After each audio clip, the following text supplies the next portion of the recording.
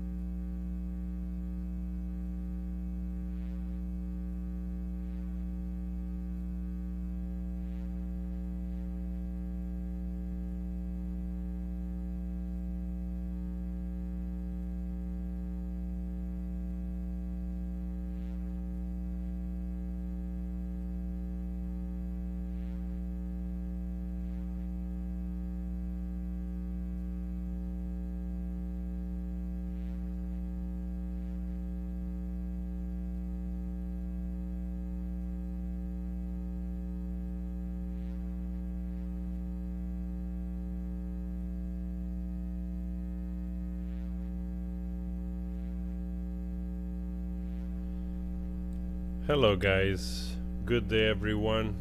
I put the volume low because they're doing some work on my roof and I don't know when they're gonna stop, but I wanted to start the stream. Now they're not making so much noise likely, but hopefully they're gonna be gone in half an hour or so. Yeah, let me know if everyone well, let's see, like this looks like alright. Maybe I should put a little bit lower their volume. Yesterday people were having problem hearing me. So let's put a little bit the volume low, like this. There should be plenty. And yeah, we'll find out. We're doing a little bit of sound check. I like to have a good audio for you guys. Nice to see you. By the way, I want to thank already everybody yesterday. At the end, it was great. We were like 10,000 in the chat. Let them, you know, keep coming. Super, super, super grateful and happy that we all together support this cause of the truth.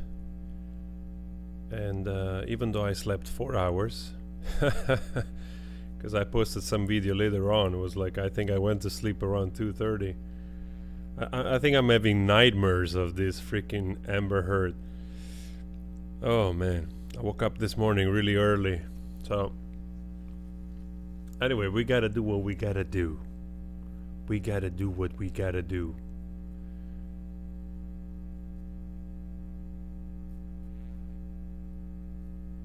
I was thinking, can you imagine if this is all kind of strange, very weird, toxic dynamic in between Johnny and Amber, that they're doing all of this for some kind of inner joke, you know, of their relationship, whatever. Because I look at them, I don't know who copies what. They seem like to have very often like similar color in the clothing and everything.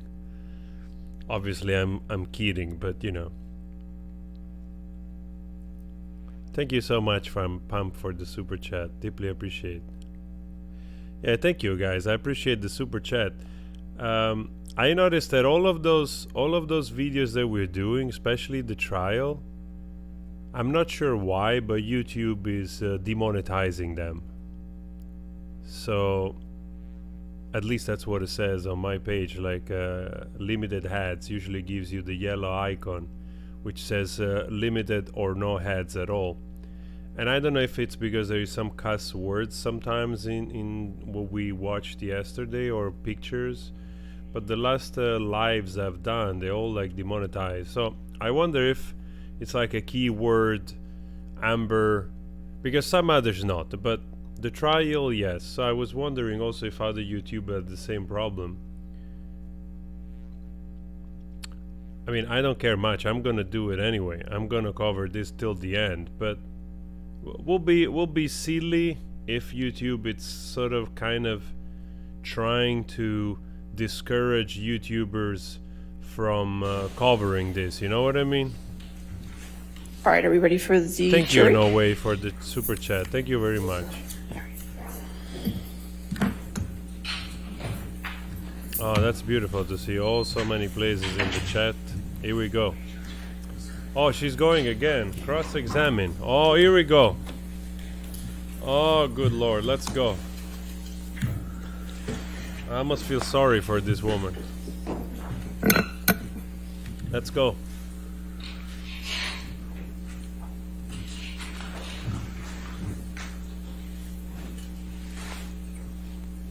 Looks like she's copying Johnny with the clothing.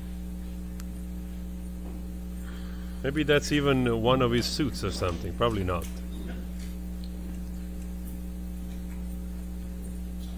Oh man. Would have been so much easier just to love each other. Be seated. All right, next question.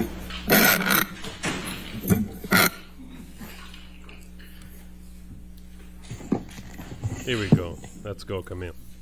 Let's go, Camille.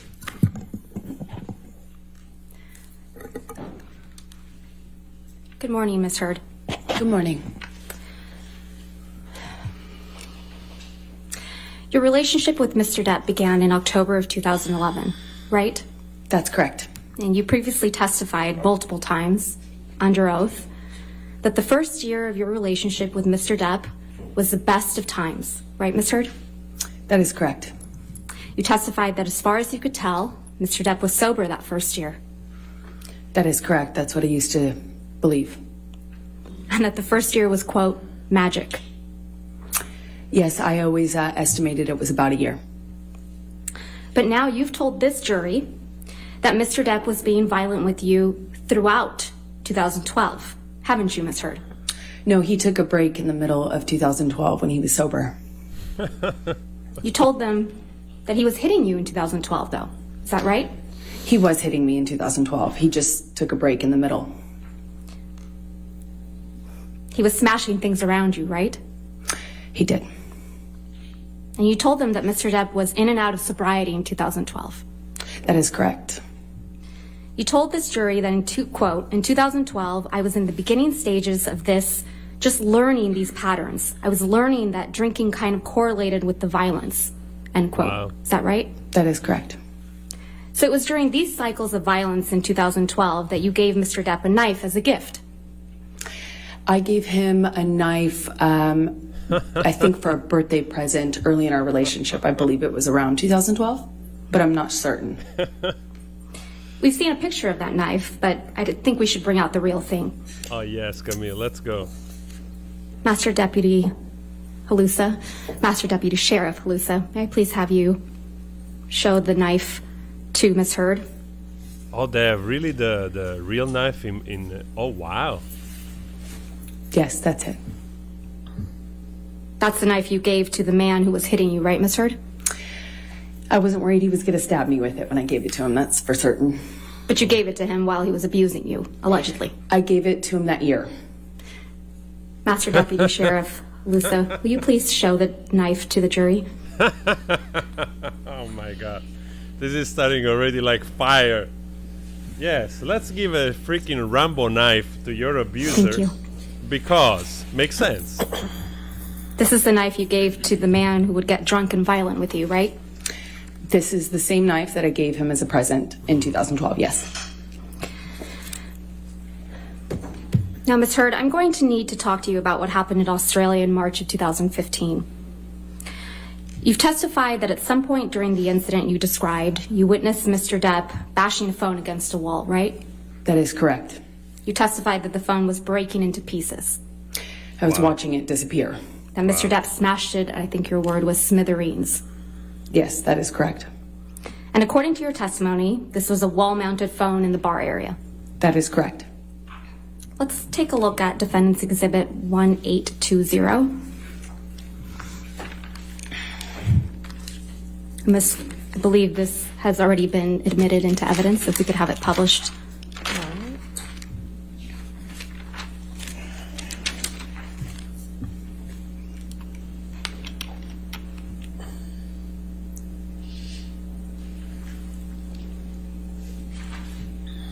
Thank you. You saw this photo during your direct examination, right? That is correct. And you testified that the wall-mounted phone that you saw Mr. Depp smash is on the wall on the left. That's correct. So if you were looking at this picture, the wall-mounted phone would have been behind you on the left-hand side of your shoulder. But it's not depicted in this photo, correct? Whoever took this photo was standing right in front of where that mounted phone was. That's convenient. The pieces of the phone Mr. Depp smashed aren't in this picture either, right? You don't see it because it's whoever took this photo standing in front of that. Wow. Whoever took this photo, it's Mr. Ben King, correct? That's what I believe. Yeah. Mr. King testified under oath in this trial, right? That is correct. And he testified that there was no wall-mounted phone smashed to smithereens that he had to replace, correct? I didn't hear him testify to that, no. Oh wow. He did. Your counsel elicited it. I disagree with that representation. You also saw this picture. Actually, can we please bring up Defendants Exhibit 1821, Wow. which is also admitted into evidence? Hey, look at the phone. You also saw this picture during your direct examination, correct? That is correct. And so this is the bar area to the right of the wall-mounted phone you just described. If you were facing in that direction, if you're facing this direction, it would be behind you. This phone on the counter isn't the phone that got smashed to smithereens, is it? No, they brought that out during my testimony in the UK as well, and I said this in the UK trial as well, that is not the phone. Obviously, because that one's not smashed and it's not wall-mounted. Wow. So there are two phones in the bar area. There was a wall-mounted phone. I don't know if it was decorative or what, but it was like it looked antique, large and antique. Wow. And what the large and antique one that's not depicted in any photograph, including ones you took, is the one that Mr. Depp damaged, correct? That is correct. I only took pictures of the mirrors. So there's no picture of that damaged phone. I didn't take a picture of it, no. Convenient. So back to the phone smashing. You watched Mr. Depp smash the phone, right? That's correct. I watched it. And you testified that you were, quote, watching the phone every single time he pulled his hand back, end quote. That's correct. And according to you, this is when Mr. Depp lost the tip of his finger, right? It is my best guess. I didn't notice his finger come off, obviously. I was watching him smash the phone and watching the pieces break while he was doing it. Well, it's not your best guess, Ms. Heard. That is my best guess, yes. Okay, let's go back to my questions. You submitted a declaration under the penalty of perjury in this case. Do you remember that? That is correct. Okay, let's look at that declaration. Wow, Camille, she's on fire this morning. Oh, she's looking at Johnny too, like, I don't want to be here. Not this time for real. Wow. Yes, ma'am. Johnny briefly looked at her.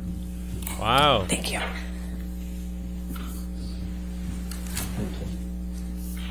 Johnny is like, I gotta see the face of that liar for a second. Johnny, keep it cool, Johnny, keep it cool. If we could direct your attention, Ms. Heard, to the page 14 of the declaration.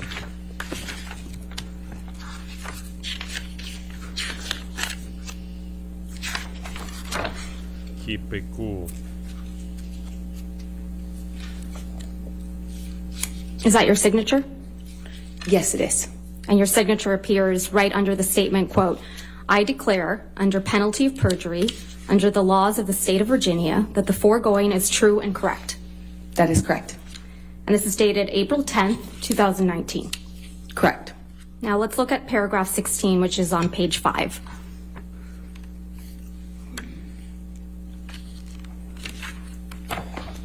Specifically line 10. Quote, you write, testify under oath, while he was smashing the phone, Johnny severely injured his finger, cutting off the top of it, end quote. Did I read that correctly? Yes, that's correct. So you testified in this courtroom that after Mr. Depp smashed the phone, he held you down on the countertop by the neck. Do you remember that? I'm not quite sure of the exact sequence of things, but yes, both of those things happened. Well, we'll get to the sequence. Wow. And this is when Mr. Depp supposedly assaulted you with a bottle, right? On the countertop, he assaulted me. So Mr. Depp was able to get you on the counter, right? He held me down by my neck. And hold you down by your neck. Wow. That is correct. And he grabbed a bottle, according to you, while holding you down by the neck, correct? I'm sorry, can you clarify what you're asking me? While Mr. Depp is holding you by the neck against the countertop, he grabs a bottle. That's your testimony. No, those two things didn't happen at the exact same time, no. While he's holding the bottle, is that your testimony? While was holding holding my- you down by the neck? Sorry. What was your question? Your testimony is, Ms. Heard, that either he has the bottle before or after he's holding you by the neck on the counter. Is that your testimony? He held me by the neck on the counter. And? Where's the bottle Where's the bottle? that he At assaulted what with? point? While holding you down by your neck. When he was assaulting me with the bottle, it was in his hand. Wow. Was it in his hand before or after he holds you down by your neck? I was being held down while he assaulted me with the bottle. Oh my God. When he puts you on the counter, does he have the bottle in his hand, yes or no? As I have always said, I don't remember exactly what happened first, or I don't remember the sequence. I just remember being aware that I was being assaulted by a bottle while I was on the countertop. So he penetrates you with this bottle. She But you remembers don't where know the how phone he got is. the bottle, right? That is correct. And he did that right after he lost the tip of his right middle finger. Again, I don't remember the exact sequence of those events. We'll get to the sequence. While he was on 8 to 10 MDMA pills, right? Yes. Let's talk about the sequence. Oh, This is the Camille. sequence of events you testified to in this courtroom. That he smashed the phone to smithereens and then assaulted you, lost the tip of his finger, and then assaulted you with a bottle. Yes? That's the sequence of events that you testified to in this courtroom. To be clear, you're putting it in order when you say words like then. I have never claimed that I can remember the exact sequence of these things. This was a multi-day assault that took place over 3 horrible days. Ms. Heard, It's the worst thing ever Ms. happened Heard, to me. I we're don't not remember Ms. the Heard, exact that's sequence. not my question. My question isn't about the 3-day assault allegedly that occurred. I'm just talking about the sexual assault that you now allege occurred. Yes, Okay? correct. Let's talk about the sequence. Wow, Camille, she's on fire. Look at the look. It's the same look of yesterday. So you testified, actually. Yeah, I know. I just realized that. Do we have a copy? We gave it to you yesterday. Court transcript. Wow. She remembers what the phone was very clearly in a house that it's not even their house, that they've been there just for a little bit in holiday. She remembered perfectly well the phone, what it was, what angle. But for whatever reason, the most traumatic event of her life, she doesn't remember exactly what Sir, do happened. you have a copy of day 16 in front of you? Oh man, I'm sorry. Day but 16? Yes, of Court my transcript? deposition? Yes. No, of the court transcript from this trial. Oh, Yes. go I didn't Camille. realize that. Go Camille Yeah. for the truth. Let's look at the transcript. So you testified on page, I'm getting there, 4506.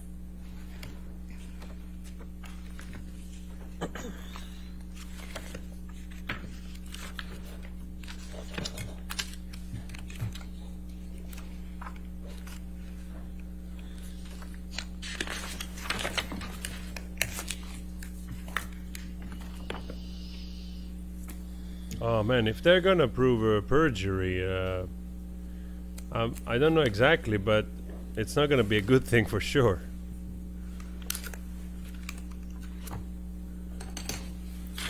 All You right. there? Okay.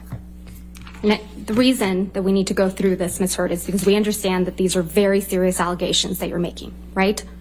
It was horrible. What happened to me, yes. Okay, so let's go through them.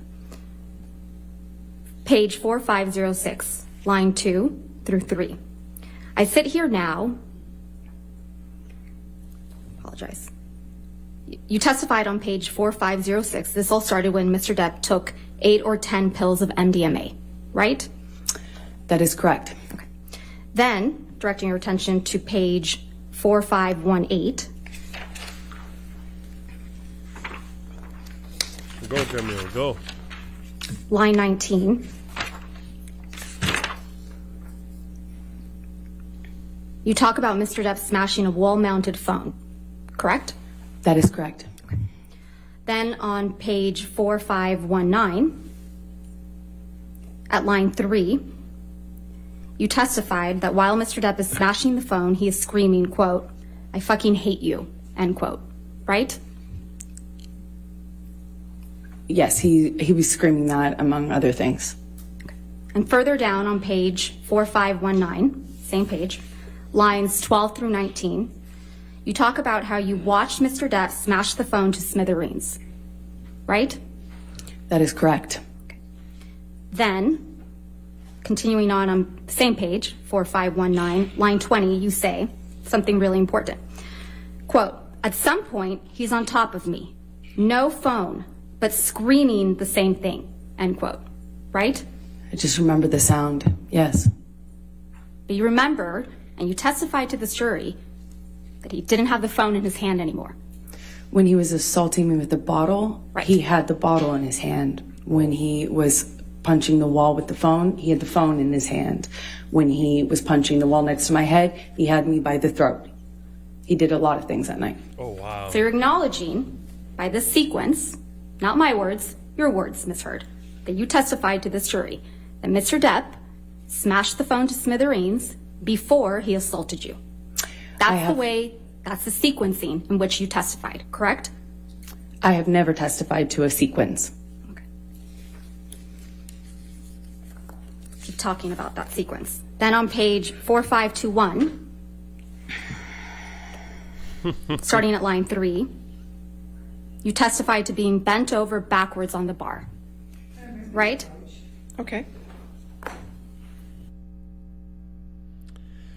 Wow, it's getting quite heated, the debate in there. This is the problem when you start to lie too much about stuff, you know? You don't remember what you said and how you said it. The beautiful thing about telling the truth is that usually you don't have to make it up. As simple as it sounds, but that's exactly the problem. Man, probably there was not even the other phone on the wall. And I've said this before. I'm quite surprised. She probably will try to dry cry at certain point. But, you know, like the lawyer is literally roasting her in this very heated exchange where she's supposed to remember a very traumatic event that caused, or probably allegedly could cause post-traumatic stress disorder. And yet, for as abhorrent, inhuman that alleged incident was, she doesn't seem to exhibit a lot of feelings so far, which to me, that tells much more than every other question, honestly. Directing your attention, Ms. Heard, to page 4521, starting at line 3. You testified to being bent over backwards on the bar, right? That is correct. And then feeling pressure on your pubic bone like Mr. Depp was punching you. Yes? That's what I thought. And then further down on page 4521 and on to 4522, you testified that you were concerned Mr. Depp was using a broken bottle on you. Yes? Wow. That was my fear. Okay. That's what I remember feeling. Ms. Heard, I'm going to show you Defendants Exhibit 1816.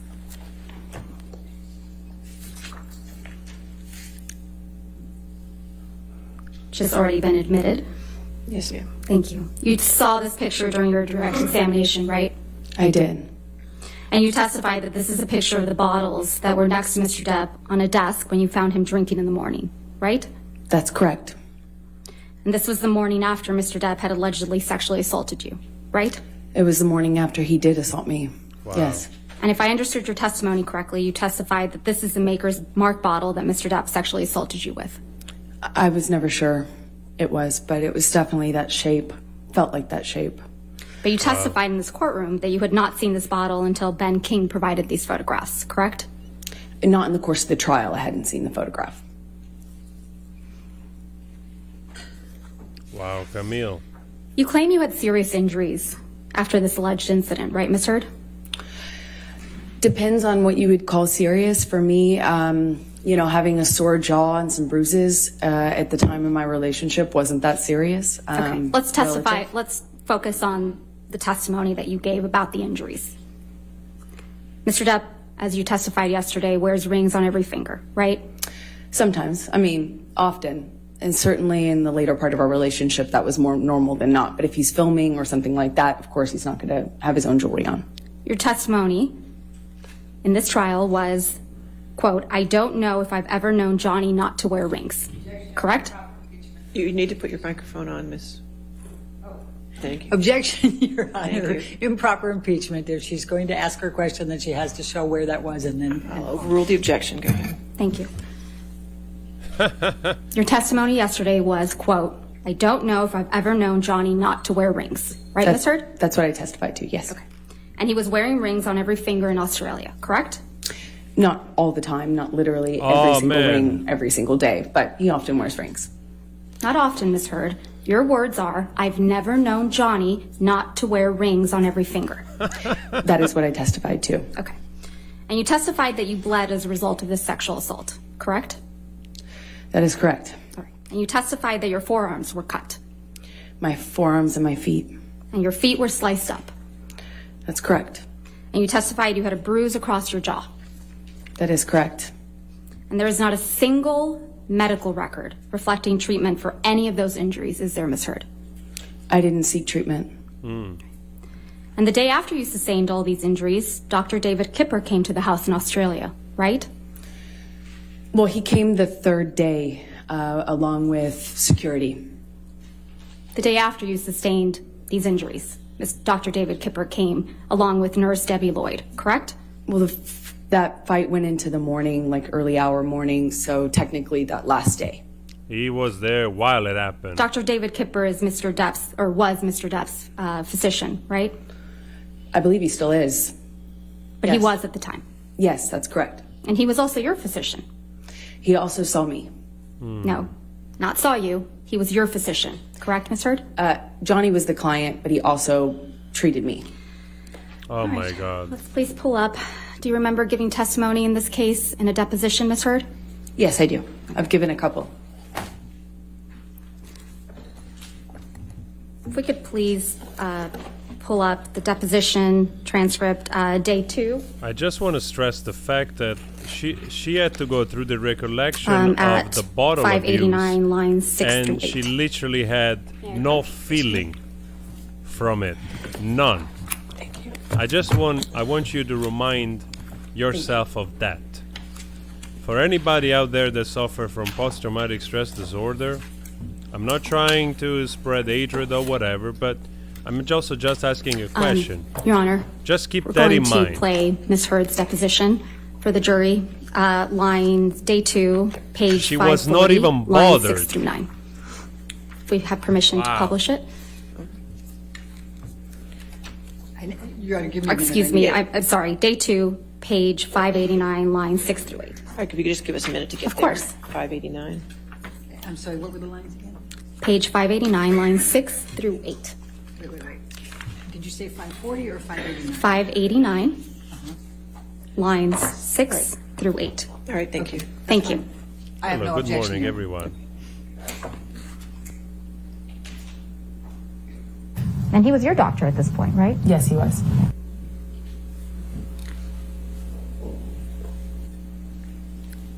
Debbie Lloyd also came to the house that day. Yes, she came with Kipper. Yeah. Miss Lloyd is a nurse, correct? That is correct. Malcolm Connolly also came to the house that day. Yes, that's correct. Mr. Connolly is one of the security guards, correct? That is correct. You had known Mr. Connolly for years at that point. Yes, that's correct.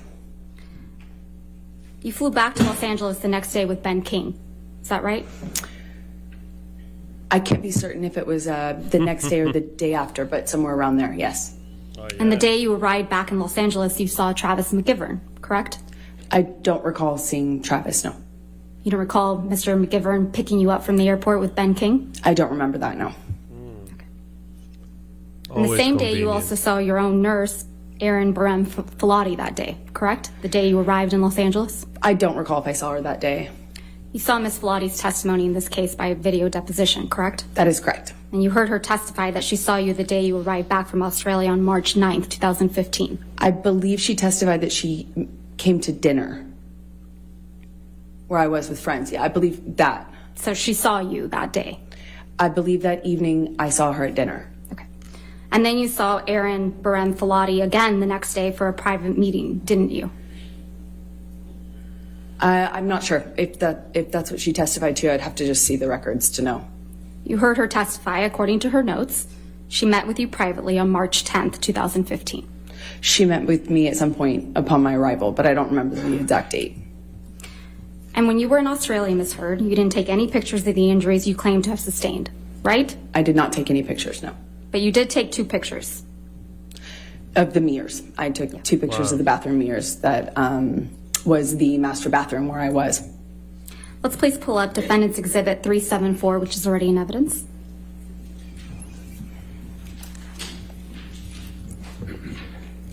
You took this picture, right, Ms. Heard? Yes, that's correct. And this is a mirror in the bathroom in Australia. That's correct. And this black paint on the mirror is from Mr. Depp. That is correct. He wrote on the mirror in black paint after his finger was cut off, right? Yes, I only know that because there was blood as well as paint. So you took this picture after Mr. Depp had injured his fingers, correct? This was while I was packing, when I was leaving. That's That's a when I yes, took right, the photo. Ms. Heard? That's, what's the question? I'm sorry. You took this picture after Mr. Depp had injured his finger. That's correct. And you took this picture after you had allegedly been assaulted by Mr. Depp, yes? That's correct. Yet you didn't capture yourself in the mirror, did you? I don't see myself in the mirror, no. Oh, beautiful. Let's please pull up Defendants Exhibit Beautiful, Camille. 375. Beautiful, Camille. Beautiful. You took this picture as well, right, Ms. Heard? That's Oh correct. my God, And Camille. this is from You one of the are a bathroom mirrors in genius. Australia. That's I correct. didn't even think This of is also a that. picture taken after Mr. Depp had injured his finger. You're a genius. That's correct. And this is also a picture taken after you had allegedly been assaulted by Mr. Depp. Genius, That's Camille. correct. God damn it, You didn't genius. capture yourself in the mirror in this picture either, did you? I do not see myself in the mirror in that picture. Is that because you didn't have any visible injuries on you? It's because I was taking a picture of the writing. Oh my God. Yeah, of Let's course. talk about the writing on this mirror. Of course. So the writing in black paint is from Mr. Depp, correct? It's all from Mr. Depp. And it's your testimony under oath that you did not write the red text that says, quote, call Carly Simon, she said it better, babe, end quote. That's correct. Because if you did write that, it means that your husband was walking around the house bleeding from his amputated finger, and you're writing snarky messages to him on a mirror, right? Oh, Camille, you are I don't know what your phenomenal. question to me is. I'm sorry. She had Let's please take a look at Defendants Exhibit 1830. so bright. I didn't even think of And I that. believe this picture is also admitted into evidence. She had time to make those pictures, but she's not in This the is a frame. picture of the same mirror, right? That's correct. But you didn't take this picture. No, I did not. This is the one that Ben King took. And I don't see him in the mirror either. Oh, wow. I don't believe he claimed he had injuries, though. Is that right? I did not hear Ben King talk about his injuries, no. Okay. So you would agree, Ms. Heard, that the black text on the mirror says, quote, she loves naked photos of herself. So modern, so hot. I had not read that yet. I mean, before. But yeah, that's what it Wow. says. But you were taking pictures of the text, but you had not read that before? I haven't seen this. It didn't make sense to me at the time when I read Oh it my in God, person. the lady. Again, Mr. Depp wrote that. I don't know who else would have. So, Ms. Heard, just to be clear, it's your testimony that Mr. Depp also wrote the message in red about Carly Simon saying it better, right? That's correct.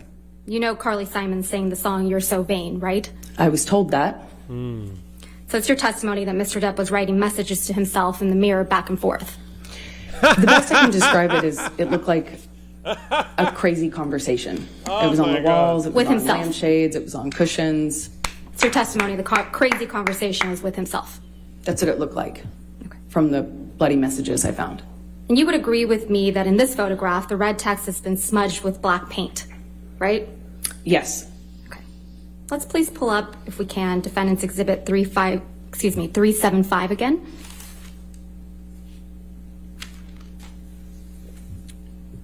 Oh, wow. The box smudge isn't in this picture that you took, right? That's correct. So Mr. Depp must have not liked his own message to himself. I'm not quite sure what was happening when Ben took his photograph, no. Let's please pull up Plaintiff's Exhibit 343, which is already in evidence, and play the portion from 1:57:21 through 1:58:54. It's a recording, Your Honor. It's not to get you mad. It's not to get. It's just to get out of a bad situation while it's happening before it gets worse. In Australia, when we had the big fight where I lost the tip of my finger, at least 5 bathrooms and 2 bedrooms I went To avoid talking to me, to avoid escape working it out. That's to the escape problem. the fight. You don't escape the fight. You escape the solution. No. You escape the solution. No. You escape figuring it out. We cannot work it out if you run away to the bathroom every time. Listen to me. Listen to me. A boxer can't go 12 rounds without a fucking minute break. I'm not giving you a minute break. You do it at minute 3 at the beginning of an argument. No. Oh, you're There are so rounds, bastard. man. And when it gets too fucking hairy, the ref splits them apart or whatever. But all I'm saying is, you can't have a solution if the argument just keeps mounting and mounting and mounting and mounting. I fucking go into the bathroom and sit on the floor. Bam, bam, bam, here you come. I come out. Fight, crazy, escalated. I go split again, I go to another fucking bathroom or a bedroom or something. Knock, knock, knock, bang, bang, bang. You kept coming to get me. Oh, man. This is what really happened in Australia, isn't it, Miss Heard? I did knock on a bathroom door on the first night. Not a bathroom door, 5 bathroom doors and 2 bedrooms. Isn't Johnny that right? is not an accurate historian of what happened during Miss that Heard, Miss period Heard, of time. I'll guarantee Miss you Heard, that's not my question. 5 bathroom doors, 2 bedrooms. That's what you knocked on. That's what there. actually happened in Australia, isn't it, Miss Heard? I was there. So that's a I no? remember it. I knocked on one bathroom door. Wow. I came on the first night after he decided to take the bag of MDMA. Miss And I Heard, went to check Miss on Heard, him and see I'm going to if we move to could- strike everything after I knocked on one bathroom She door. can't do that. She's answering the question. Not quite, so I will sustain the objection. Just answer the question, okay, ma'am? The recording we just listened to, that's exactly what happened in Australia. Mr. Depp lost the tip of his finger after you threw a bottle at him. Isn't that right? That is incorrect. You're the one who assaulted someone with a bottle in Australia. Isn't that right, Miss Heard? I didn't assault Johnny in Australia. I didn't assault Johnny ever. I couldn't. And then after he was injured, he had to hide from you, right? That is In incorrect. 5 bathrooms, 2 bedrooms. That is incorrect. And you would pursue him That is incorrect. because he was avoiding talking to you, right? He did that first night when he was I tried to avoiding- talk to him about the drugs. And he was avoiding working it out. No, he was avoiding agreeing to not fight about the drugs. You weren't scared of him at all, were you? Oh, yes. I have yes. Yes. a mixed relationship I've with Johnny. said this and one in which all I'm the scared, time. One Yes. in which I love him very much. I'm not talking about your mixed relationship. That night Yes. in Australia, after you cut off his finger with a bottle, you weren't scared of him at all, were you? I've been saying this This isn't when he forever. tried to kill me. Of course it's scary. He's also my husband. Oh, my God. Ms. Heard, I'm going to show you what's been marked as Defendants Exhibit 371. The guy took like 5-10 pills of ecstasy and he had the strength. He would have been like laying on the floor, not even able to conceive a thought to Do stand not up. believe these have been admitted into evidence. No, I don't. Okay. I don't have them. If we can scroll down, please. Is this one already No. Ms. Bretterhoff, if you don't have your microphone on, I cannot hear you. You still don't have it on. Redacted. Oh. I need to take a look at the unredacted for a minute, Your Honor. Just bear with me. All right. I'm not admitting it into evidence yet. I would like to just Okay, you talk can to the ask witness the about it, Go if I ahead. could. Thank you, Your Honor.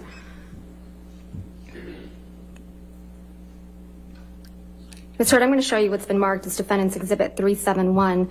Do you recognize these text messages between you and Dr. Cowan? I don't recognize these, no. Who's Dr. Cowan? He was my therapist that was recommended to me from Dr. Kipper. He and Dr. Kipper worked together. He was your therapist at the time, correct? That's correct. And you had been seeing him for almost a year in March of 2015?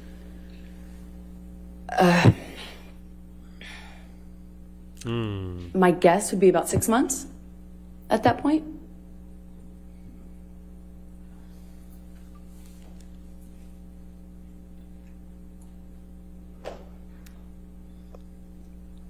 Your text messages are in gray, correct? Your Honor, I'm going to ask that she show her the unredacted so that she can see the text exchange back and right, forth. if you If can- she wants to talk Absolutely. about All right, we'll moving pull that the up. unredacted Sure. later. Let's go ahead. Thank you. Pull it up. Oh man, this is going so well, honestly. This is going so well.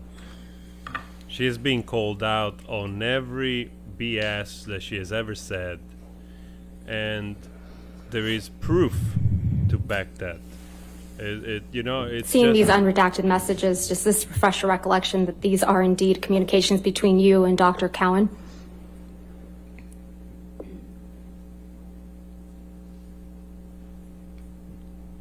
Yes, that's correct. Okay. Doctor, your text messages are in gray, correct? Yes, that's correct. And Dr. Cowan's are in blue? That is correct. Okay. Do you see the text message at the bottom of the page from March 8th, 2015 at 8:29 p.m.? Yes, that's correct. March 8th is the day that you were allegedly sexually assaulted by Mr. Depp in Australia, correct? That is correct. All right. So on March 8th, 2015, you were in Australia, That is correct. and Mr. Depp's finger had just been cut off, right? That is correct. And you write to Dr. Cowan, quote, "I feel so lost. I can't talk. I don't know if I'll ever be able to change," end quote. Did I read that correctly? That's correct. You weren't able to change, were you, Ms. Heard?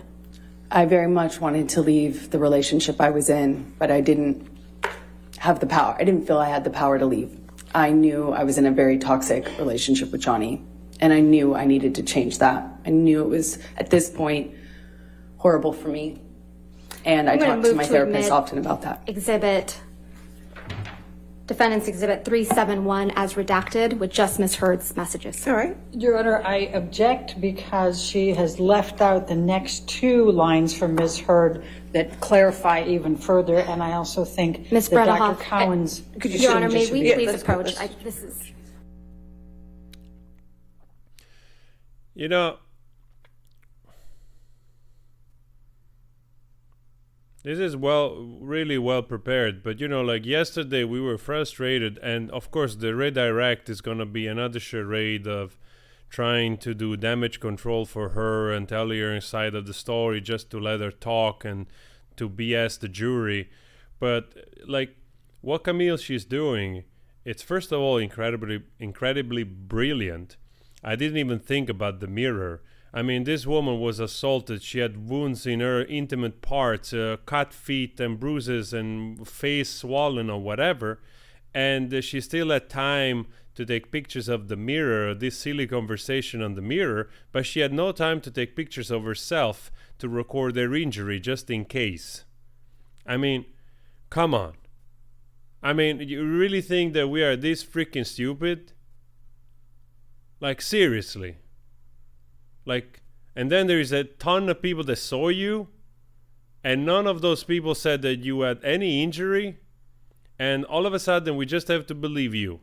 Every other person, despite the fact that could have a bias because they worked for Johnny to, whatever shape or form, but doctor and nurses, they also have a code of conduct, They're not so easily like, if they're found... If there will be evidence, for instance, that she presented that she was hurt that day, and Dr. Keeper, for instance, would have testified that not the truth, he could lose his license. There is a code of conduct, despite the fact that there is perhaps a bias because it was Johnny Depp is a client. So, Your Honor, I'm going to But they move to testified admit under oath. Defendants Exhibit She had no 371 as injuries. redacted. All right, 371 in evidence as redacted over objection. Yes, ma'am. If you can publish that to the jury, thank you. So you write, Ms. Heard, to Dr. Cowan, "I feel so lost. I can't talk. I don't know if I'll ever be able to change." Right? And I said I clearly can't figure this out, meaning the relationship. You didn't say that. You said, I did. Not the relationship. Your text messages, "Clearly, I can't figure this out. I feel so lost right now." What I was saying to him No, is Ms. clearly I Heard, can't Ms. figure Heard, this Ms. out. Heard, I was in that's a not my question. relationship. The text. Just the text. That's exactly what I was saying. What you texted. "Clearly, I can't figure this out. I feel so lost right now." That's That's what I was saying. Okay. Thank you. Wow. Ms. Heard, you contend... Your Honor, just for clarification, so those two next lines did come in? They are in the redacted Okay, copy. good. All right, thank you. Ms. Heard, you contend that there's another incident of abuse in March of 2015 after you and Mr. Depp returned from Australia. Is that correct? That's correct. And incident took place on March 23rd, 2015? That's correct. And this supposedly occurred in the penthouse at the Eastern Columbia building? That's correct. You had found text messages between Mr. Depp and another woman, right? That is correct. So you confronted him about cheating on you. That's correct. And this was about 2 weeks after you had returned from Australia. That's correct. So this is shortly after Mr. Depp supposedly sexually assaulted you with a bottle, right? It was 2 weeks after he assaulted me, yes. And you decided to confront him about cheating on you? I didn't decide to. I wanted to. Mr. Depp's finger was freshly injured at this point, right? He had a cast on it. Wow. The top of his right finger had been cut off 2 weeks prior. That is correct. And he had a pin in his finger, true? I don't recall when the pen was placed. Oh, wow. A skin graft? I'm not quite sure. He had several different procedures, and they were kind of spread out over a period of time, so I don't remember what happened and when One of those exactly. procedures was to treat the MRSA that got on his finger too, right? At some point, I knew he had an infection. And his right hand was in a bandage, right? It was casted. So it's your testimony that Mr. Depp was able to attack both you and your sister with his hand in that state, right? That is correct. He had a hard plaster cast on it. Debbie Lloyd was present in the penthouses when Mr. Depp supposedly attacked you. Isn't that correct? That's correct. In fact, you claim that Mr. Depp threw a Red Bull can at Miss Lloyd that evening. Ooh. Yes, that's correct. And you put in a sworn statement to that effect in the UK case, right? That is correct. But that's not true, is it? That's what happened. You know what a deposition is, right, Ms. Heard? I've had several, yes. Yeah, so you know it's when someone provides testimony under oath. That is correct. You're aware that Miss Lloyd was deposed in connection with this case, correct? That is true. And Miss Lloyd's deposition testimony was played earlier in this trial, right? I'm going to object, Your Honor. May we approach? All right. Wow, you know, like, I've covered this thing through and through, and some of the timelines, I didn't know exactly those things like this, but it's so refreshing, and it clarifies even further my mind when I hear that this other alleged incident, you know, it's 2 weeks after, John is still recovering with this finger. She's confronting him for this alleged cheating, which is also super interesting because I actually didn't know that. I probably missed that point. So in a deposition, Ms. Heard, you know it's when someone provides testimony under oath, right? That's correct. And you're aware that Ms. Lloyd was deposed in connection with this case. That's correct. And Ms. Lloyd's deposition testimony was played earlier in this trial. Yes. So you heard Ms. Lloyd testify under oath that Mr. Depp never threw a can of Red Bull at her. I can't remember if she didn't recall that or if she said it didn't happen. I don't remember. I vaguely sense she didn't recall anything.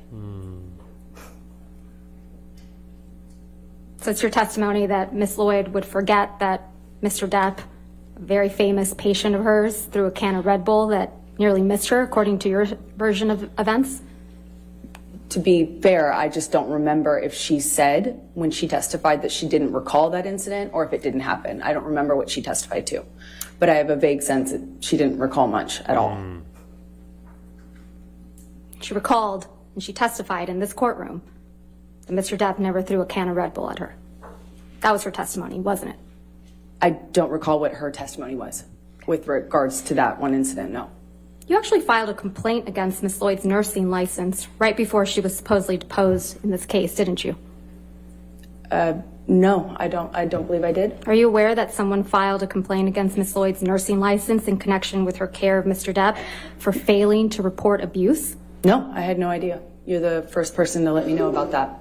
It's your testimony under oath, that wasn't you? That is my testimony. I didn't even know about that until now. Wow. Travis McGivern was also present when Mr. Depp supposedly attacked you, correct? He walked in at some point. And you heard his testimony that it was actually you who punched Mr. Depp. Isn't that right? It's always been my own testimony that I hit Johnny. And you who was throwing things at Mr. Depp. I hit him in defense of my sister. I didn't have anything to throw at him. I never threw anything at him. I hit him when he attacked me and my sister, specifically when he moved for her. That's when I hit him. So it's your testimony under oath. You threw nothing at Mr. Depp. Mr. McGivern's lying. I have thrown things at Johnny, No. to be clear, but not that thrown things occasion. that evening. Not on that occasion. So it's your testimony, Mr. McGivern. Imagine that you were throwing things at Mr. Depp from the mezzanine level down towards where Mr. Depp and Mr. McGivern were standing. Well, he certainly wasn't going to say it about his client.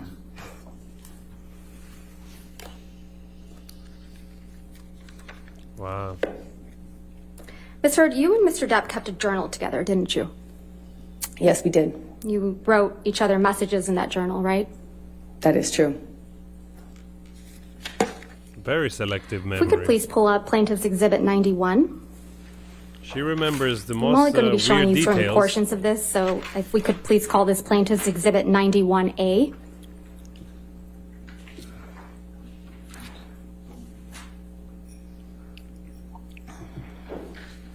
This is the journal that you and Mr. Depp kept with each other in electronic form, correct? That is correct. And if we could scroll through, these are all entries that you made in the journal, correct?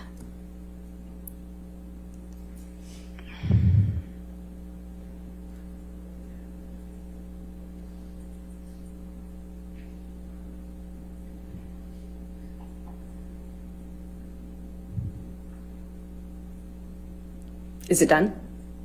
Yes. I'm going to move for the admission of Plaintiff's Exhibit 91A, and I've gone ahead and redacted Mr. Depp's writings as on hearsay grounds. I'm going to object, Your Honor. May we approve? Okay. Wow. Well, basically, what they're trying to show, so I don't think they can allege anything towards her, but you know, they're putting her on the spot, basically saying one of you lied. Either was the security guard that he lied about the can, or you lying, you know.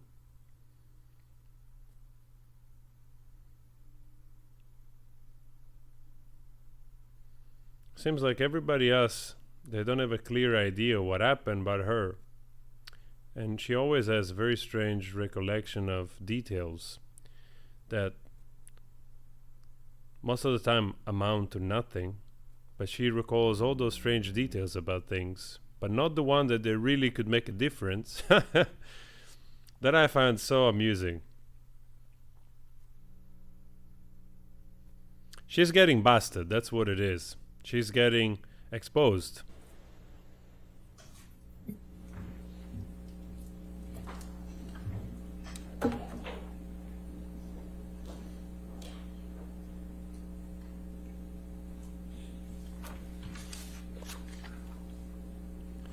I almost don't want to hear the redirect. I'm like, I just can't hear that the other lawyer anymore. Let's start with the first page. It's a picture. Your Honor, It's a picture. they haven't given me the pages yet. Writing them down. Okay, let's write them down first. Sorry, Judy. Let's write them down first.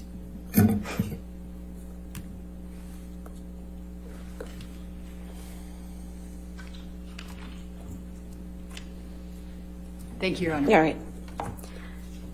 If we could please publish this to the jury. 91A in evidence. Thank you. Over objection. This is a picture that's on the inside cover of the Love notebook, correct? That's correct. And this is a picture of you and Mr. Depp. That's correct. And you're in Australia in this picture, aren't you? Yes, but that's much later once we returned.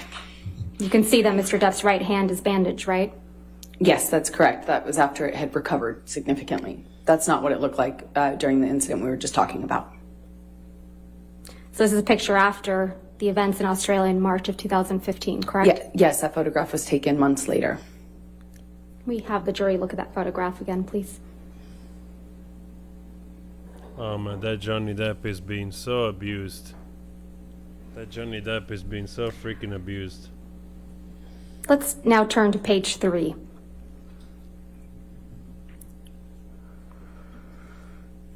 Whoops. This is a note you wrote in the journal to Mr. Depp, correct? That's what it looks like, yes. This is actually the first note you wrote to him in this journal. I don't remember what the first note was. The date on this note is May 22nd, 2015, correct? That is correct. That was during our honeymoon period. This is just a little bit over 2 months after the events in Australia in March of 2015, right? That's correct. We were back in a honeymoon phase. That was the period of sobriety I spoke about yesterday. Oh, wow. When after Mr. Depp had allegedly assaulted you with a bottle, right? It was after the stairs and it was after the Australia incident, yes. And he got clean and sober and we went back to Australia. It's also 2 months after you punched Mr. Depp because you allegedly thought he was going to throw your sister down the stairs, right? I hit him when he swung at my sister. And this is written months later, yes. You thought he was going to throw your sister down the stairs like he had thrown Kate Moss down the stairs, right? He swung at Whitney, and I had heard a rumor, here we go. a vague rumor Kate about Moss that. is back. And so it's what I thought of. Kate Moss is back. In its first message to Mr. Depp in your journal, you write, quote, "True love isn't about just the madness of passion or instead picking the safety of peace. No, it's about having both, falling madly in love with your friend. That is what has surprised me perhaps the most, that I have seen in you the true bones of friendship and respect. But of course, I still, perhaps more than ever, want to rip you apart, devour you, and savor the taste. Fret not. XX Slim." Yes, it's a love note. Did I read that Look how she's correctly? smiling. Yes, Look you how did. she's And smiling. you're Slim, right? That's correct.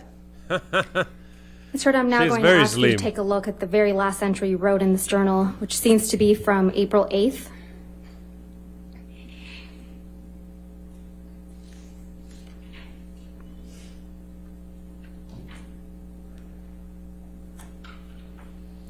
She's imploding, man. She's imploding. She is imploding. That would be April 8th, 2016, correct? I'm not quite sure. I don't see the year written on there, and I don't recognize it yet.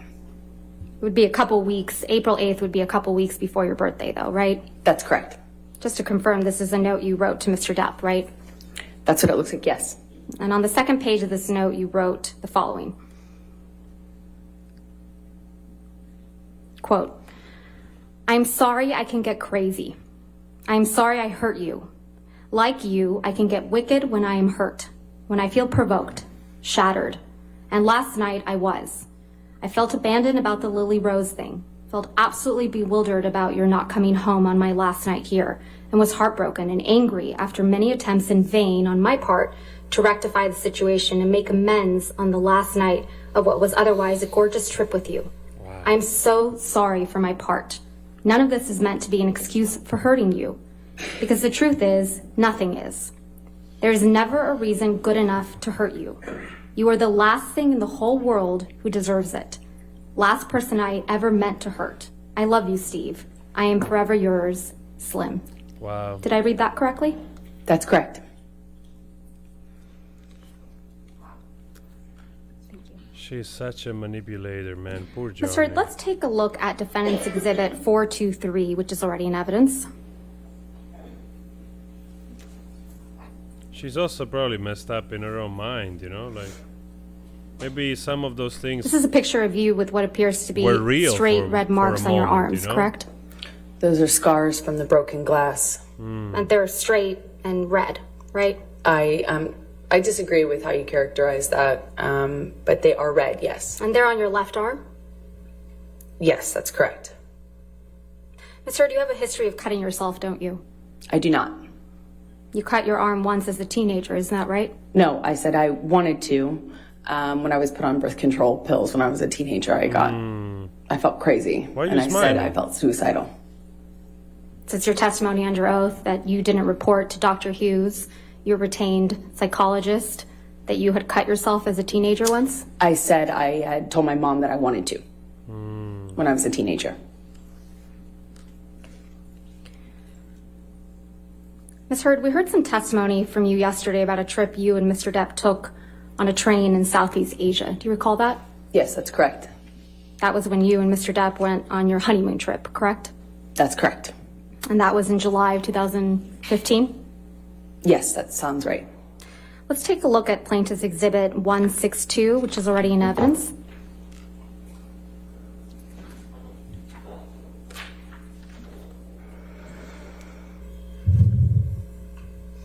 You were here in this courtroom, right, Ms. Heard, when Malcolm Connolly testified to taking this picture? That's correct. This picture shows an injury to Mr. Depp's face, doesn't it? I disagree. I've seen this picture. Okay, Ms. Heard, I've seen I got this the picture answer. Thank before, you. and You he's disagree? not injured in it. He's not injured in this picture. That's your testimony. Fine. This one is Photoshop. Ms. Heard, I have your answer. Thank you. This is the only photograph from your honeymoon that shows someone with an injury, correct? That's not true. We haven't seen any photos of injuries to your face from that train trip, have we?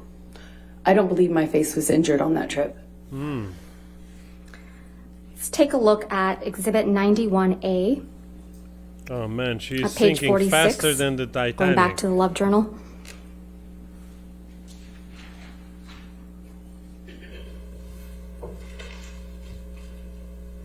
This is a note from you to Mr. Depp, right? That is correct. This is a note you wrote on July 22nd, 2015. Photoshop. That is she correct. said.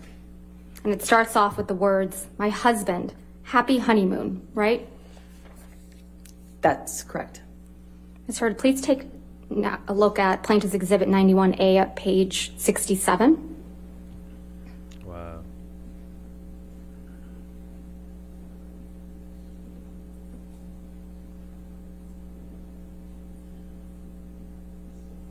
This is another note from you to Mr. Depp in your journal, right? That is correct. And this one is dated August 1st, 2015. That's correct. And you write, "That's enough. You've held this book hostage long enough. Although I can't wait to read my note, I also couldn't wait to tell you how much I adore you. What a beautiful, extraordinary, magical, memorable, wonderful, stunning, surprisingly evolving, and impulsive adventure. I couldn't have imagined a more gorgeous honeymoon. I love you more and more every passing day. XX Slim." Did I read that right? That is correct. Let's take a look at the journal entry starting on page 68. Look how many handwriting she has. She has different handwriting. This is another entry from you writing to Mr. Depp, right? That is correct. And this one's dated August 2nd. That is correct, yes. And this one is a longer one, so let's go to where it ends on page 70 of the journal.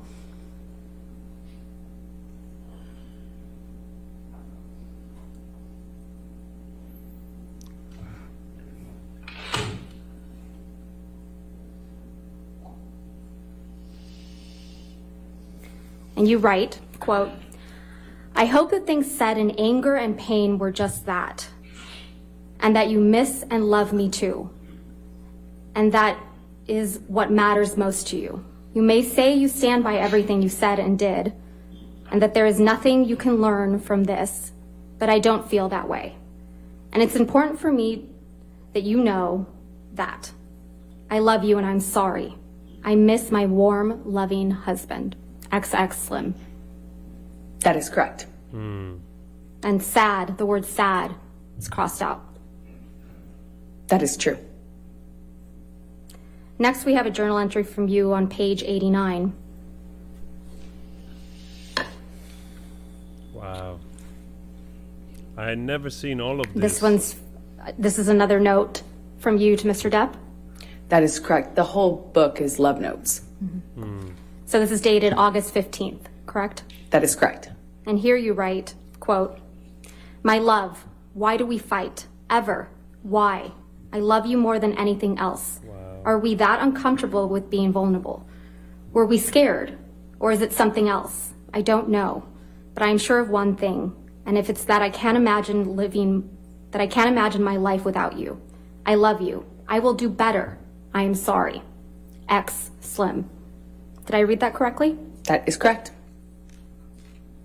Your testimony, this was a love journal. That is correct. It was primarily love notes and And apology notes from you to Mr. Depp? The book was more of a love note book, and part of that communication, obviously, since we fought so much, it was important for me to, try to nurture as much peace as we possibly could. And when things were good, they were really good. Wow. And it was also an opportunity for you to apologize to Mr. Depp for your behavior, isn't it? I think it's important in every relationship to apologize when you're trying to move past fights. Wow. Let's look at an entry from August 17, 2015, starting on page 90.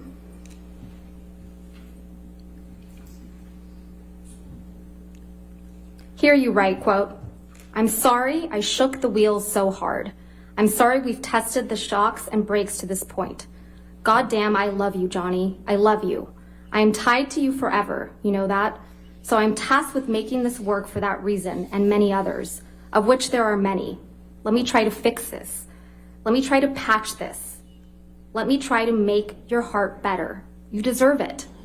Hell, maybe even I do. I need you. We need each other.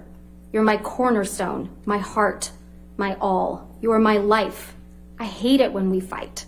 I hate having you hurt. I hate that you're hurting. I love you more than anything. Let me prove it. I need you. I love you. Slim." Did I read that correctly? Yeah, another example of me trying to fix it. Wow. I was always trying to fix it.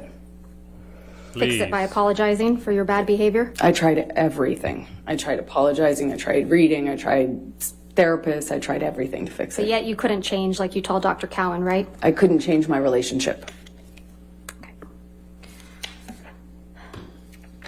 Oh man, she's still trying. Let's talk about December 15th, 2015 again.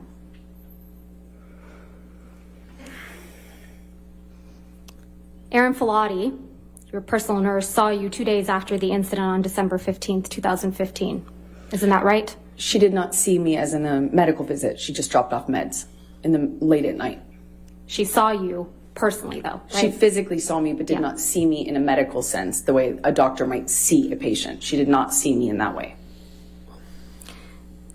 She was your personal nurse, right? She was a nurse assigned to me. I didn't hire her. Johnny did. She was assigned to you, and so when she would see you, it would be physically in person in your home and traveling, correct? She would sometimes see me as like a medical professional would, and then other times she would just drop off meds and physically see me, like as in with her eyes. Right. You testified that during the incident on December 15th, 2015, Mr. Depp broke the bed, correct? That is correct. And more specifically, you described that he broke the bed frame with his boot while trying to get purchase. Is that correct? Yes, that's correct. Okay. Let's take a look at Defendants Exhibit 509, which is already in evidence.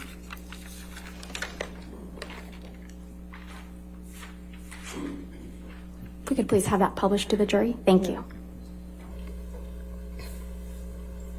Mr. This is a picture that you indicated depicts the broken bed, right? That's exactly it. And it's your testimony that Mr. Depp caused this damage to the bed with his boot, right? He did. Is that a pocket knife on the bed there? I cannot tell what's on the bed. Did you use that to damage the bed? I did not damage the bed. Johnny's boot did when he was punching me. I could feel him slipping. Wow. Mr. Do you also testify that there was blood all over the pillows on the bed, correct? On the pillow top, yes. That's correct. But you didn't take a picture of that, though, did you? I did not take a picture of this. About a week after the December 15th, 2015 incident, you went with Mr. Depp and his children to the island of the Bahamas. Is that correct? To celebrate Christmas? The incident was on the 15th, and we went on the 23rd, I believe. While you were there, you did a photo shoot with Greg Williams, correct? A few days later, I think the photo shoot was about 2 weeks after this assault.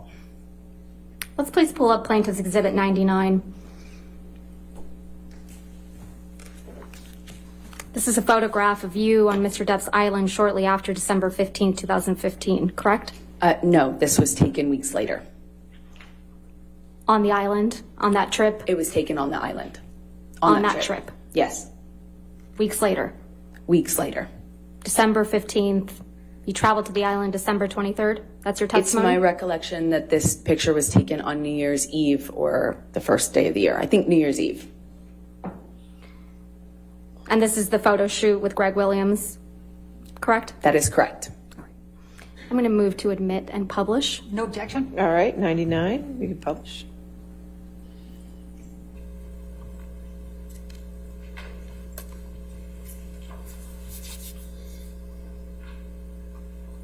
Can we please have a zoom in to Ms. Heard's face? Thank you, Tom. She looks great.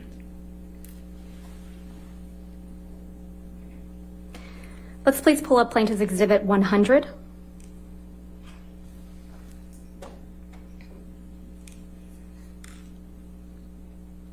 I'm going to move to admit and publish. No objection. All right, 100 in evidence, you can publish. Ms. Heard, this is another picture of you from that photo shoot, correct? Yes, this is the same photo shoot that you asked me about earlier, and this is several weeks later. Right. If we could zoom in on Ms. Heard's face. Thank you, Tom. Pristine. Look at what a pretty face. Let's please pull up Plaintiff's Exhibit 101.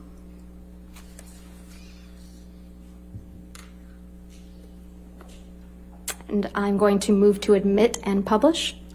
Any I mean, objection? not that Can we just matters. have the It's also foundation not my first, type of. This is a beauty, picture but from the photo still, shoot, Ms. you know, Heard, that was taken on the objectively, island. She's not ugly. This is the same She photo was shoot, not yes. ugly. Then no objection, Your Honor. All right, 101 in evidence, you can publish.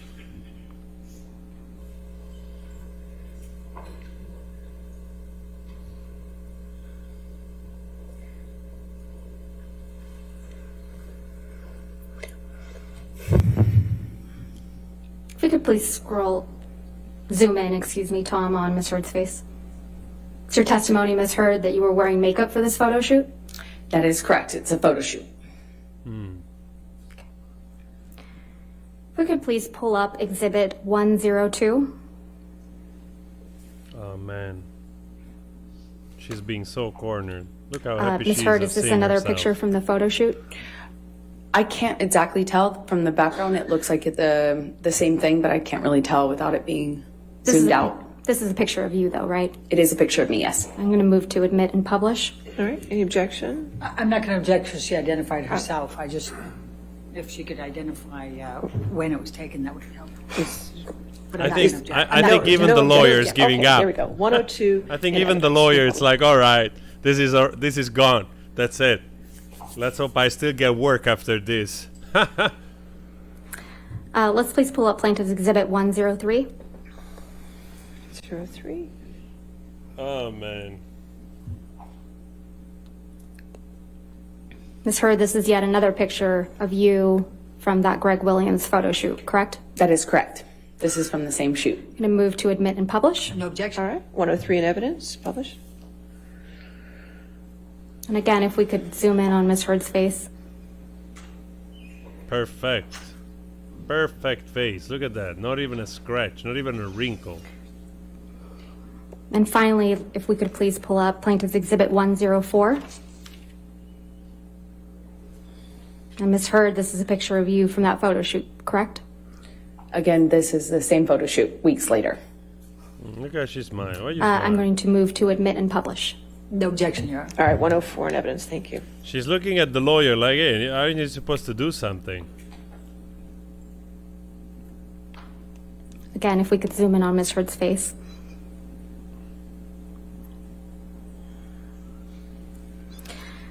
Thank you, Tom. You testified that you and Mr. Depp got into a fight while on the island December of 2015, correct? That's correct. And this all started because you perceived Mr. Depp as nodding off during the trip, right? I thought he was passing out again in a similar fashion to what he had done the previous year. And when he nodded off, he spilled wine on you, correct? Yeah, 2-3 times in a row. You testified that Mr. Depp's son, Jack, was there when this happened, right? At the beginning, he was there. He was there when Mr. Depp allegedly spilled wine on you 2 or 3 times, right? He was there for that because he offered me help. Right. You also testified that Mr. Depp then sexually assaulted you in the bathroom, correct? That's correct. And you testified that after this, you needed to get away from him, right? That is correct. So you ran out of the house. That's correct. And you admit you threw something at him, right? I did throw something at him to get away. You sat in this courtroom when Tara Roberts testified, right, Ms. Heard? I did. She's Mr. Depp's manager on the island. Yes, that's correct. You heard her testify that she witnessed an argument between you and Mr. Depp on the island in December of 2015, right? Yes, that's correct, yes. And you heard her testify that Mr. Depp was trying to escape you, right? I don't know if she characterized it like that, but that was the gist of it. She kind of misrepresented it to seem like that, yes. She misrepresented it. How convenient. That's correct. Okay, and then you kept apologizing to Mr. Depp, right? That's what No, that's Ms. not Roberts correct. said? Begging him to come back to the house with you. That's not correct. Clawing at him. She used those words. That's not correct. When she interrupted us, Johnny had me by the hair. Yelling at him. We were screaming, both of us, but I don't know what she would have heard. And that she observed an injury on Mr. Depp's nose from something that you threw at him, right? I don't know what she observed. You also heard Ms. Roberts testify that she included all this information in a sworn statement in the UK in May of 2020. Isn't that right? That is correct. You put in a witness statement in response to Ms. Roberts' statement in June of 2020. Isn't that correct? In the UK? I did several, I think 7 witness statements, and each one contained different information as per recent filings. That's what counsel has you do in that. And in response to case. Previous filings, correct? Including testimony from people that contradict your story? Sort of. So what you have to do is your counsel asks you to respond to things and you put it in a declaration of sorts, and that happens back and forth over the course of preparing to go to trial in that country. And that's what I did. So that was your 5th witness statement submitted in the UK. I don't recall which one I was asked to comment on Tara Roberts' testimony. I'll remind you. If we could have Ms. Heard's 5th witness statement from the UK. I love Camille. I'll remind you, don't worry. We have facts here, not talks and BS. We came prepared. All right, thank you. Thank you.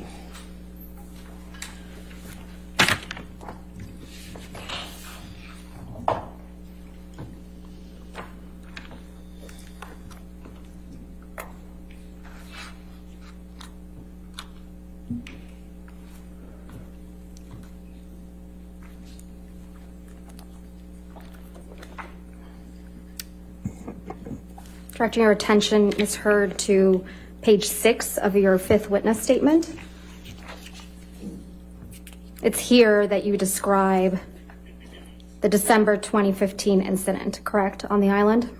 Yeah, she gives off. I haven't read through the statement. I just don't know if I had commented on it before. In a previous witness statement, as I said, there were several. But starting on page 6, Ms. Heard, you describe the incident that took place on the island, correct? That's correct, but what I'm trying to say is I'm not sure if I'd describe it in full in this statement. Okay. I'm going to show you your confidential schedule to the 5th witness statement that accompanied the 5th witness statement in the UK. May I approach? Yes, ma'am. Thank you.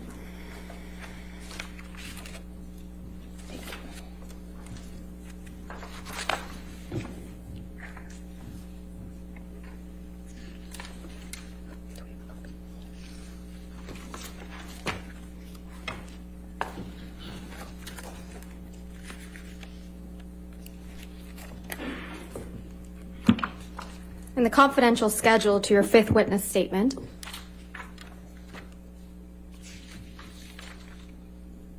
paragraph 1 on page 21, you describe Mr. Depp sexually assaulting you in the Bahamas of December 2015, right? That is correct. And that's the first time you ever claimed that Mr. Depp had sexually assaulted you in the Bahamas. Wow. That is incorrect.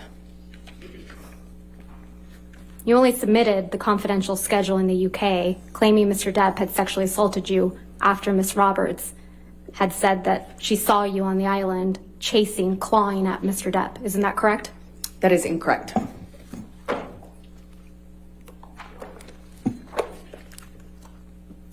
You could please pull up Plaintiff's Exhibit 394.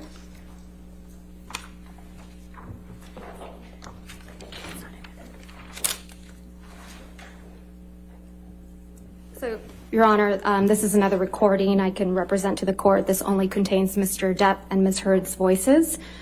I'm going to move to admit the entire recording.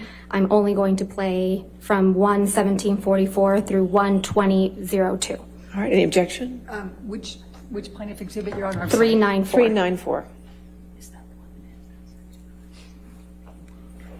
I think I have no objection. All Your right, Honor. I'll go with that. All right, 394 in evidence. Thank you, Your Honor.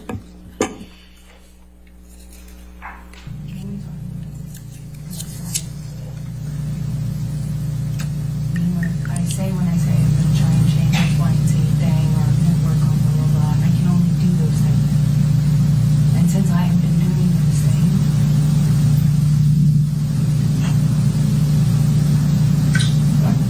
What things have you been doing? working on these things, and not doing this sort of thing, trying to change That's last several times. Hence, screaming when I spilt wine accidentally on you for falling asleep, and screaming in front of my kids and freaking Jack out. And that's trying. I would appreciate. Yeah, you're right. You're right, Johnny. That fucked him up, you know. I'm sorry I fucked your son up. No, it weirded him out. He'd never. I'm so sorry I fucked your kids up. He didn't fuck my kids up, but it was pretty fucking weird for him, you know. Because I jumped up and screamed at everyone. Oh, it's amazing. Oh, You're man. right. I'm surprised he's. So you're going for the counselor. I'm sure that's terrifying. I don't need your No, right. Poor kid. your clever It's not against me again. comebacks. No. You think you're controlling yourself? Your character. You think you're controlling Your yourself? character has become so clear, especially when you use them. It's embarrassing for you. I'm going to walk away now because you're actually making me see you even worse. And believing me, I'm not going to be calling you at 3 o'clock in the morning after I've had an Ambien and think, I'm going to just fucking forgive and move on. Trust me. It is gross how you're using the kids. I've done nothing but be there for them in a good way. And if you take that for granted, fine. Fine. You're right. Meet a woman who would not jump up and scream if she'd been spilled on 3 times in a row. And I hope you're happy with whoever that is. Because that would be a special kind of fucking person. No doubt. Ah, man. She's sick, this woman. It's you and Mr. Depp in that recording, right? That's correct. And you're discussing what happened in the Bahamas in December of 2015, right? No, that's not correct. We were discussing a part of it. You're discussing when you screamed at Mr. Depp in front of his children, correct? No, we were talking about a part of that argument. Including when you screamed at Mr. Depp in front of his children. That's not a fair characterization of what happened. Mr. Depp says you screamed at him when he accidentally spilled wine on you, correct? I realize that's what Johnny said. Yeah. And Mr. Depp tells you that this freaked out his son, Jack. Johnny often used other people to back him up in our arguments. Wow. Don't seem too concerned about that, do you? Wow. Even I have John a lot is of like... concerns. Even John is You don't like, seem- wow, you this don't freaking woman. Mention Mr. Depp sexually assaulting you in this recording, do you? That was not the point of that conversation. If I had gotten into the details of what happened to me with him, it would have been another fight. You just accused Mr. Depp of, quote, using his kids, right? In that He would recording. often misheard. use other people, yes. And you challenge him to find a woman who will not, quote, jump up and scream if she has been spilled on 3 times in a row. That is correct. Not a woman who would put up with sexual abuse, right? I was pointing out the ridiculous nature of him expecting me not to react to something that basic. Your Honor, would this be a good time for a break? All right, we can do that. That's Thank fine. you, Your Honor. All right, ladies and gentlemen, let's go ahead and take our morning recess for 15 minutes. Do not discuss the case with anybody. Don't do any outside research. We'll see you in 15, okay? Oh, guys, I'll keep the live on. I might switch the camera off to let the other battery charge, but I'll keep the audio on as well. This audio is quite revealing. I didn't hear Go ahead and this come back audio. at 10:47 then? All right, 10:47. Thank you. All right. I didn't hear this part of the audio, you know, but Camille, she's doing such an excellent job, really, because, of course, now we have to see what kind of, look how she immediately, boom, flunges out of the room. She's pissed off. She's upset. So it's interesting to hear those new facts, this new audio. I will try to snip this out and we publish it later, because it's really amazing how quickly she loses her temper, and Johnny is always quiet, you know, most of the time, and sometimes of course he raises his voice as well, but I wonder what comeback she's gonna give about this message. When she says Johnny always uses other people to back him up. Even Johnny was there, it just touched his face, oh geez, this she's relentless, you know, seriously, she just can't take responsibility for anything. Not that we expected though, but I saw a meme yesterday, our expectations for you were very low, but God, for crying out loud, I don't want to curse, but oh, good universe, really. This was quite something. This last audio was quite something, actually. That yeah, we know so much more. She freaked out in front of his kids, and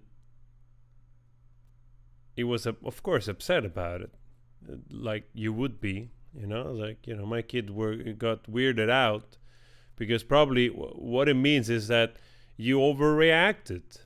That's what it is. You reacted in such a manner that was not, in line with the damage done, so to speak. So you get some wine thrown on your dress or whatever, you don't start to scream and shout to the point where a kid, it's weirded out, it's not a big deal. And I also loved how Camille, she brought it up, the fact you were upset about this, but you didn't bring up the alleged abuse. So very selective. What we're seeing here is that it's very difficult to believe that she was it's very difficult to believe that she was, the other doctor said, Dr. Yu said, that there is the reactive violence, that she's sort of attached to her abuser, because in every instance that we see, through those scripts and the diary and the recording, also the recording that we heard outside, we hear of always her basically pursuing, attacking, and Johnny fleeing, going somewhere else, trying to avoid the confrontation, trying to avoid the altercation, trying to de-escalate the fight. So, and that's obviously, it's not the type of behavior that you will find in a person that it's being abused. So yeah, I mean, now the redirect, for sure they're gonna let her talk again, trying to fix some of these points so that she can talk freely. We just have to see if Camille can object on the basis of the hearsay and all the usual stuff that they can object to. But for sure they will let her talk, and honestly I'm not ready for it. after 3 hours and a half of her just narrating BS, yesterday, and then finally we got the cross-examination. Now to have to hear again, like her fake side of the story.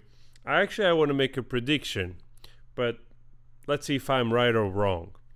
You notice how throughout 4 hours yesterday and today of cross-examination, she didn't even like flinch almost. Her expression became way more reduced. She had a much more stern, annoyed kind of look. She was always tilting the head, narrowing the eyes towards the lawyer. And to me, somehow, that kind of behavior almost was like of... I don't know if it can be described as predatory, but somehow, like, you saw, like, was a little bit like snobbish, like the way she would look at Camille. Like she really gave off this sense of superiority, and Camille was really good because also didn't give her time to get into any character play. But I make this prediction: in 4 hours she didn't change much expression.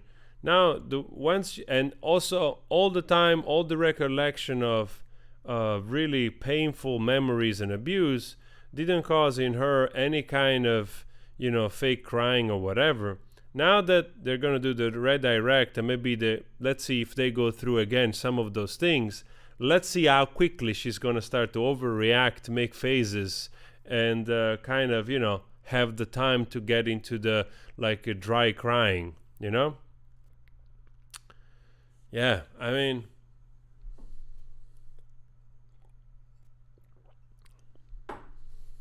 wow.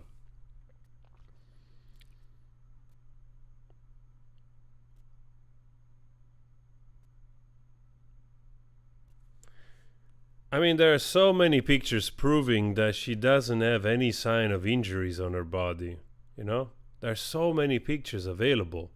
I mean, even the photo shoot that took place, 9 days, 8 days after, because it was the 15 and then they went the 23, if I remember correctly. So between the 15 and the 23, it's not even 10 days apart. It's like a week or so, right? Queen C says, it's like 8 days apart. And,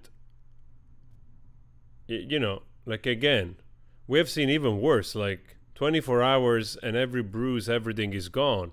But the bruises, real bruises and everything, even after a week, they don't go, they just don't disappear, Takes quite some time for blue spots and stuff to scratches, swelling, or broken lips or whatever to heal, So yeah, even after a week, she seemed, but even after 2 weeks, her face seemed totally new. You know what I mean? And even if you use makeup in a tropical area, in a warm area, I don't think you would apply a very strong or thick makeup. You know what I mean? Actually, that usually those type of photo shoot, if you ask me from a creative perspective, especially photo shoot which they're done on the beach in warm climates, usually they try to minimize the makeup because they want to give, as you've seen in the pictures, a flare of natural look.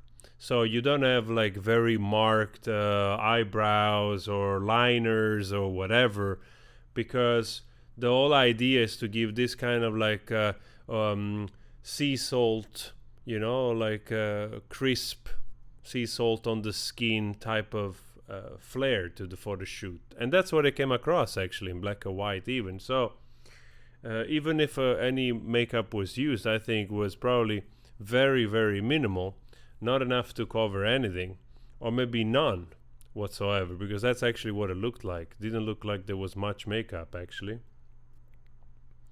So Yeah.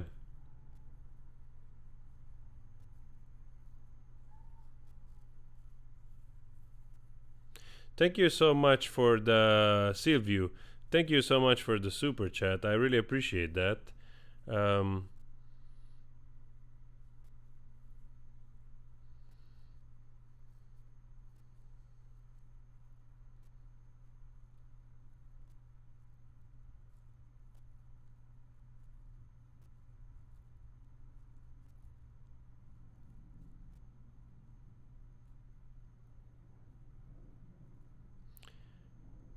Man, this woman, it's actually quite it's quite worrying, you know. But of course, I had no doubt. I've said this yesterday as well. You have to go the whole way, otherwise doesn't work. Now she cannot take it back. She cannot take it back. I'm trying to see how I can do a poll in the chat here, but I from the phone I don't see that I can do that.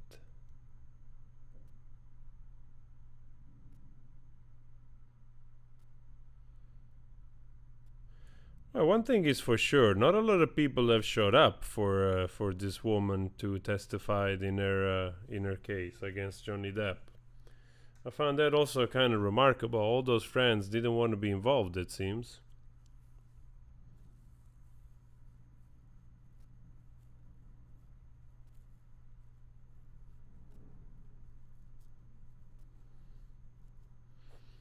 She is truly a master manipulator.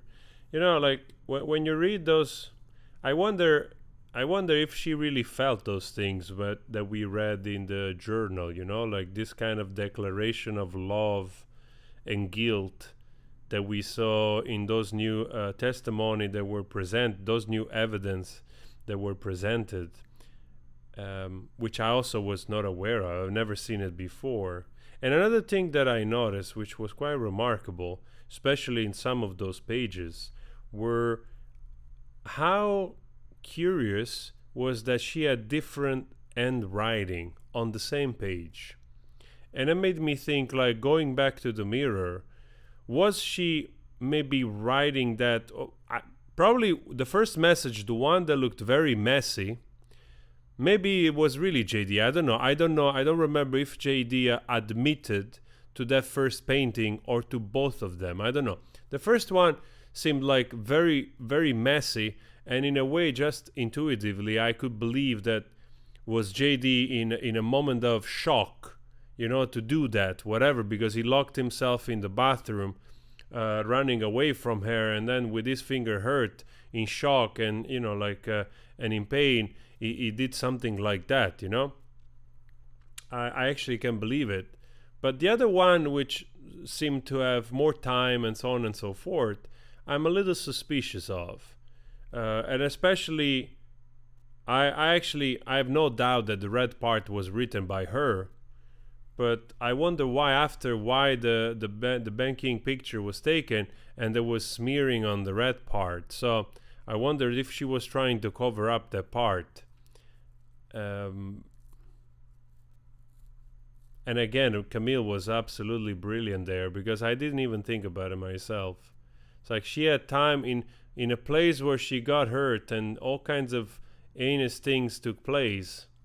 She had time to make pictures of the mirror, but she didn't have time to take pictures of herself being injured. Her feet, her arms, her face, none of it. The phone that smashed into the wall, none. Those two, mirror, yes, she was a fan of the mirror. Go figure. Thank you so much for the super chat, Birgit. Deeply appreciate that. Thank you so much, guys, for the super chat. I really appreciate that, considering also this all coverage will be demonetized. Like I said in the beginning, I think YouTube, it's kind of targeting the trial in the keywords or something, because almost every live that I've done, it's been demonetized. So I wonder if they're trying to discourage YouTuber from covering this. I can understand that there are some like, you know, guidelines that sensitive material, you know, can be not suited for advertiser. I understand that, but that just happened out of the blue. So yeah, makes you think a little bit about it, right? So, but it might be because there are also evidence of, you know, like words of like abuse and all this kind of stuff, you know, that maybe are picked up by the translator, and then they put it on demonetize. But we're gonna cover it anyhow anyway. So we're gonna cover it until the end. One thing I would love to see, and I know there are a few channels on YouTube which they're pretty great. I was watching this channel of this YouTuber. She's I think she's a lawyer. I don't know if she's a lawyer. She's a judge. I also like I like a hair color. Purple is one of my favorite color. I forgot her name, and I think I watched a video or two. And she's doing great with the live. I think she's called Mrs. Emily D. Baker. Of course, she has a law expertise on this. Would be interesting to hear like what happens if they find out.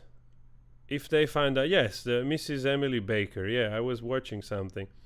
I would love to hear like what happens if they find, you know, how the perjury works, you know, if it's something that they can do into this trial or not, or, you know, like this is just a civil case, and, you know, will come to the end, and then after, you know, they have to start something else.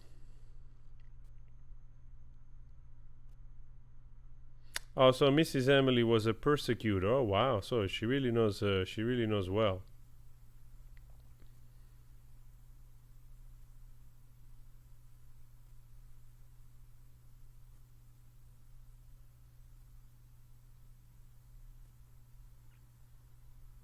Yeah, somebody of you said like the pictures of Johnny Depp in the train is Photoshop.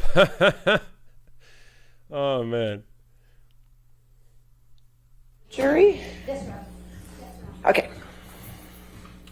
Here we go. Let's go, guys. Let's go.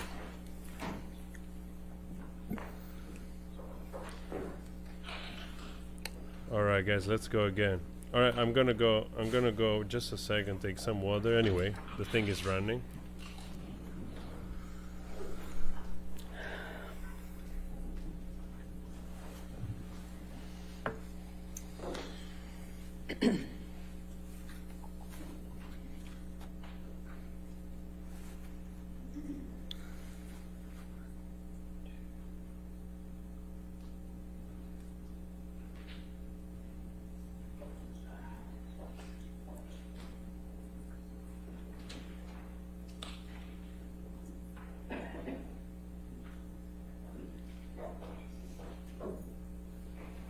All right, thank you. You be seated.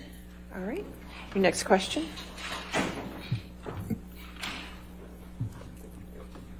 Thank you, Your Honor. Ms. Heard, you've testified repeatedly that you were concerned about Mr. Depp's substance use during your relationship, right? Yes, that's correct. But you weren't concerned enough to stop using drugs and alcohol yourself, were you? I did not use drugs when I was with Johnny, like in his presence, aside from the times I testified about with you.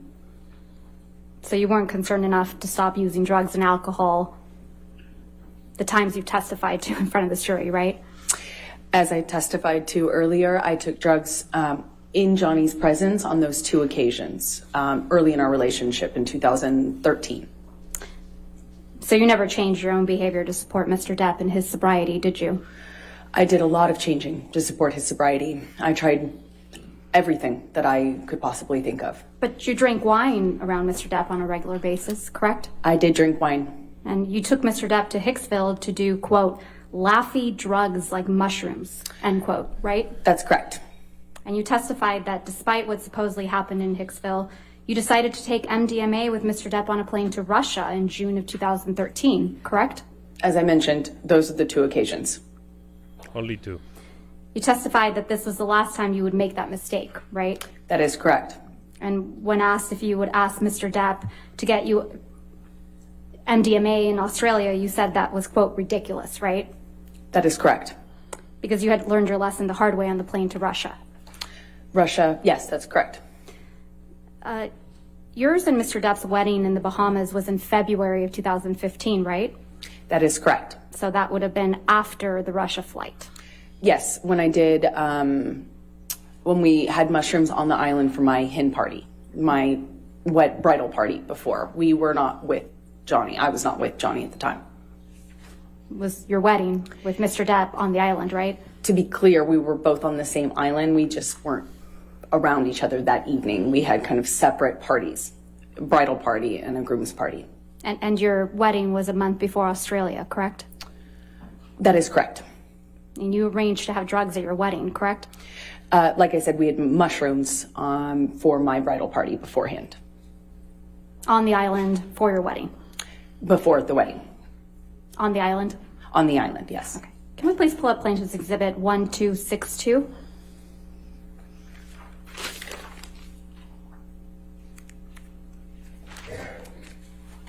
This is an email you sent on February 1st, 2015, correct? That is correct. Yes, that's correct. I'm going to move to admit and publish Plaintiff's Exhibit 1262. Any objection? Yeah, sure.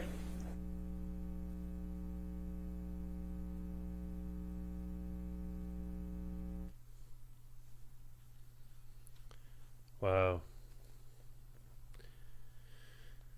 Oh man. She's never done anything wrong, this woman. She did drugs 2-3 times, that's it. And then nothing anymore.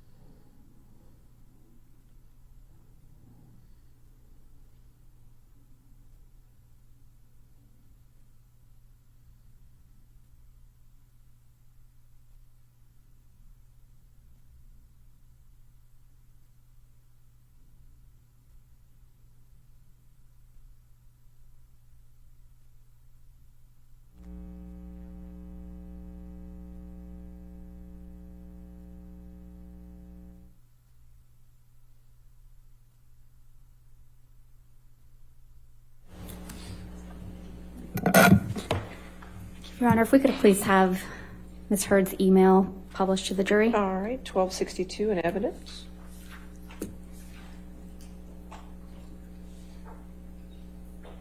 This is a schedule for your wedding weekend, right, Ms. Heard? No, it's not. It's a proposed draft of a schedule. It ended up being quite different. Do you see where it says 7 p.m. rehearsal dinner? Yes, I see that.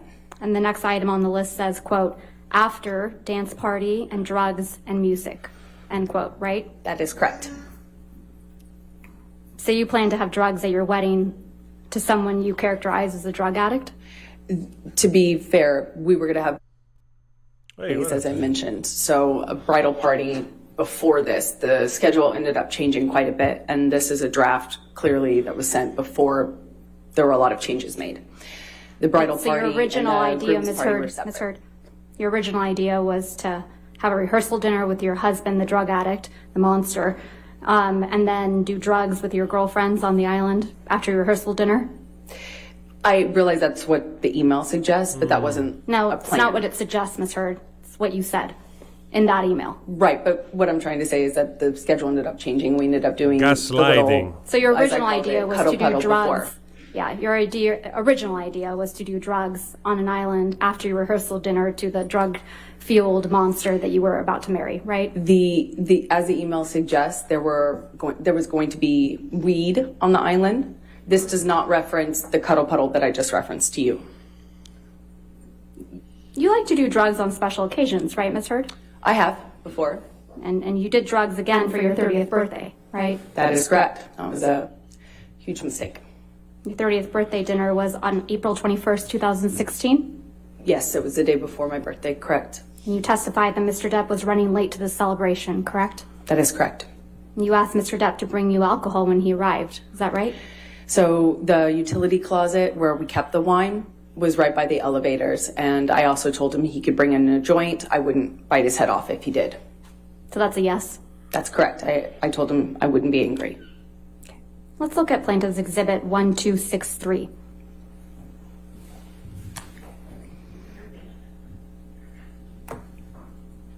Your Honor, I'm going to ask to show, first of all, this one hasn't been produced. This has not, it's a brand new trial exhibit, so I don't have it. I'd like an unredacted copy, and then I'd like an unredacted copy to be shown to the witness. All right, do you have an unredacted copy?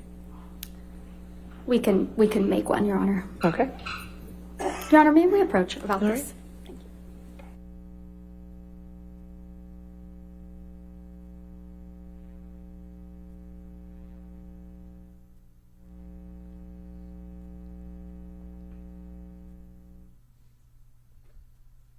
Wow.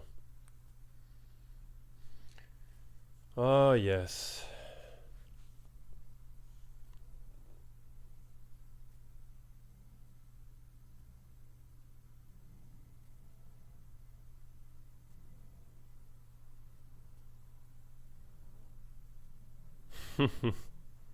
She can't stop looking at the jury.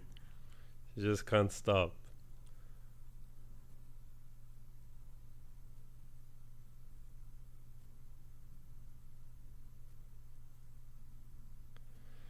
Oh man, I like those emails as well. They're just fantastic.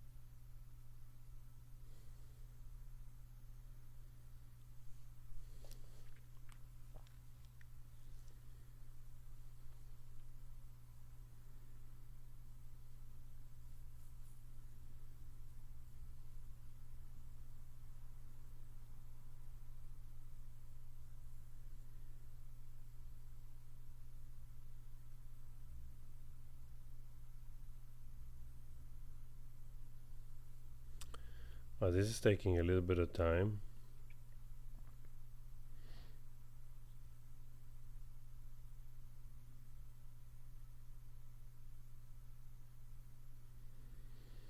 Ah.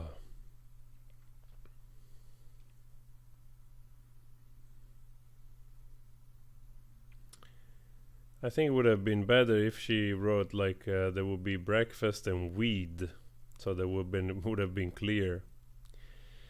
But yeah, drugs is also plural, so probably refers to multiple.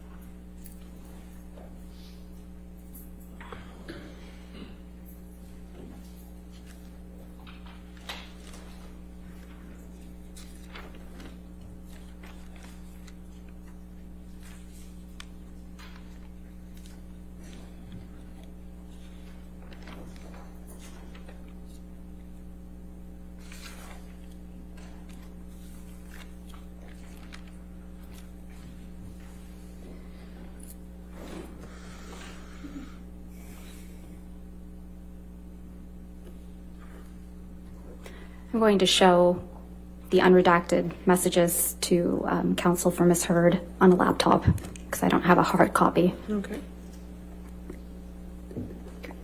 Yeah, could we, let's just pause for a minute. I don't want to see. What's that?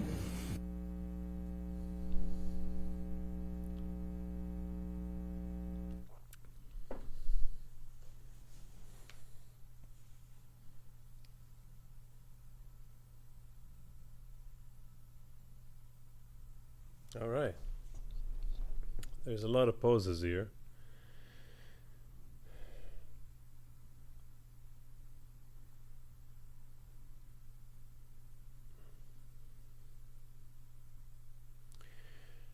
Yes. They can still let her talk and just justify her BS later on. So, you know, like, that's what, you know, that's what they do.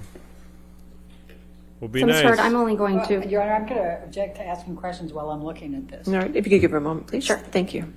I would just love to, like, really, like, there is one final blow that really catches, even though we had few, but like really something that is so big that there is no way back, you know. That would be great, because this woman, she can talk, you know, she can talk the BS forever. Don't expect her to back down when there is the redirect. We're gonna hear like hours of whatever fantasy, whatever parallel universe she's living in. Alright, sorry guys, probably the battery is off. I'll go change it, just a sec.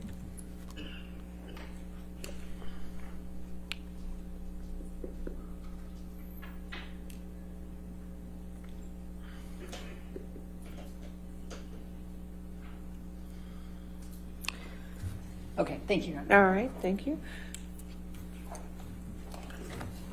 Okay. So, any objection to 1263 as redacted? No, Your Honor. All right, 1263 in evidence. So, Thank you. Thank you, Your Honor. Ms. Heard, directing your attention to the Plaintiff's Exhibit 1263. This is a text message that you sent to Mr. Depp, correct? That is correct. And you sent this message to Mr. Depp the day you had your 30th birthday dinner, right? That is correct. And you write, quote, "Hey baby, bring up something to drink and or a joint. I'm in if you are. See you in a minute. Question mark. XX." Did I read that right? That is correct. And then the next day you went to Coachella and consumed MDMA and mushrooms, right, Ms. Heard? I did. Johnny was not there for that. Right. Let's talk a little bit more about your 30th birthday. You testified about this incident multiple times, haven't you? That is correct. But yesterday you told this jury that you were not called upon to provide a detailed accounting of all physical and sexual abuse by Mr. Depp until February 2020. Is that correct?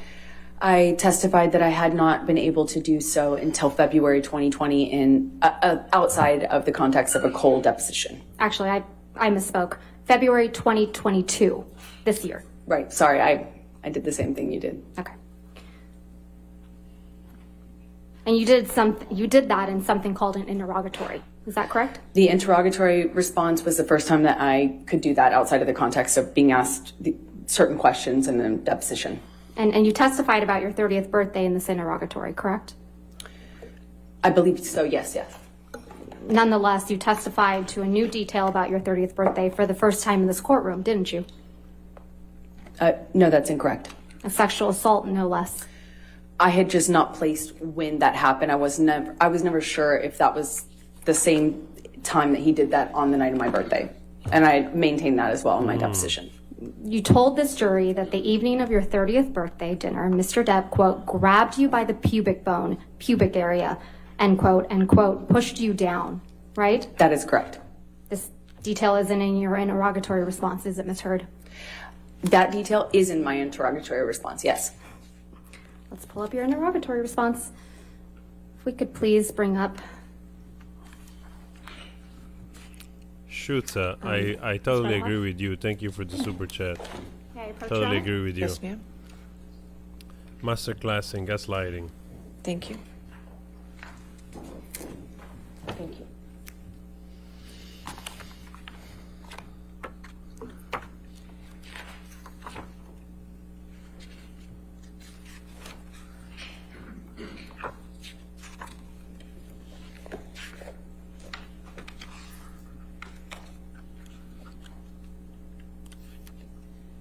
we can go to your interrogatory responses at page 57. These are signed under the penalty of perjury, correct? That is correct. And you testified again to this jury that this was the first time you were given an opportunity to write down everything and include all your evidence, right? That is correct. Okay. So let's go to page 57.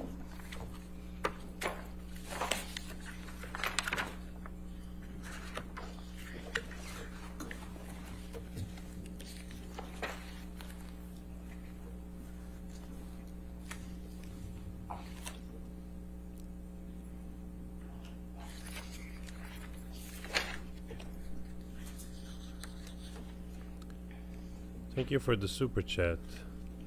Norm, I'm Italian. I live in the At the top of page 57, Johnny and I were not in a good place. I begged him to make my birthday dinner. Do you see that? That is correct. Okay, so starting on page 57, you start describing your birthday dinner, correct? That is correct. All right.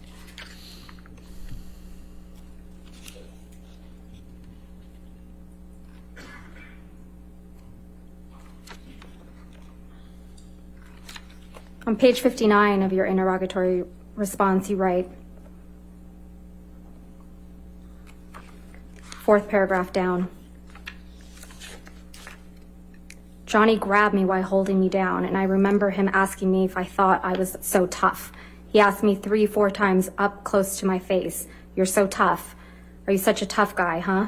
You think you're so tough. What are you going to do now?" I stood up at some point after getting off the ground. Do you see that? That is correct. And then you write after, I remember crying. I remember feeling exhausted and frustrated. And it hit me, meaning the realization of how sad it was that I was going to wake up tomorrow on my birthday without him. That's correct. All right. Where in this interrogatory response, Ms. Heard, you describe Mr. Depp, quote, grabbing you by the pubic area and pushing you down? On page 64. Thank you, Norm. Where?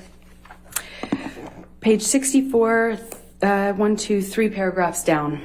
Johnny grabbed me once, did this taunting thing on the side of the bed in penthouse 3. He grabbed my vagina and held me there. Asked me if I was so tough. You're not describing what in happened the word. after your 30th birthday? I am. I just had not prescribed it to that date with the limited evidence I had at the time. Only in the course of looking at the evidence, preparing for this case, have I put those two pieces together. But I've always said what happened. I like Camille that she's smiling sometimes like, oh, I'm gonna get you. I'm gonna get you so bad. You were upset that Mr. Depp was late to your 30th birthday, weren't you? I was. You knew Mr. Depp had a scheduled business meeting or a money meeting that evening, right? No, I knew he said he did. I didn't know if he had one. Addicts lie all the time. So you didn't trust him? I took it with a big grain of addict salt. Okay.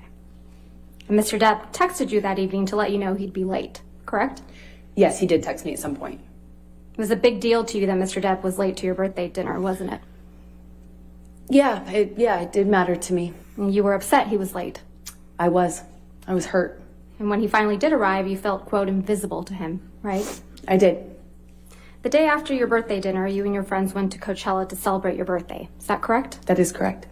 You made a video driving to Coachella with your friends, didn't you? That is correct.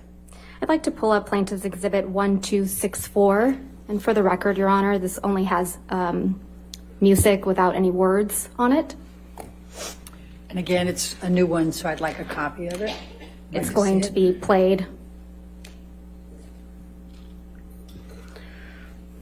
They're just trying to slow down There is no Camille. sound other than a Maybe song. approach. Yes, sure. Thank you, Luis. Yeah, Camille, she's great. Thank you, Terry. They're just trying to gain time, you know. They're just trying to also waste a little bit of time. To my understanding, it's also... I don't know if all those poses are calculated anyway in the time of the trial, but the judge last time, when it ended last week, said that once the time it's over for both, it's over. She will stop. It doesn't matter if they're in the middle of a testimony or whatever. So I was wondering if those times or pauses are calculated as time.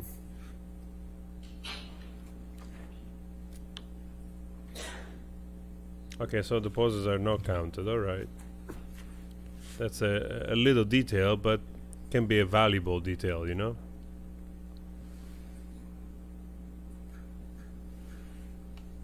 Any objection?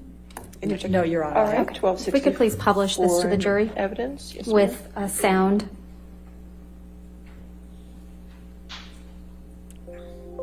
Hello, S. Dodo, VT.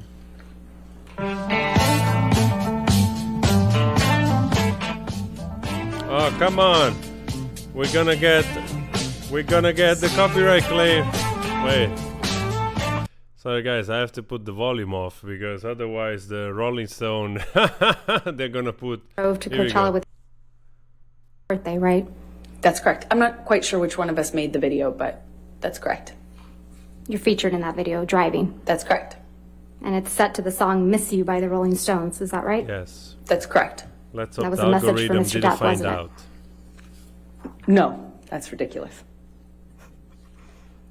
You consumed drugs at Coachella, didn't you? Yes, I did. You took MDMA and mushrooms at the same time, I did, yes. and it made you feel sick, right? I felt horrible, yes. So you left Coachella. Yes, that's correct. You testified yesterday that when you left Coachella, you left with, quote, your entire group. That is correct. And you were, quote, never alone with Starling, right? That is correct. You weren't anywhere near him. Not alone, no. You sat here when Starling Jenkins testified that he collected you from Coachella when you were sick, right? He picked up my entire group. And Mr. Jenkins testified, quote, I collected her, got her in the vehicle. She didn't want anyone else to know that she was sick. Take her back to the Parker, which I assume was in reference to the hotel, alone. I took her to 7-Eleven where I retrieved hydrating fluids, Advil, and let her have those. Got her back up to the Parker, got her in the suite, and then went back to pick up everyone else. You were there when Mr. Jenkins testified, right? Yes, he was wrong. So it's your testimony that Mr. Jenkins is lying. He's just wrong. I don't know what his intentions are. He was just wrong about that. We were a big group of us. I wasn't alone with him. Wow. Is it possible that you don't remember correctly because you were sick from taking MDMA and mushrooms at the No. same time? Wow. I remember everything about that night. Wow. I'd like to play for you Plaintiff's Exhibit 1229, which is already in evidence, at 1720 through She 2128. remembers. Huh? Everything.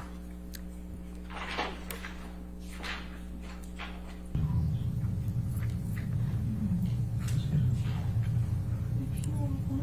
said, I don't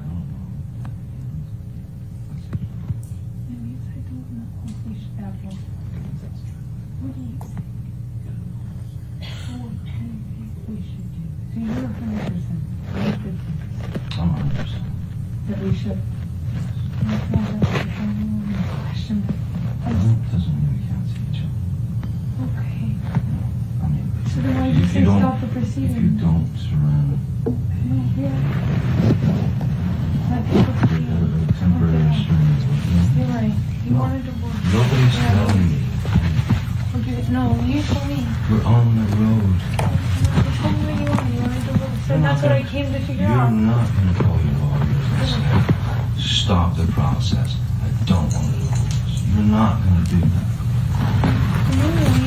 And now if, especially if you Okay, I don't want a divorce. You don't? How, which one? No, I know which one. I don't want a divorce. I never wanted a fucking divorce. I never wanted a divorce. I didn't want you to fucking go to Coachella without fucking talking to me because I left you because you were fucking. You fucking haymakered me, man. You came around the bed and fucking start punching on me. Why? I love you. Wow.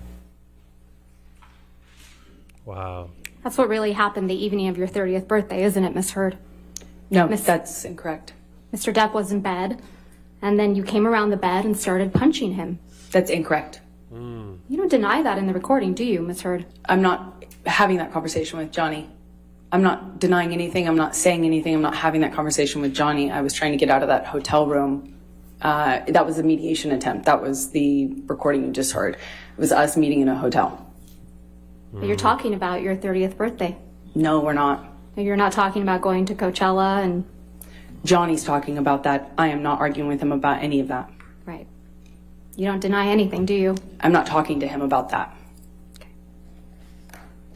Going to publish exhibit, or ask that the witness be shown exhibit 1265. That's a new one, too,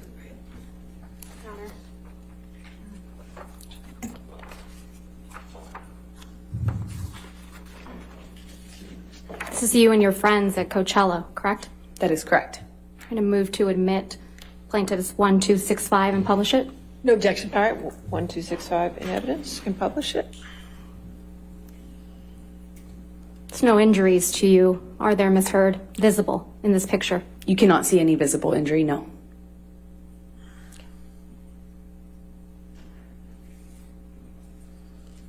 Thank you, Tom. Thank you, Katerina. Are they omitting the picture? Maybe we've already seen those pictures. Ms. Heard, you remember during Mr. Depp's examination, a number of recordings were played, correct? That's correct.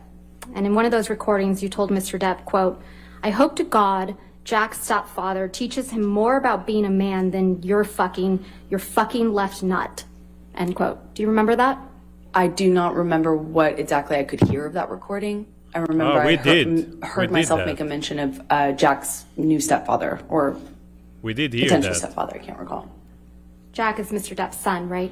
That is correct. And I believe I was referencing a marriage that his ex-partner was going to have or getting into, I suppose.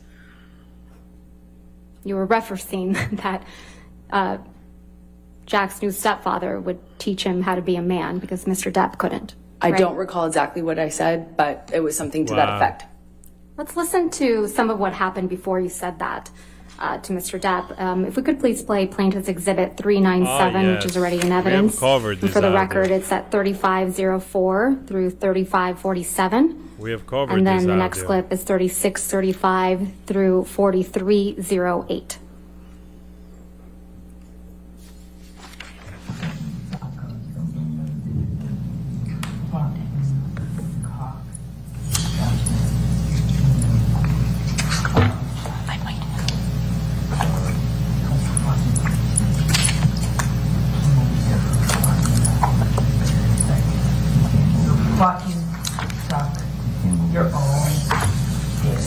Everything's fine until it doesn't go your way. And when it doesn't go your way, I'm in trouble. And you know what? I don't need you. I don't want your kind of woman. I don't want your kind of woman. I don't want your kind of woman.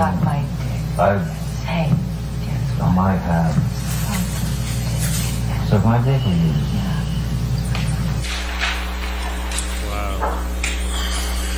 Big mistake. I wish I had fucking hadn't. Oh, yeah. I wish I fucking hadn't. I wish I fucking hadn't bought into any of your fucking lies, your bullshit, your sober fucking presence, your fucking goodness, your sweetness, all the lies. I wish I hadn't bought into the months of you being you. I wish I hadn't bought into the promises. I wish I hadn't fucking thought I could have kids with you. You're a fucking kid yourself. I wish I hadn't bought into any of the lies you sold. Talk about fake bill of goods. You're the biggest fucking, you're the biggest fucking seller of fake fucking bill of goods. Talk about presenting yourself as something. I did myself as a fake Suck my dick. goods. Suck my dick. I fucking you left nothing and I've left Suck everything. So suck your dick.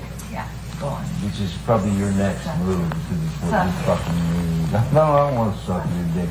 I don't want nothing to do with your fucking midsection. I need something. Well, go get it, man. Because I need something. Go on. Huh? Fucking fuck yourself.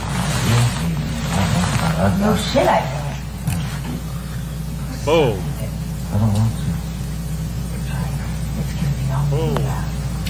No, it's not really true, Amber. Actually, it kind of is. It kind of is? What are you talking about? You mean what's Oh, is it? What is it? No, I'm sure Rochelle's available. Call her up. I'm sure she's available. Maybe she is. I'm sure she is. We'll see. I'm sure she is. I'll let you know. Oh, I'm sure she is. For her yoga vlog. That fake laugh. That fake laugh is too much to take. No, I'm sure she's. That fake laugh is so disgusting. I'm sure she's great. I'm sure she's great. I'm thinking that you've been giving me some of the best performances in the world. No, you're right. I don't. It's all about performance. It's about performance. How am I? I don't regret. I don't regret. Oh, what else? What else that you do? Oh, come on. Fever. Come on. Lay it on me. What else? What else other things do you want to add? You fucking lying piece of shit. What? Oh, no, I want to know. I want to know. Get out your Ubers out. I'm kind of waiting. You go get it. Yeah, I'll be in. Wait, is there no other place for you to run in your 15 other houses to go run? Come on, go be a real married man and go deal with your shit the way that a man does. Go run to the next house. Every man does. Yeah, go. Run away. I know it's hard to look at yourself. Fucking ridiculous plan. It's hard. Panic fucking plan. It's hard. It's hard. Screwing everybody else over to get You're your right. fucking. I tried. That's what I do. You're the most spoiled fucking brat. And you've got everybody out here almost full, but it don't last long. You're right. I've been here a lot longer You're than right. you. You got to figure it out. You don't have. Figure out what you have to offer as opposed to going out and get your tits out. You're right. That's what I do. Well, yeah. Poor Johnny. Look at the face of Johnny. You're right. You're right. Excellent choice. Back to that. Well, I wonder what we else. I wonder what else we can reach for in the last 60 minutes. Oh no, it was 4 years ago. You're right. I'm sure there's other things you can find. Go loud. No, I'm not laughing. Or, no, matter of fact, I'm laugh not here. laughing. I'm not. It's serious. I'm sure you can find other things. I know. And stripping. Well, there's always that. You can You're always right. go back You can to write that a book. for You can another- write a book. for another I 10 know you minutes. can write a book. Oh, is this gonna be good for your book? Oh, should I have you sign an NDA for your book? You don't even Your book. No, Is this no. gonna be good for your book? You won't even Is make this it gonna be a good book. for your book? I'll write what I want. I'll write I have a what I good want. idea. I'll write what How I about you want. sell more of your journals? You don't want to sell out or anything. Let's sell you journals. Oh, wait. Hey. Hey, you're not you what? wanna sell out. No, you're not selling You don't wanna out. sell out, no, Magic Mike. No, You don't wanna yeah, sell 'cause out. no one does No, 21 Drunk Street when they're in their 20s. No, you're right. That's not selling out. No. When you're in your 20s, you should really know what you want. Like By the selling way- your journals. By the way, if you didn't know who the fuck I was. You're right. Go sell your journals like a real non-seller. 55-year-old. Or, I'm sorry, 6. 51. I don't know. It doesn't matter at this point. No. I don't think so. It really doesn't. I don't really think so. But you're right. I mean, hey, at least I didn't do like a TV show where I was heartbroken in my 20s. God, that would be like embarrassing. If only I was with someone in their 50s that could point that out to me. Imagine, Mike, you're right. When you play a non-sexualized object. Okay. Yeah. Wow. You're right. You got me. You got it all figured out. You don't even know what movies I've done. If only You haven't even taken an interest. If only I could be You know, like but I had to you. If watch only your I fucking- could be like I had to watch your fucking direct and you trying to like You're a joke. spew You're out a these fucking joke. lines. You're a joke. You're a joke. Yeah, I'm the joke in the industry, Amber. I'm the joke. I'm the joke in the I'm industry. sorry. I can't really hear you. I'm sorry. The reruns of all my bullshit are playing too loud for me to hear you. I'm gonna just go and pedal my way back. Sorry. I can't hear you. Aquaman. Whatever it was. I was don't remember it anymore. I was 20. No one cares. You're fucking fucking. Washed up piece of shit. What? Washed up piece of shit. I can't hear you. I can't hear you. Oh. Your jealousy's so tragic. I'm sorry. Your jealousy's so tragic. Fucking like I can't hear thinking you. that I'm going on a road with a Turn on band. my aid. I can't hear you. Wow. You told Mr. Depp to suck your dick multiple times, didn't you? Yes, I did. Wow. You tell him to go run to his 15 other houses, right? That's correct. Because that's what he would do when you behave like this, isn't it? Eventually, he would go and stay in one of the other houses. She's You call him a fierce. sellout, don't you? I was expressing frustration about his criticism of my career and how many problems that caused within the dynamic of our relationship, yes. So you call him a sellout and a joke? I called him horrible, ugly things, as you can hear. And Sellout. We spoke to each other in a really horrible way. Pretty sure we just heard you speak to him in a really horrible way. You called him a sellout, I just right, Ms. disagree. Heard? You called him a sellout, right, Ms. Heard? I called him a lot of ugly things. And a joke. I called him a lot of ugly things. You called him a joke on that recording. You called him a washed-up piece of shit. I think we both called each other that on that Oh my occasion, God. yes. Gaslighting. Mr. Depp mentions Aquaman, doesn't he? Yes, he does. Mr. Depp got you that role in Aquaman, didn't he? Excuse me? Mr. Depp got you that role in Aquaman, didn't he? No, Miss Vasquez, I got myself that role by auditioning. Wow. That's how Mr. that Depp works. says, quote, your jealousy is so tragic. I heard him say that, yes. You were the jealous one in this relationship, weren't you, Miss Heard? I think he was indicating I was jealous of his career. Oh And now my you've God. twisted it to say it was Mr. Depp that's the jealous one. Johnny's always been very jealous when I worked, when I did anything, friends. Oh my Yes, God. he's always Oh been my very God. jealous. Mr. Heard, I'm going to ask you to take a look at Plaintiff's Exhibit 120E. This woman, she can like twist the pancake like 50 million times. This is a series of text messages between you and Mr. Depp. That is correct. Oh my God. I'm going to move to admit and publish these text messages. Mr. Depp's messages have been redacted. All right, any objection? No, Your Honor. All right, 120E in evidence, you can publish. Jesus, man. I've met criminals with more morality than this woman. Starts with a text message from you to Mr. Depp on September 26, 2015, right? That is correct. And you write, "Monster is back. This is him." Did I read that right? That is correct. And then in the next message, you write, quote, "Ran away, first sign of trouble. This is not the man you promised you would be." Did I read that correctly? That is correct. Then in the next one down, you write, "Promised, swore to me you would be." That is Right. correct. The non-monster. Ms. Heard, you're talking about Mr. Depp running away from you at the first sign of trouble, aren't you? No, I'm recognizing the clues at this point when he would run away at the first sign of trouble. Often that was a clue for me to know that he was back using again and that we were about to enter the next phase of the cycle. And you describe his running away from you as the monster, right? That wasn't what was the monster. The monster is the man who beat me up. The running away was just attached to BS. that. It was a sign, a signal to me as a clue, as somebody trying to put What a together BS. clues that we were entering into that phase. But in these messages, Ms. Heard, the Exactly. monster isn't Mr. Depp doing drugs, is it? It was always the man who did drugs and beat me up. Yes, that's always been the monster. That's not what you're saying in these messages. That is exactly what I'm saying in the messages. You don't describe Mr. Depp being violent, do you? I do not describe that in this text message, no. So it's a cowardly monster this time. No. Okay. And going down the page, you write a long series of text messages to Mr. Depp that don't get a response. Is that correct? That is correct. You write, "Come grown, face the shit, and we can do anything." You go on a little later to say, "Please come home. Let's apologize to each together." And continuing on page 77, you write, "Not go to bed mad."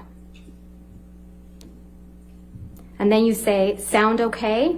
Sound like the priority in the long run? Come home. Don't be the monster. Be the man. Please.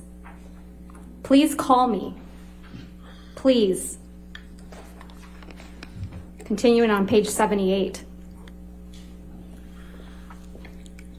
You write, "I don't want the monster. I need my man. I need to talk to you. Please, Johnny. Don't force me to be something else to you. This is taking me for granted and I can never stop before this turns into something far darker. Describing yourself in that text message, right? The exact opposite. I'm trying to interrupt him starting a new cycle where he starts using again. He's not responding to you, Ms. Heard. Yeah, that's why I'm trying to desperately stop him. Wow. Please answer the phone, you say. Doesn't this mean anything to you? And it goes on. And I won't read all these messages, but you're saying, please answer over and over again. Right? It was very important to me. I was running out of time and I was trying desperately to stop him. Oh He wasn't with you, Ms. Heard. Exactly, which is how I knew it was about to get a lot worse. Gaslighting. He would leave, use, and come back way worse, with way less reality, with more delusions. He'd be more drunk. He'd be I'm going to more move to under the strike influence. everything after I was trying to stop the that. answer to her question. Your Honor, she was responding. I'll overrule the objection. That's fine. Thank you, Your Honor. This is a situation where you were trying to get Mr. Depp to pay attention to you. Isn't that right? No, I was trying to stop him from using. And because he ran away from you at the first sign of trouble, you call him a monster. I was right? trying to stop him from turning into the monster. The drugs are the key that opened the door. Who was the real monster in this relationship, Ms. Heard? Lives in Johnny. Half of Johnny. It's not all of Johnny. The other half of him is wonderful and beautiful. and the man I love. Please. I'd like you to take a look at Plaintiff's Exhibit 120F. Don't use the Vaseline to just fuck us over. Please. We are not that stupid. There's another set of text messages between you and Mr. Depp. Is that correct? Yes, that's correct. I'm going to move to admit and publish. Any objection? No, Your Honor. All right, 120F in evidence. You can publish. This is a set of text messages, and it's from October 2015. Do you see that? She's Yes, I do. literally chasing this In man. fact, you sent all of these messages to Mr. Depp on October 22nd, 2015. Isn't that right? Hey, what's the volume? Put the volume up. And again, I'm not going to read them all, but you start off again by trying to get Mr. Depp's attention, right? You write, please come home. I was trying to stop another bender. You write, please come home, right? That is correct. Please answer. Don't break us up. Please answer. Please. And continuing on page 97, you write, give me some piece of your heart. Please. No fight. I promise. Please. No fights. Please just pick up. Please give me 2 minutes. I'm dying. Please.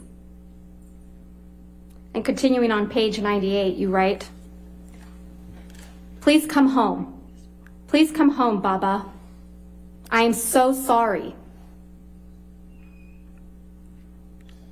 Actually, you didn't say Baba, you said baby. Apologies. And it goes on. Did I read those correctly? That is correct. That was another time I'm trying to stop another twist off. This is what would happen when Mr. Depp would try to take some space from you, right? No, this is what would happen when Johnny had moved into the next phase of the cycle, decided to use, No, and our Ms. lives Heard. were getting a lot worse at that Ms. point. Heard, I'm talking about your actions. This is what you would do to Mr. Depp when he would leave you. You would harangue him. I would try Isn't that to- correct? You I would would try- harangue him. Your Honor, at least let her answer the question. She interrupted you. That's fine. Go ahead and answer the question. I do not think I would characterize my behavior that way. I was trying to stop him from using. You were texting him incessantly. Isn't that correct, Ms. Heard? It was imperative for my life. Ms. It was Heard, very my important question is to me. much more simple. You were texting him incessantly. I would Yes try or no? everything to Ms. get a hold Heard? of him and So to that's a stop the yes. cycle. That's a yes, right? I would try everything to stop the cycle. It was that important to me. And he's the monster for not responding to you, That's not what made him the monster. for No. needing space from you. The monster was not the guy who needed space. The Not monster for was doing who drugs. he was when he came back. Not for doing drugs, Ms. Heard. Not for being violent. Just for needing space. That's when you called Mr. Depp the monster. Incorrect. Let's listen to Defendants Exhibit 598C, which is already in evidence. Then let's not do this anymore, because I'm really getting frustrated. And I'm really, really, really sick of this argument. Stop, I'm sorry. Okay? So let me go, and you go, and I'll speak to you in a couple hours. Okay? Okay? Stop. Okay. Why are you saying stop? May I go? Please, it causes me so much stress when you leave, when you walk away from me with that. It's like you don't understand how much worse you're making this. I can't believe this. Please, you're making it worse for me. Okay, I'm sorry for you. Please, I'm only trying to tell you so that you know you're causing me immense stress right now when you walk away like that. There's no reason to be mad. Then say goodbye. I haven't walked away. You're not saying goodbye. You won't let me fucking leave. Let me leave. Stop rushing me! Stop pushing me in the corner and then poking me with a stick and then saying, why are you saying the words you want me to say? Stop poking me! Stop rushing me! Stop throwing me against the wall and going, what? You don't like that wall? You don't like the fucking wall? Stop pushing me! Remember, I'm not pushing you. I'm not rushing you. I said, I need space. I don't want this conversation anymore right now. I need space. And I will take my space. Whether you like it or not, I will take it. And you will take your space. Powerful. But if you keep halting I'm not doing anything this to you. and continuing I'm with not the rhetoric, continuing it. I'm begging you to stop. I don't... Okay, stop. I'm stopped. Stop. Now I have to go. Okay? So we will speak to each other in a couple. Oh man. Play this audio. What's happening with the audio? Hey man, play this audio. Come on. Why they cut the audio? We'll just see when I get home. We'll just talk, or we won't talk, or we'll finish this, or we won't finish it.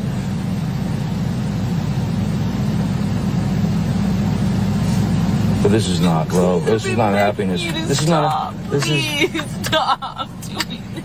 Please, you're causing me so much fucking stress. I'm gonna die at this age. I'm gonna fucking die. You're causing me so much stress. Please stop.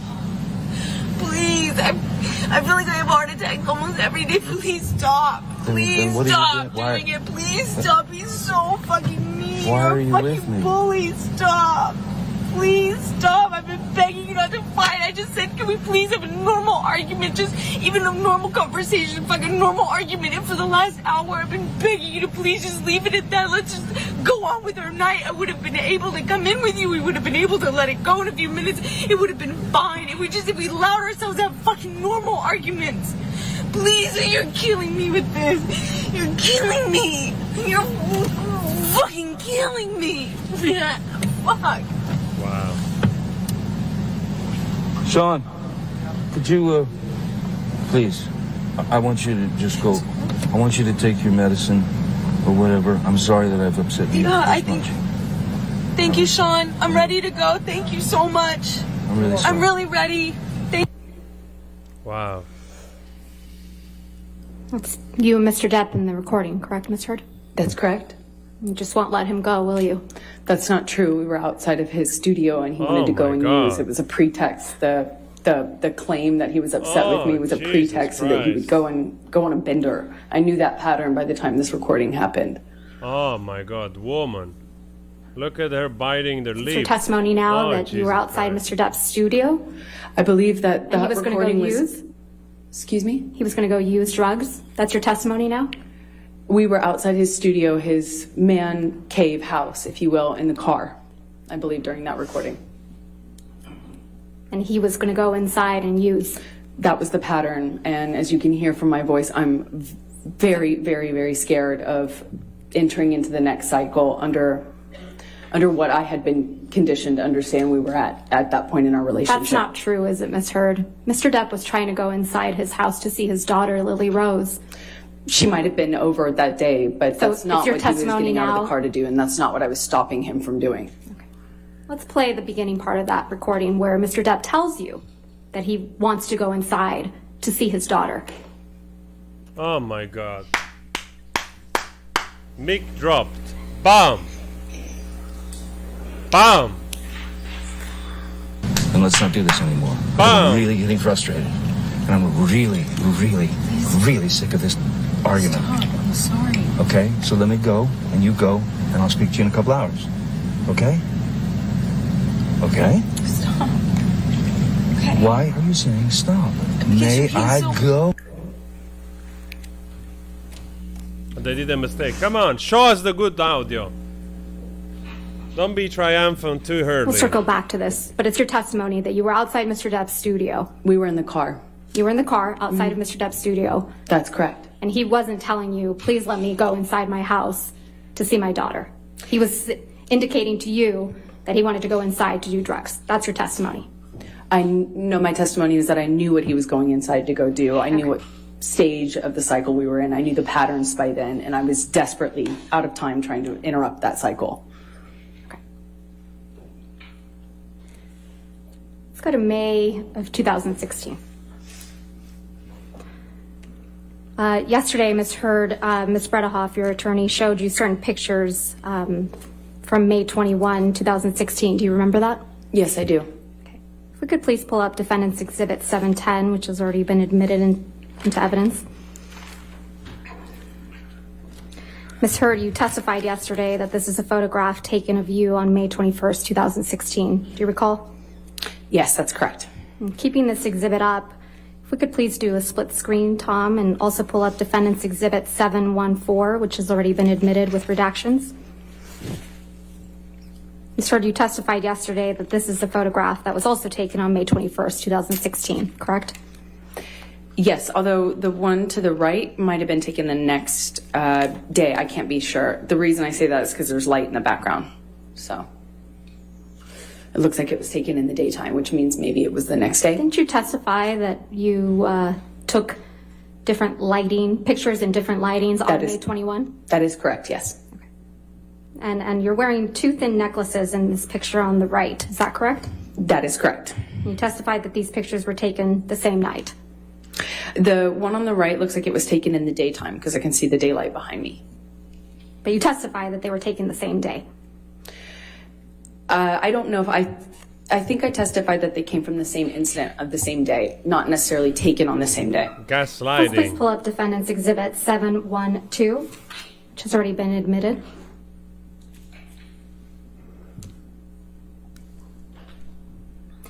You testified yesterday this is another photograph of you on the night of May 21. That's correct. And keeping this exhibit up, can we please do a split screen and also pull up Defendant 713, which has already been admitted?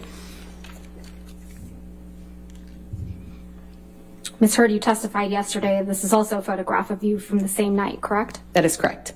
You testified yesterday that the only difference between these two photographs is that the light was turned on. That's what it appears to be, yes. The light is on both of these pictures, though. Isn't that right? It looks to me like the one on the left has the vanity light, the makeup lights, you know, the more yellow-hued ones that go around the mirror on, and then the one on the right looks like it doesn't have those. Oh my gosh, she's relentless with Isn't her it true bullshit. you just edited these photographs? No, I've never edited a photograph. Didn't you just enhance the saturation for one of these photos to make your face look more red? No, that's incorrect. I didn't touch it. Wow. You were sitting here in this courtroom when Mr. Isaac Baruch testified to seeing you the week after May 21, 2016, correct? I was here. Mr. Baruch testified that he saw you on May 22nd while you were changing the locks of your penthouse. Do you recall that testimony? I do. I just don't know if he was right about the date, but I do remember him saying that. Testified it was his birthday, the day after his birthday. I believe it was. Yeah. Mr. Baruch testified that he saw you repeatedly in the days following also, correct? That's correct. And Mr. Baruch testified that he saw no marks or injuries on your face, correct? That is what he's testified to. You were also here in this court when Mr. Sean Bett testified to seeing you on the evening of May 21, 2016. Is that right? Wow. You were here. That's correct. Mr. Bett also testified that he saw no marks or injuries on your face that evening, correct? I realize that's what he said. You were sitting here in this courtroom when Officer Melissa Sines testified by deposition about being called to the Eastern Columbia building on May 21st, 2016, right? I saw her testimony, yes. And you heard Officer Sines testify that she did not see any injuries on you that night, correct? I heard her testify she did not consider this injured. No. Miss Officer Sines testified that she met with you and she did not see any injuries on your face. Isn't that correct? She did not consider this injury.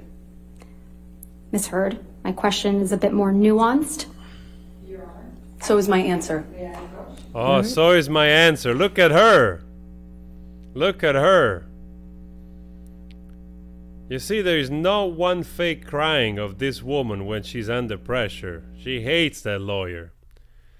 Oh, fantastic. And we're gonna get some fake crying. I'm waiting for the fake crying again. It's so amazing that this woman is giving basically herself away just by the ego of the narcissist, you know? It's just she can't stand everything that is happening. And despite everything that it's being recollected, not a single frown, not a single fake crying, not a single pretending to be overly expressive. Nothing. Oh, good mother of the universe. I wish for all of you out there never to get in contact with a human being like this. I swear to God, like, I just wish you never to meet people like that on your path. Oh, gee, this is dangerous. I've said this before and I said it again. Johnny was few steps away from an accidental overdose, dying from an accidental cardiac arrest because of Xanax and pills and whatever, and also his state of self-medication that probably got worse as well. Yeah. Tom, can we put these down, please? I think they might be confusing the witness. My question is more nuanced.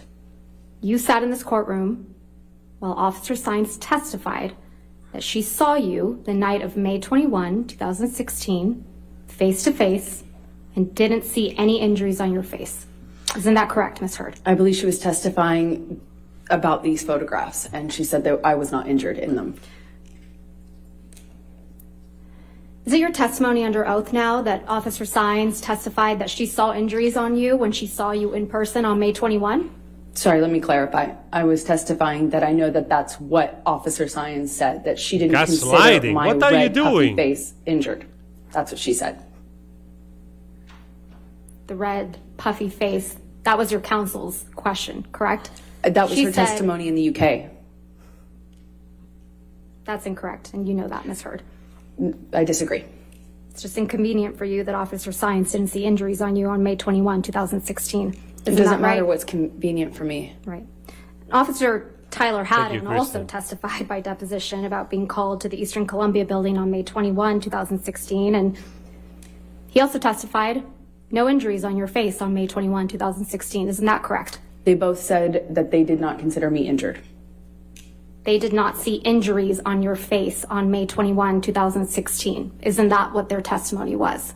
What their testimony was is that they did not consider what my face looked like to be injury. They didn't consider what they walked on in the house damage, but it was. You were sitting here when Officer William Gatlin testified by deposition about being called on May 21 to the Eastern Columbia building, and he also did not observe any injuries on you, did he? And that's what he testified to. He didn't even know which one I was. No, I think we all saw on video camera you identify yourself. Isn't that correct? I had to because of how far away he was. He didn't even know who he was But there after to you see. identified yourself, he looked at you. Isn't that correct? From a distance, yes. Oh He didn't see any visible injuries either, did he? I don't know what he saw. He testified that he didn't see any visible injuries, did I he? would believe that he didn't, yes. You were also in this courtroom when Alejandro Romero, who worked at the front desk at the Eastern Columbia building, testified about seeing you on May 25th, 2016. Isn't that correct? That is correct. I think he said the 25th. Yeah. And Mr. Romero testified that he didn't see any swelling or bruises on your face when you were talking to him at the front desk. He wouldn't have. No, he wouldn't have, even though he had a habit, because his parents taught him correctly, to look into someone's eyes when speaking to them. Isn't that correct? I know that's what he testified to, yes. You testified yesterday that you sought a temporary restraining order on May 27th, 2016 because you wanted to change your locks. Do you remember that testimony? Yes, I do. Those locks were to the penthouses at the Eastern Columbia building. Isn't that correct? That's correct. But you changed the locks to the penthouses on May 22nd, 2016. I attempted to. That's why you felt comfortable having James Franco over the evening of May 22nd, 2016, Ms. Heard? I do not know when. I do not know when James came over. Okay, let's remind you.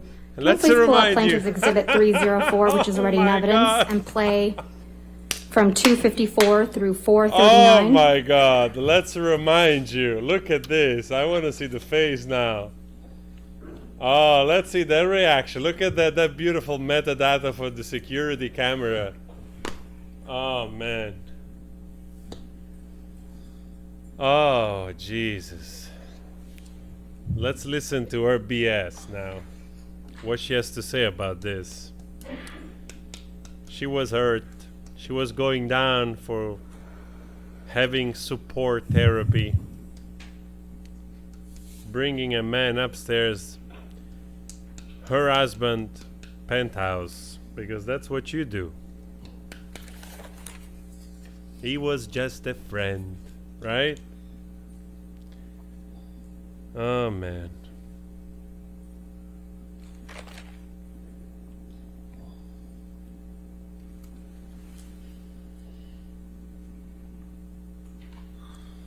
The day after. Yes, the day after. Unbelievable.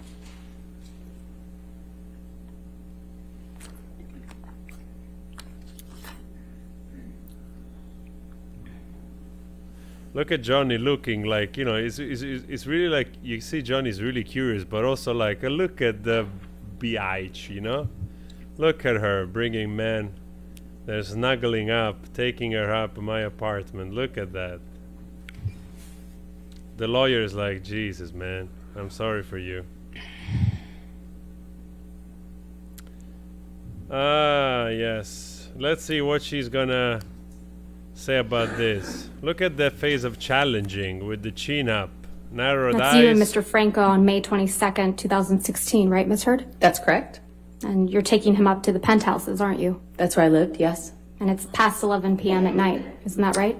I'm not quite sure of the time it looked like that. Why don't we pull that video back up?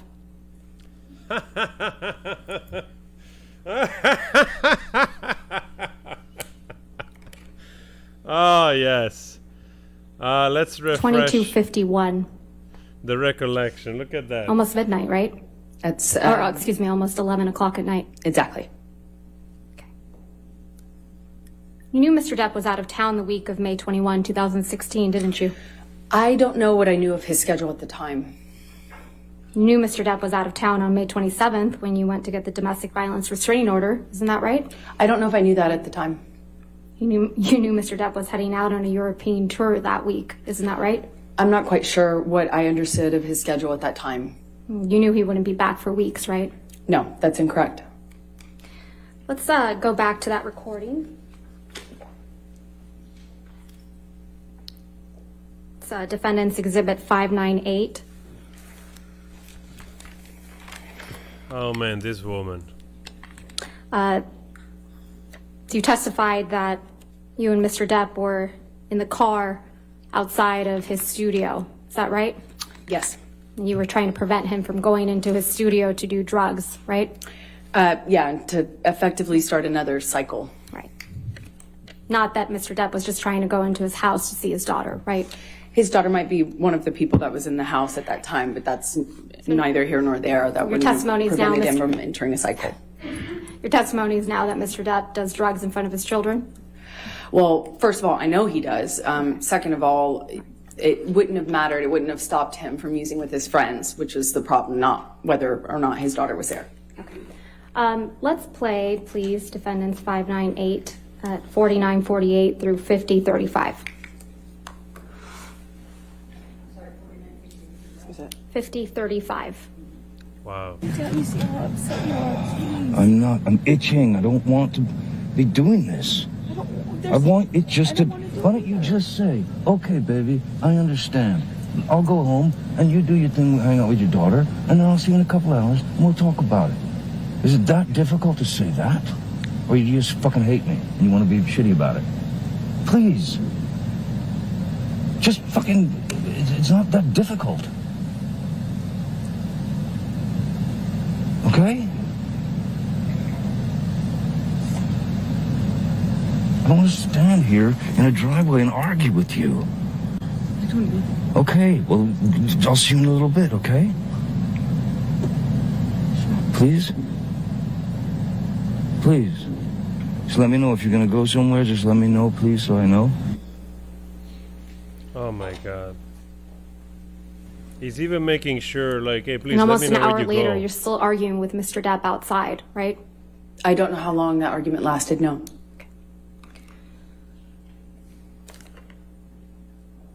Ms. Heard, you testified about seeking a domestic violence restraining order against Mr. Depp, correct? Yes, I have. And how you wanted to do it discreetly? That's correct. That you wanted as much privacy as you could have? Yes, that's correct. And how you walked out to a sea of paparazzi and cameras and photographers, right?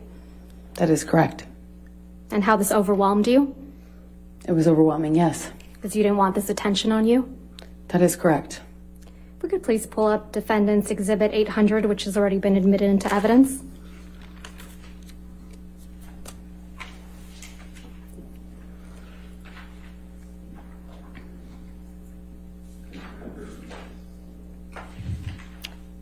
This is a photograph of you taken inside the courthouse when you obtained the DVRO, correct? That's correct. And your friend Raquel Pennington took this photograph? Yes, that's correct. Because you needed to document your time at the courthouse getting a DVRO? She just took a picture of me. I'm assuming it was in relation to my divorce, yeah. If we could please pull up Defendants Exhibit 801, which has already been admitted into evidence. Ah, poor thing. Ms. Heard, this is another photograph of you taken inside the courthouse, isn't that right? That is correct. Were you having a photo shoot inside the courthouse while you were getting a DVRO? I would not characterize it that way, Ms. Vasquez. You have a mark on your face, right, Ms. Heard? Yes. You didn't use your bruise kit this time to cover it up? No, it was the only day I actually walked out of my house without makeup on. I had to be stopped. My best friend saw me in the bathroom, starting to put makeup on, and told me not to. Oh, yes, the makeup kit. Eh? This time she didn't cover it up. How Pull up convenient. Exhibit 1. Oh my god, the whole word is That's saying plaintiff's through her exhibit BS. Yes, thank you, Your Honor. Apologies. That's fine. It's already been admitted into Yes, ma'am. evidence. You wrote this op-ed, right, Ms. Heard? With the help of the ACLU, yes. And that's what you testified to in this courtroom, right? That is correct. And this was published on December 18th, 2018, correct? That is correct. Aquaman was released on December 21st, 2018, right? Yes, that sounds correct. And that was your first big blockbuster, big budget role, right? I disagree, but it was the first time I had like a leading role in a movie of that size, yes. Well, second time, yes. What was your first time? But the first one was the film I talked about before. I mean, yesterday, Justice League. It introduced the character. So, you know, technically, it was the second one. But you were the love interest in Aquaman, correct? That is correct. Now, at least parts of this op-ed are about Mr. Depp, isn't that right? It's about what happened to me after. You sat here during opening statements when your attorney argued that the context of your statement... Hey, what is happening, man? Don't play... in this op-ed matter, correct? That's correct. So let's go through some of that context. Oh, the jury's having some problem with the internet, it seems. Oh, man. Friends and advisors told me I would never work again as an actress, that I would be blacklisted. Guys, sorry, I don't think it's, I don't think I'm freezing, right? So, supposedly it's their Statement, internet. aren't you? In general, I'm referring to being associated with domestic violence. And you're referring to what you claim happened after you got an ex-party. Alright guys, let's have a little bit of patience. It's a pity that they are having problem with the internet. But our connection seems alright. It's probably there as well, so we just have to wait it off.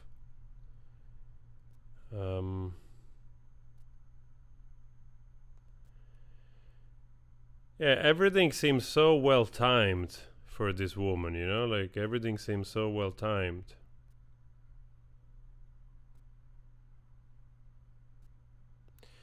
Questions arose as to whether I would be able to keep my role of Mira in the films Justice League and Aquaman. This is also referring to your accusations of domestic violence against Mr. Depp, right? This is referring to what happened to me after I got my TRO, my restraining order. Against Mr. Depp, right? That is correct. These questions arose only after you accused Mr. Depp of domestic violence in May of 2016, allegedly, right? Yeah, from the time I got the TRO, being associated with domestic violence, that's what it's in reference to, yes.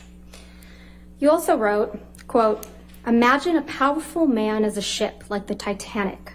That ship is a huge enterprise. When it strikes an iceberg, there are a lot of people on board desperate to patch up holes, not because they believe in or care about the ship, but because their own fates depend on the enterprise. In this op-ed, you're saying Mr. Depp is a ship, right? I'm making an analogy to a powerful man as a ship. The powerful man you're referring to in this analogy is Mr. Depp, right? I was talking about a bigger issue, actually, than just Johnny. I was talking about what we as a country were talking about at the time of writing this, which is when powerful men in general do something horrible or something they shouldn't, how there is a system in place to protect them, clean up after them, maintain them afloat. You know, this is a reference to not just Johnny, it was about what was happening as a culture when we were addressing a lot of Me Too issues for the first time. The iceberg is you in this analogy, right, Ms. Heard? I would not say that. That was not what I intended to know. So this is another reference to your accusations against Mr. Depp. No, this is about what happened to me once I left that relationship and got a TRO and became associated with domestic violence. Right. But it's your testimony that this op-ed isn't about Mr. Depp, right? It's about what happened to me after. That's correct. It's about your experience after obtaining a temporary restraining order against Mr. Depp, right? That is correct, among other things. But it's not about Mr. Depp. It is not about him. Mr. Depp is making it about Mr. Depp, right? Ironically.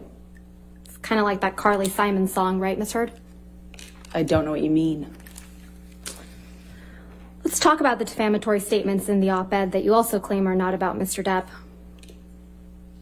Then 2 years ago, I became a public figure representing domestic abuse, and I felt the full force of our culture's wrath for women who speak out. This is about Mr. Depp, isn't it? No. You wrote this in 2018, right? Exactly. And 2 years prior was 2016, right? That's true. Okay. That's correct. So it's not about Johnny. It's about what happened to me Ms. after. Heard, my question was May of 2016 is 2 years prior to December of 2018, correct? That's correct. All right. May 2016 is when you publicly accused Mr. Depp of domestic violence, right? I got my restraining order at that time. And you publicly accused Mr. Depp of domestic violence. Yes, that was attached to my restraining order, so yes. May of 2016 is when you sought a restraining order against Mr. Depp. That's correct, and I had to provide testimony for that. Right. And May 2016 is when you walked into court with a mark on your face to obtain that restraining order. Yes or no? That was the day I walked into court with a bruise on my face, yes. And you were photographed with that mark on your face, weren't you? I walked out to a bunch of photographers, yes. May 2016 is when you told the world that Mr. Depp had physically abused you during your relationship. Isn't that right?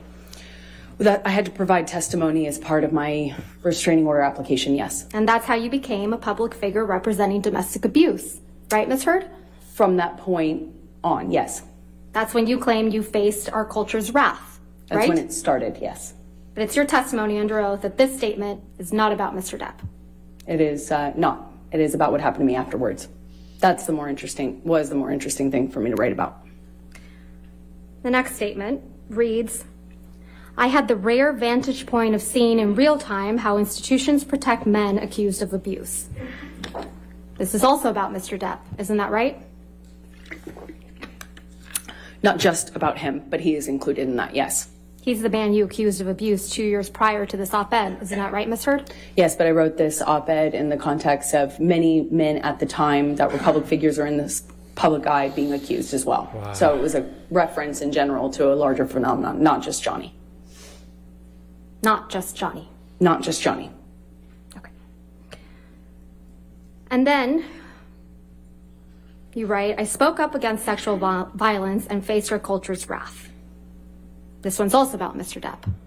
I did not write that. Well, you've accused Mr. Depp of sexual violence in this very courtroom, haven't you? Yes, but I was intending to keep that private when this was published. I had not publicly ever accused him of that. I'm going to move to strike everything after the word yes. No, I'll overrule the objection. Go ahead. You may not have written this title, but you published it, didn't you? I did not publish a title. I retweeted the article that included the title in it because that was the article. Let's pull up, please, Plaintiff's Exhibit 3, which is already in evidence. This is a tweet from your Twitter account on December 19th, 2018, correct? That is correct.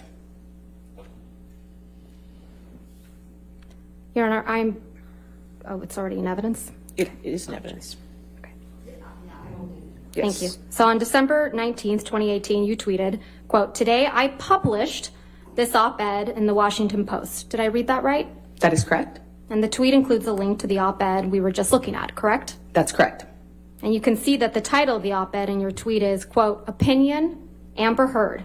I spoke up against sexual violence, right? Yes, you don't get to change the title of an article you're retweeting. And that's the title that you put on your Twitter, correct? I did not put it on my Twitter, no. You linked it to your tweet. I retweeted the article. You published it. I retweeted a link to an article that I wrote. And you published it on your Twitter account. All right. I retweeted it. You testified yesterday that you didn't have any control over the title, and just now, of the op-ed when you retweeted it. Is that correct? That is correct. This wasn't a retweet, though, right? A tweet? Perhaps not retweet. I'm not quite sure. It was a tweet. Tweet. I misspoke. Excuse me. Tweet, not retweet. You included a link to the electronic copy of the op-ed in your tweet, right? That's what I was trying to say earlier, and I might have misspoke. It's like I'm trying to attach it. Right. So you included a link, right? Yes, to the that's op-ed. correct. Okay. That's correct. So you must have seen the title of the electronic version of the op-ed before you tweeted it, right? I may have. I just didn't notice it. Not very careful about what you publish, are you, Ms. Heard? I just didn't notice the title. You didn't need to include the link to the electronic version of the op-ed in your tweet, did you? How else would I have linked it? Well, you didn't need to include the link to tell the world that today you had published this op-ed in the Washington Post about women who are channeling their rage and about violence and equality into political strength despite the price of coming forward, right? I couldn't attach it with a paper clip. No, but you didn't need to attach it at all to tell the world I that see you what you're had saying. published an op-ed. No, the goal was to tweet about it and to provide a link so that people could read it. The op-ed is in your name, right? That's correct. So if you had noticed the title of the electronic version of the op-ed before you included it in your tweet, you could have asked the Washington Post to change it. Isn't that right? No, that's not. Okay. But you didn't do that, right? You never asked the Washington Post to change the title. I didn't notice it, and I didn't ask them, nor do I think I needed to. At the bottom, do you see that there's another tweet from December 19th, 2018? Yes, I do. And in this one, it reads, I am honored to announce my role as an ACLU ambassador on women's rights. Did I read that right? That's correct. So you announced your ACLU ambassadorship the same day you posted the op-ed on your Twitter. I think right? that was always the plan, is to attach the article with the announcement that I was an ambassador. Your Honor, if I may, would this be a good time to stop for lunch? No, it's too No. early. Okay. Sorry. That's okay. We got to keep going at least till 12:30. Okay, that's thank fine, you. Your Honor. Thank you. You testified yesterday about your counterclaim against Mr. Depp in this case. Do you remember that testimony? Yes, I do. Your counterclaim is based on 3 statements made by Mr. Depp's attorneys, Adam Waldman. Is that right? That's correct. We looked at those 3 statements yesterday, right? That's correct. And the first statement was from an April 8th, 2020 article, right? That's correct. And that's Defendants Exhibit 1, 2, 4, 5 that's been previously admitted. Would you please pull that up? Thank you. If we could please publish that. Thank you. we can scroll down to the 8th page. Mr. Waldman's statement is buried on the 8th page of a 12-page article. Is that right, Ms. Heard? I don't know how many pages are here. Well, this is the 8th page. Let's go to the 12th.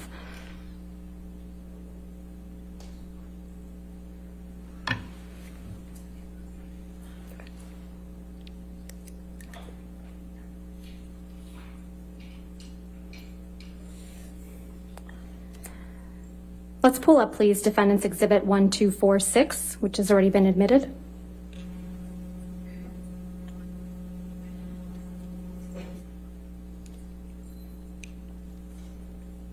And if we could please go to Mr. Waldman's statement on page 10.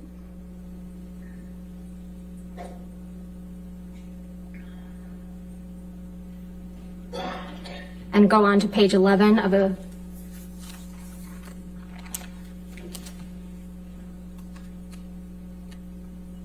That's Mr. Waldman's statement, right? That is correct. Okay. I think it's Mr. Waldman speaking on behalf of Johnny, yes. You don't have any evidence of that, do you, Ms. Heard? This is Mr. Waldman's statement, right? I think it's included in the article as well. That this is Mr. Waldman's statement, correct? That a representative or an attorney, I don't know which word it says in the article, that it says very clearly that they're speaking on behalf of Johnny or representing Johnny. Can we please pull up Plaintiff's Exhibit 8818, 881A, excuse me? Wow, this woman is... I wonder if after the lunch there is a redirect. If we could please go to page 8 of this article.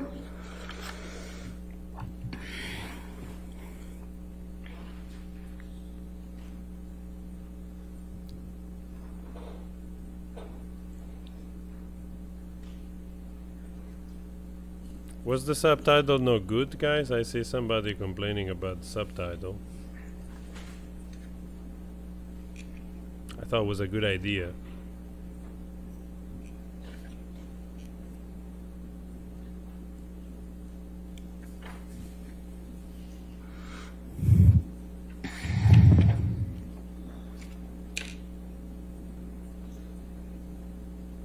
Sorry, Your Honor. May I just All right. approach? Yes, ma'am.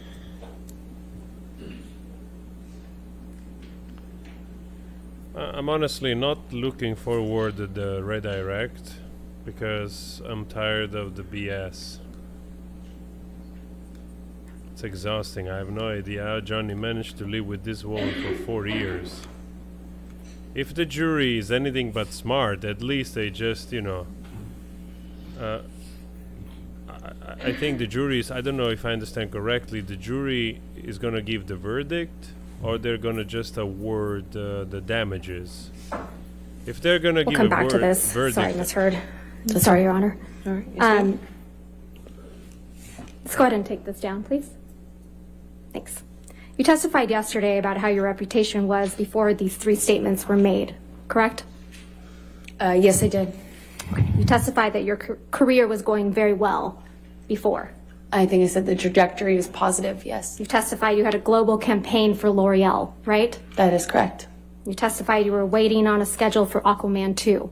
That is correct. You testified you were scheduled to do a press tour for the TV show The Stand. Press obligations, yes. And then you testified that after the articles, you were no longer actively involved in the L'Oreal campaign. Isn't that right? They suspended using my material. And that you were no longer involved in the publicity surrounding The Stand after the articles, right? That's correct. And you didn't hear anything about the schedule for Aquaman 2. Correct. Ms. Heard, you have no evidence that Mr. Waldman's 3 statements are the reason you are allegedly no longer active in the L'Oreal campaign, do you? Well, I mean, other than my awareness that they can't use me because of all of the online attention that generated. And you have no evidence that Mr. Waldman's 3 statements are the reason that the Stand media opportunities allegedly stopped, do you? Yeah, I know they couldn't attach my name to their promotional materials because of the online stuff. In fact, there was a lot of reasons why you were no longer active in these endeavors. Isn't that right? I disagree with that. Reasons that had absolutely nothing to do with Mr. Waldman's statements. Isn't that right? I disagree with that. There was a lot of publicity about your relationship with Mr. Depp around the time Mr. Waldman made the 3 statements at issue, right? I do not recall. A lot of really negative publicity for you, Ms. Heard. Isn't that right? There's been an ongoing smear campaign, yes. An ongoing negative publicity campaign. It's an orchestrated smear campaign. You have no evidence of that, do you, Ms. Heard? Just look me up, you'll see. Let's take a look at some of that. All right.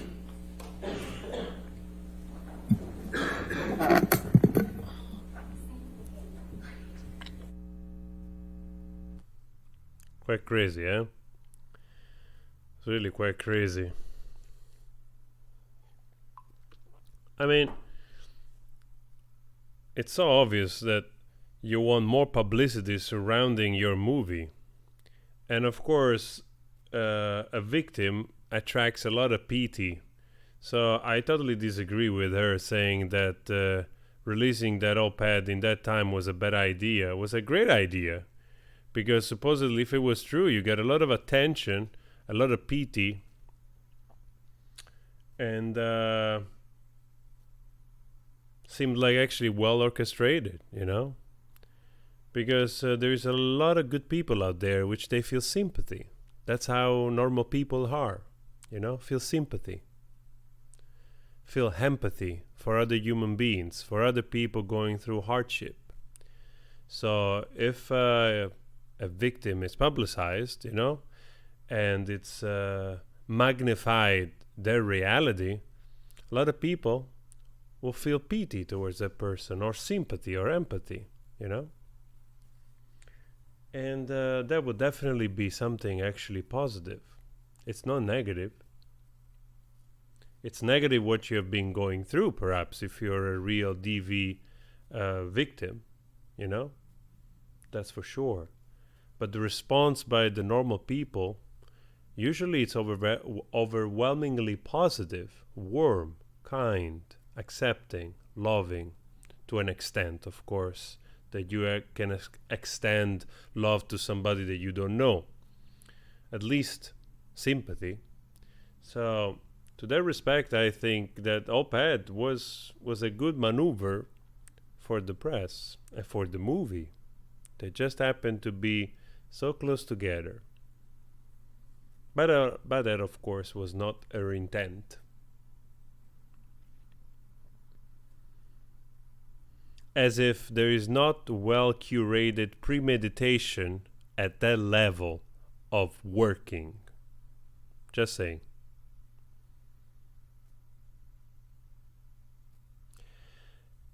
Yes, I will keep the sub on. I see that somebody was complaining, but it seems that the majority of people prefer the subtitle. And anyway, if you speak English, you don't have to read.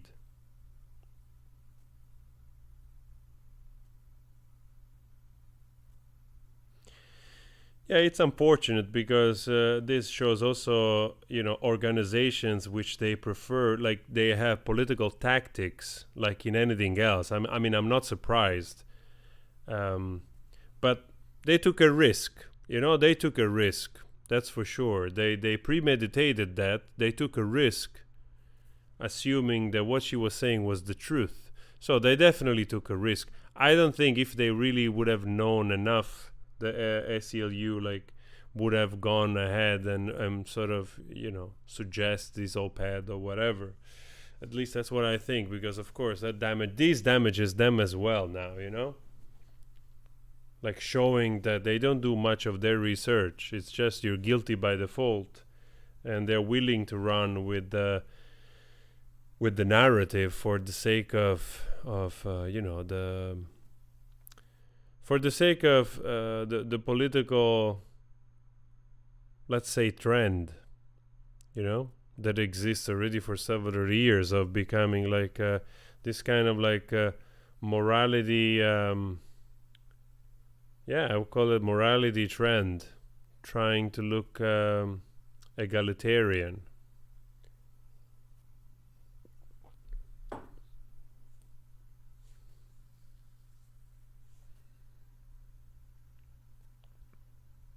Well, they're taking quite some time. So yeah, that's definitely that.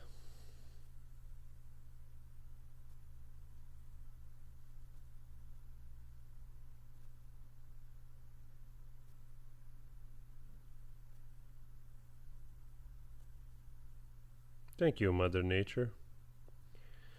Yeah, I don't know if I'm gonna leave the stream on just without the audio and the video just for a second, to let it load, so we can have also people can have dinner and can have lunch. We can all have that, I can have dinner for a moment. You guys maybe in the East Coast, which for me it's like the old Americas. And the people on my time zone, they can just have food, have dinner. I don't think there's a lot of people. If there is anybody from Australia, probably, well, I don't know if probably people are sleeping or just waking up.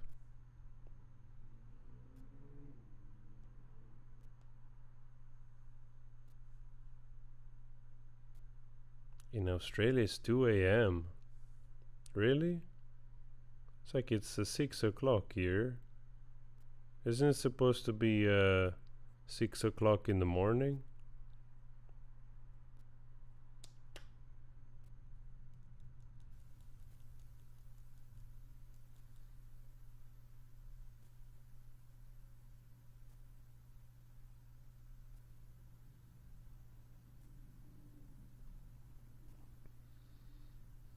Wow, I love to see all the timing. Great. From Malaysia, from Azerbaijan, from the Philippines, from South Africa. Is that like from Dominican Republic? From Canada, Indonesia, California. That's super cool. Dubai, Hong Kong, Norway, England. Phoenix, Arizona. Oh man. Do you know anybody, pessimistic, do you know anybody in Phoenix, Arizona that saw the incident of the famous Phoenix Light?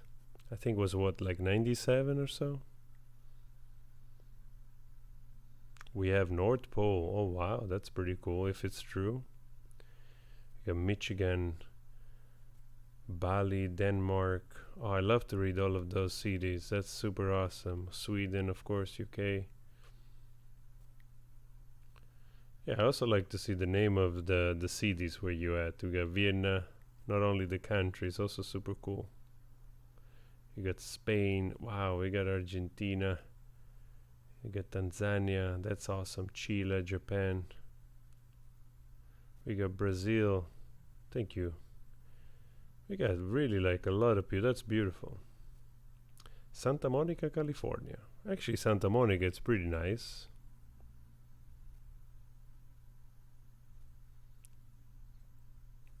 Cape Town, Grenada, Gurung, Houston, Portland, Wales, Glasgow, Laos, wow. Beautiful, Jamaica, Sydney. So many beautiful cities, look at that. Oh man, the chat is going so fast. It's like New York. Did I see like Puerto Rico? Tijuana, Mexico, Montreal, Lisbon. Wow, they're taking some time, eh? You guys are awesome. Really nice to see like so many places, including. Wow, look at that. That's beautiful. Wow, that's really going along for quite some time. Looks like the girl here in the front, she's drawing Johnny probably. She's making a sketch or writing something down. Somebody's aware that the camera is looking at them. Oh, we got so many great places. Also Tunisia, Ostrzewski in Poland. Sorry if I misspell. Beautiful, guys, beautiful. Israel, we got so many nice places. Virginia. Hey, that's Virginia, where it's taking place, right? agrees. My wife says your accent is sexiest. Thank you, Norm. Thank you, guys. Yeah, I mean, I've said this in many videos. I think because of the premeditation in advancing yourself, your career and everything, she did the wrong move. She did the wrong move. She thought that she could get away with this. And now it's too late. It's just too late.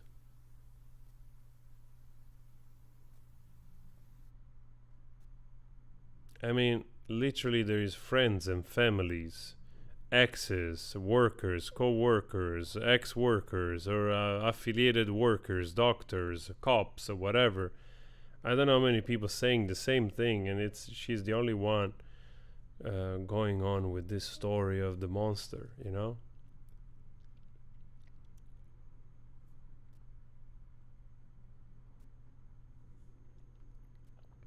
I think after the volume is gonna come up, I think they're gonna go in a pause because it's 6:30 almost here. It's like 2 minutes from 6:30, so probably they're gonna take a pause.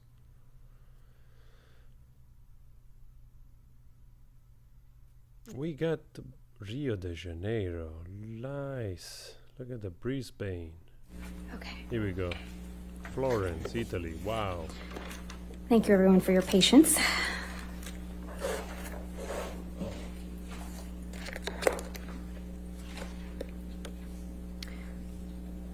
So, Ms. Heard, my last question to you was that there was a lot of negative publicity for you around the time that Mr. Waldman made these statements. Isn't that correct? I believe that they were made, I believe that the statements kind of kept being attached to new defamatory, or, articles that were like smear campaign sort of attack articles is what it. Okay. Let's go through some of the articles that were out in the press. So, Plaintiff's Exhibit 1267. Could just publish that just for the witness. That would be great. Thank you.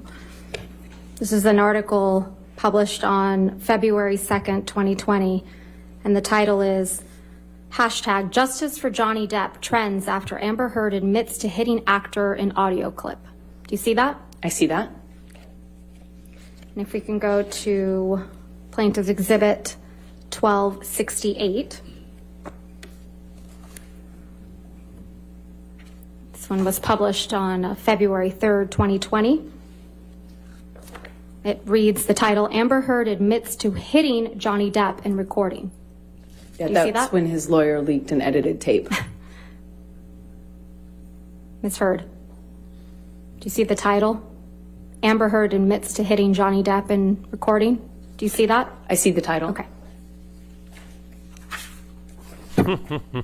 We could please go to Plaintiff's Exhibit 1269.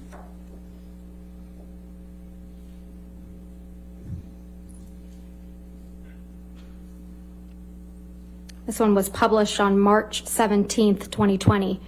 Amber Heard slammed door into Johnny Depp's head, reveals new audio. Do you see that? Yeah, these are more of the PR plants. Let's go to 1270. This one was published on March 31st, 2020. Amber Heard to be sacked from Jason Momoa's Aquaman after Johnny Depp's controversy, reports. Do you see that? I do.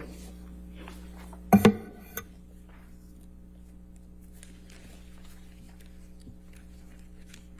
can go to Plaintiff's Exhibit 1271.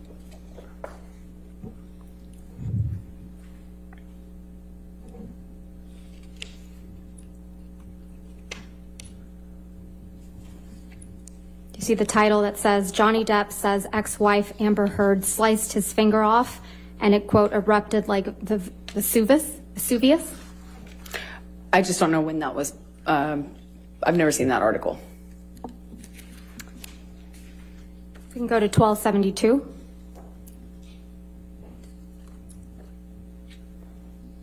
This one was published on May 29th, 2020, and it says, when Amber Heard confessed to smashing a door into Johnny Depp's head, clocking him in the jaw. Do you see that? I see that. Going to 1275. This one was published on July 15th, 2020. Amber Heard stole my sexual assault story. Ex-aide tells libel trial. Do you see that? This was Adam Waldman as well.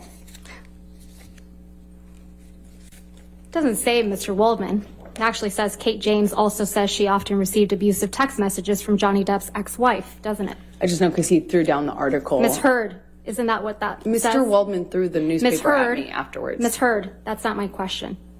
What my was your question I'm is, sorry. The title of the article says, Amber Heard stole my sexual assault story, ex-aide tells libel trial. Kate James also says, Your Honor, she opened the door by saying it was Adam Waldman. I'll sustain the objection. Next question. Okay. Let's go to Plaintiff's Exhibit 1276. Amber Heard admits to hitting fucking baby Johnny Depp in court audio. Do you see that, Ms. Heard? That's correct. Okay. Let's go to 1277.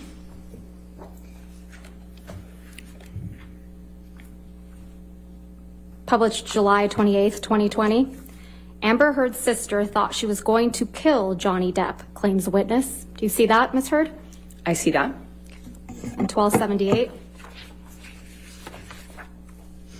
Published on July 28th, 2020. Johnny Depp was the victim of abuser Amber Heard, London's High Court told. Do you see that? I do see that.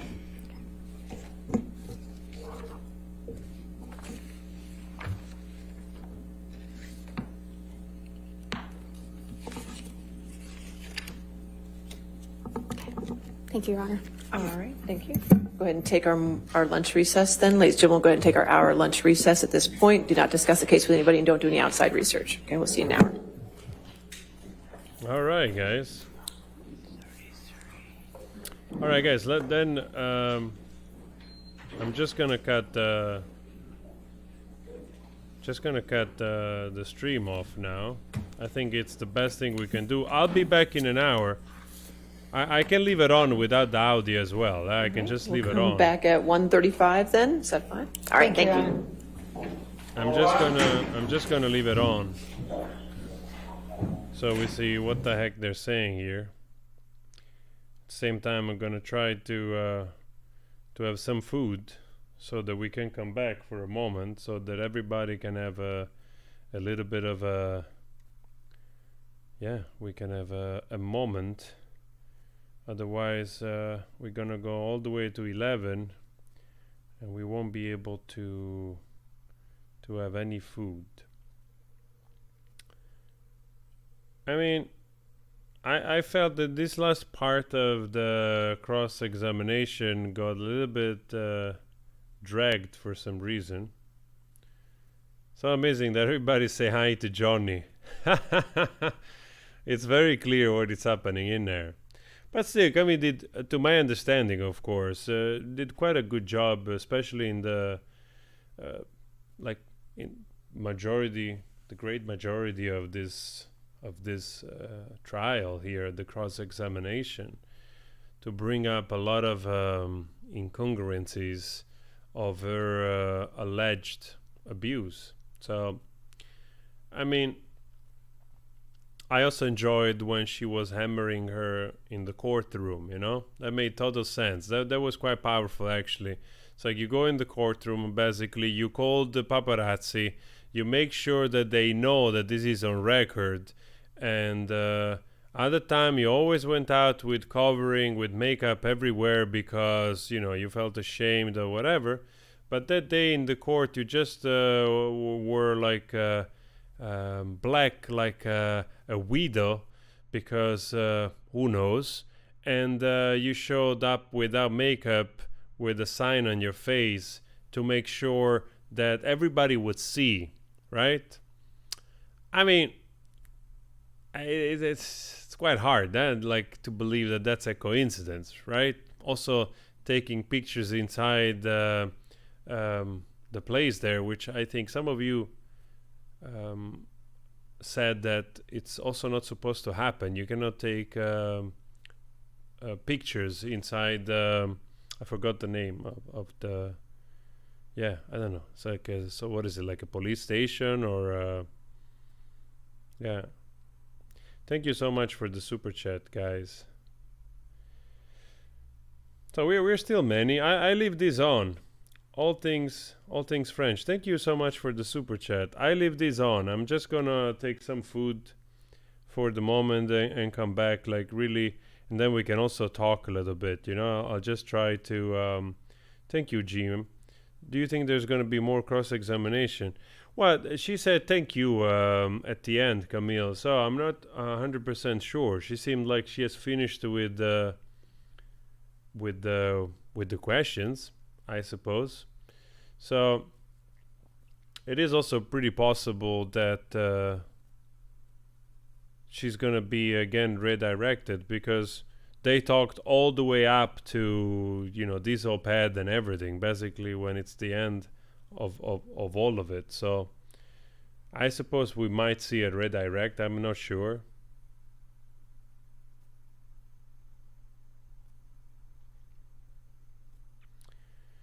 Wow. Oh, I see also some people lived in Naples. Oh, that's great. Yeah, we gotta have a little bit like we gotta have some time to have a little bit of food or something. So are they gonna replay something here?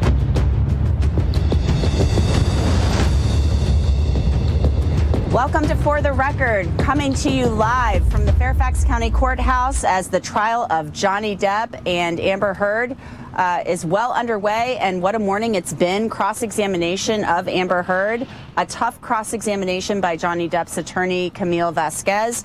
She has asked Amber Heard I don't know if I can leave this on. Probably I can leave this on, right? If you want, guys, I leave this on so that we can listen to also a little bit of news. Some we haven't. So we want to start, though, by telling you that, of course, it's lunchtime, right, in the trial. So we're taking your questions live on our YouTube channel. So we want you to submit those on Twitter, Facebook, Twitch, and in our YouTube chat, and our experts will answer them. And I'll answer them, too, if I know the answers. So we want you to do that, and we'll get to as many of your questions as we can. But first, we want to show you a little bit of the cross-examination. This, of course, started yesterday afternoon.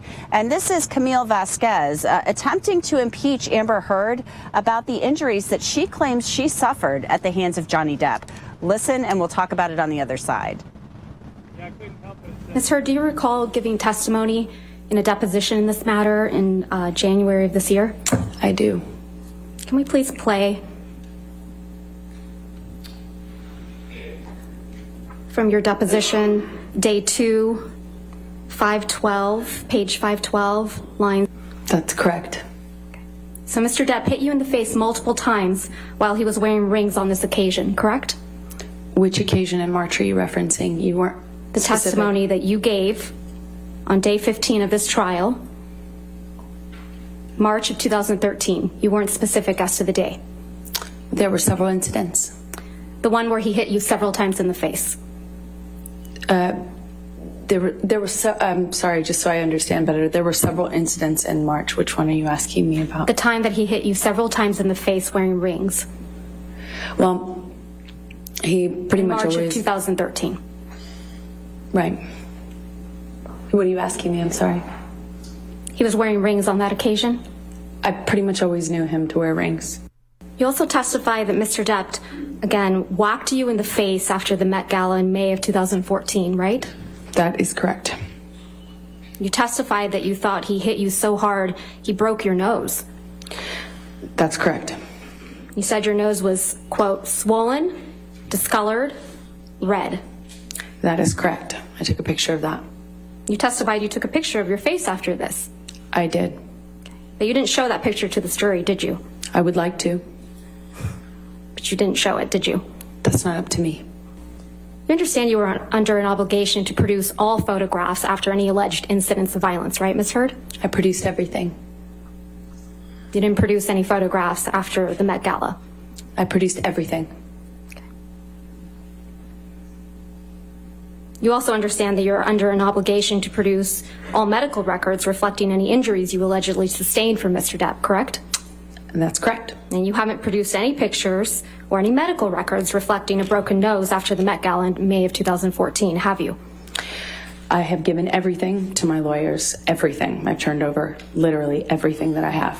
Is it your testimony, Ms. Heard, that you sought medical treatment after Mr. Depp allegedly broke your nose after the Met Gala? Not after the Met Gala. I did not seek medical attention, no. You also attended an event after the Met Gala in May of 2014, didn't you? That is correct.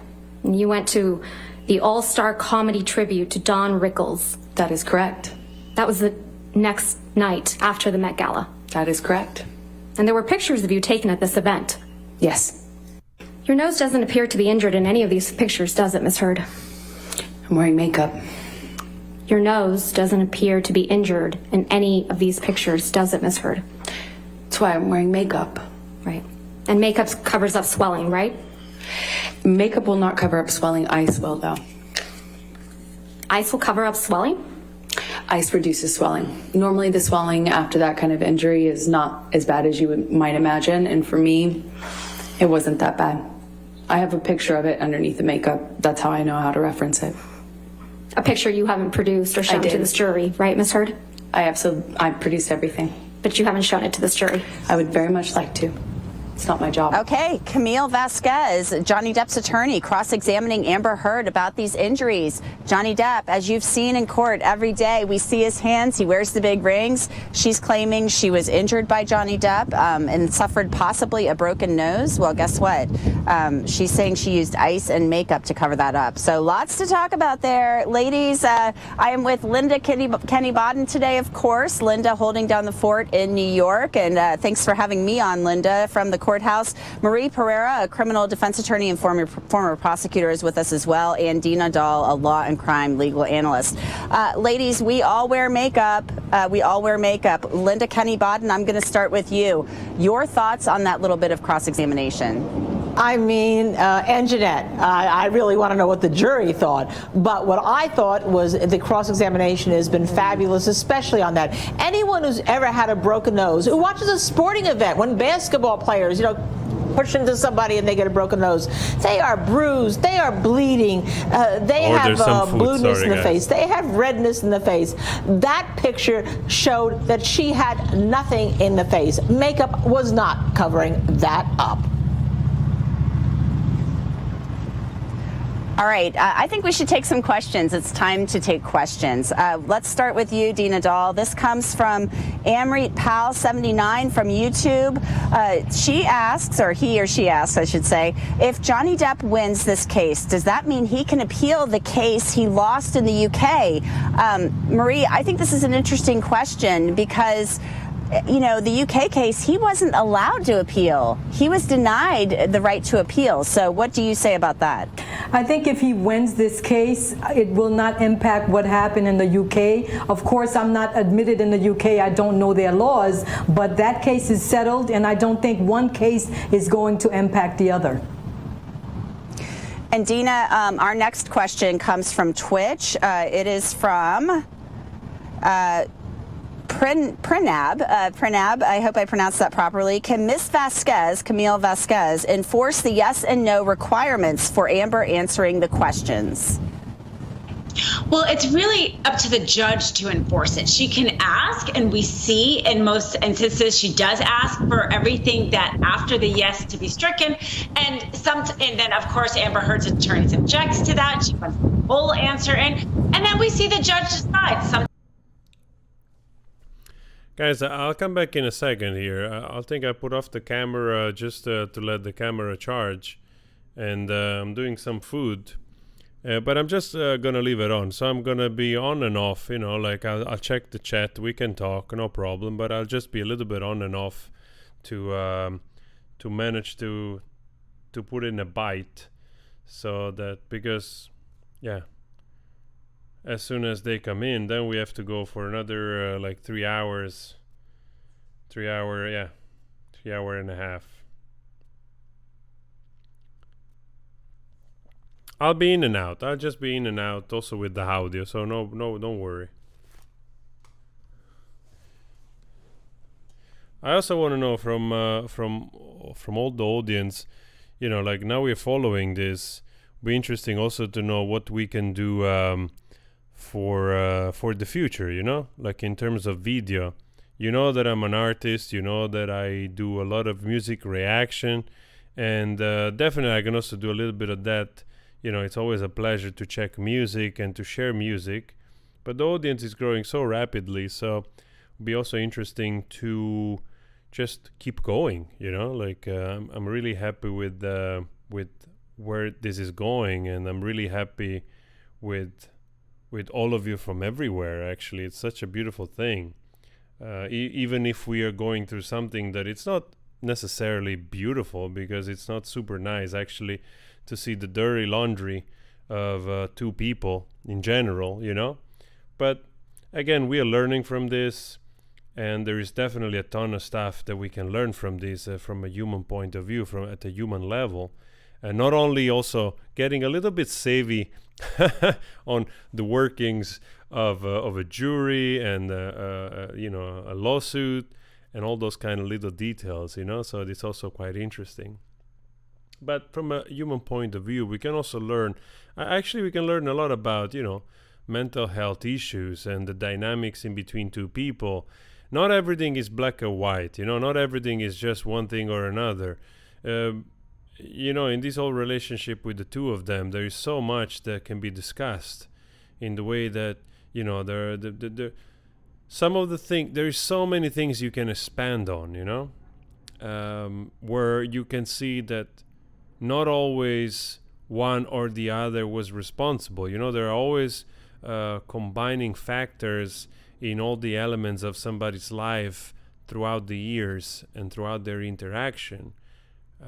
So you can always find, if you look carefully, what could have caused this or that, this step or this other incident or this other dynamic in between the two of them, the self-medication of Johnny, the sort of back and forth of hate, love, this all like romanticized idea of their love, the exchanges of note. And sometimes you do wonder, is it there also because there is a kind of perhaps human vanity in projecting your own life in a certain way, and sometimes those things get confused, get mixed up, like you start to believe in your own, but in both way, good and bad. You start to believe in your own delusion, your own perception of your life, of your romance, of your partner, of yourself. And I think we all do that, actually. So it's not something just here now that we witness. It's something that we all do to a degree. We have a perception of ourselves. Sometimes we kind of believe in that perception of ourselves, the way we look, the way we carry our own, and sometimes takes other people to find out what is true, what is not, which one is our mask, which one it's our like camouflage, so to speak, to function in society. For instance, there are so many details, so many things which they are relatable to each one of us one way or another, so in that way it's quite interesting to observe, even though it, like I said, it's not something necessarily great to look at somebody's dirty laundry, but something positive at least can come out of this. So far none of them is hurt, they didn't kill each other, they didn't kill no one, and even though it's that woman, she's infamous, and she definitely seems like somebody that needs a degree of help, but it's also a good way that people can recognize other people, like this, like you recognize a narcissist, you stay away from it. Maybe it's the best thing you can do, or at least you just kind of make sure to interact to a certain degree. You definitely, perhaps you don't want to get into too much of a relationship with one of them. Thank you so much, guys, for the super chat. I really appreciate you very, very much.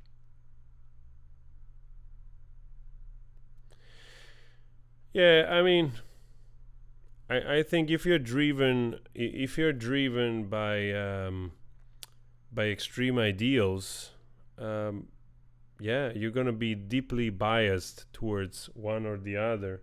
And that's never a good thing, because that will trump, in order to win, it will trump the truth, you know? And that's just sad, you know? Like in this case, Johnny really seems to be the victim, despite his own issues. But it seems very clear that this guy was just in a turmoil of like, of a person that just, you know, didn't even understand herself, you know? So, ooh, definitely not a good combination, that's for sure. But then again, if somebody has all those things diagnosed, how do you manage to help? The guy was in the car saying like, please let me go inside, I'm asking you to go inside and stay with my daughter, you know, I need some space.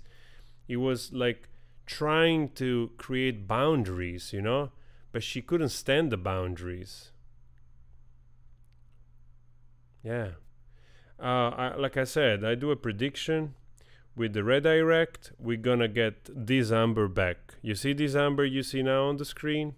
With the exacerbated expression, the more like facial, you know, expressiveness going on. We didn't get that in 4 hours, like in like almost 8 hours of cross-examination or so, whatever that was. We didn't get much of that, funny enough. But we will get that Amber back. I'll show you.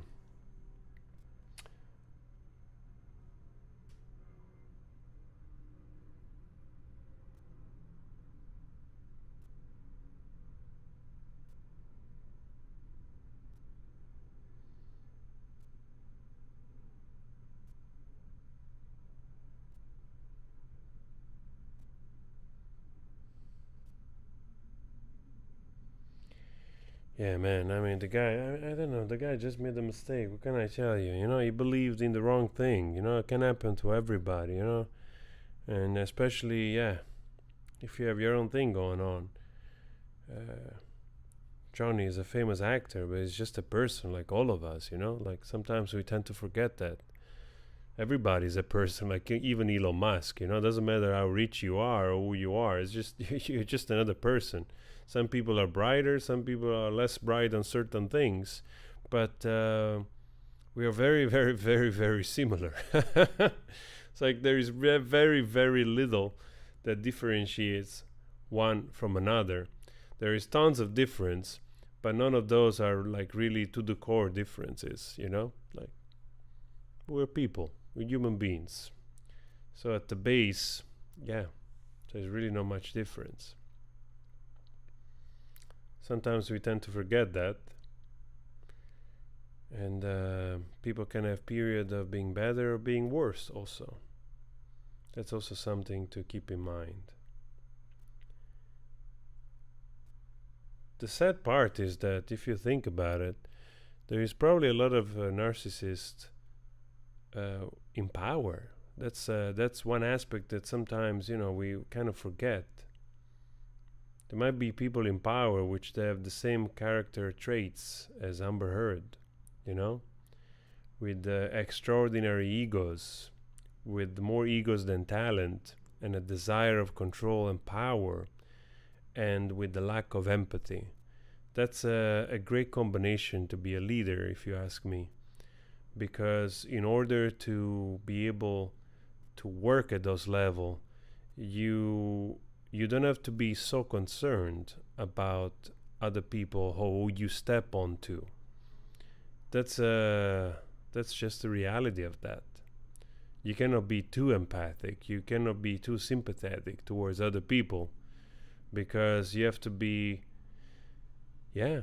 quite ruthless to do all that you can do to get there, to get in the position of power and control. So yeah, it's unfortunate, but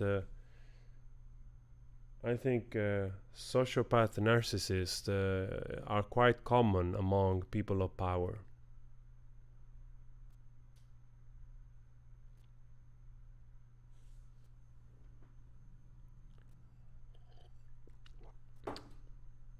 Yeah.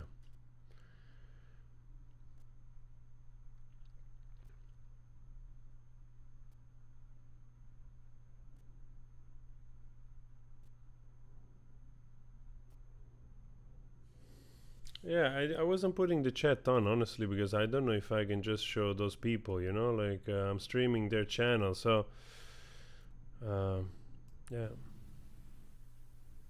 But I put the volume on. Alright guys, I'm just gonna take I just go back and forth. My food's gonna arrive here hopefully quickly.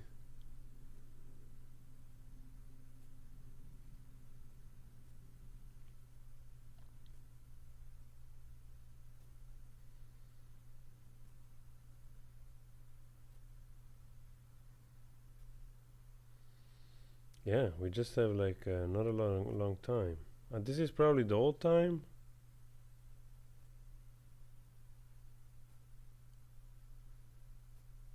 Three hours seems like a long time. It probably is wrong.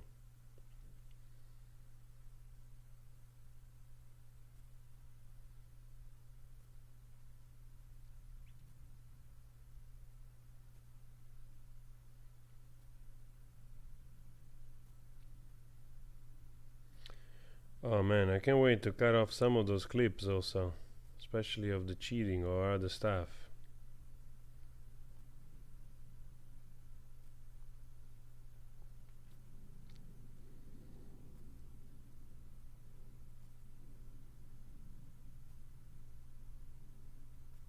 Franco might have STD from her. Could be also the other way around. There, you never know. Alright guys, let me get some water, let me get something, come back in a little bit, alright? Like I said, I'm just gonna be on and off, so don't worry. I'm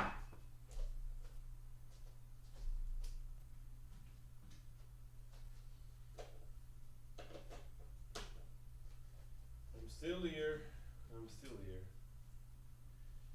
I'm still here, I'm still here. I'm still here. I'm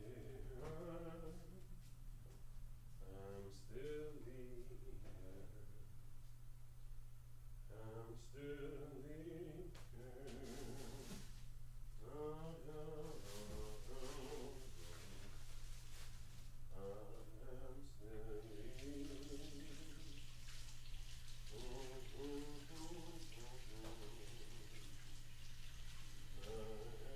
no, no. I'm still here. Johnny, Johnny, Johnny, want your money and the penthouse too. Johnny, Johnny, Johnny, give me money, in your bed I poo.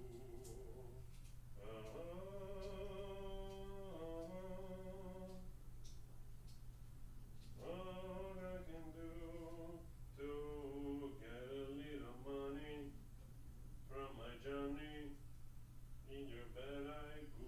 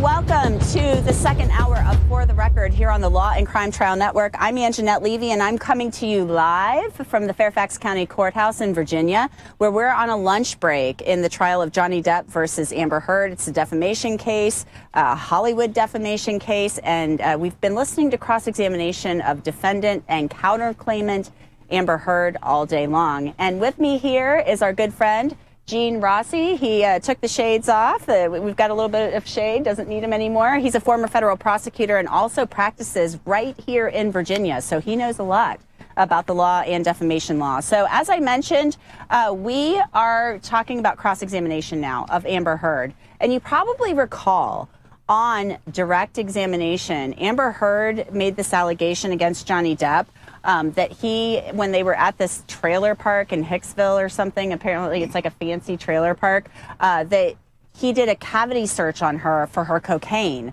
Or his cocaine, I guess. So she had made this allegation. So let's listen to a little bit of that, and we'll break it down on the other side. You testified that you and Mr. Depp got into a fight while on the island in December of 2015, correct? That's correct. And this all started because you perceived Mr. Depp as nodding off during the trip, right?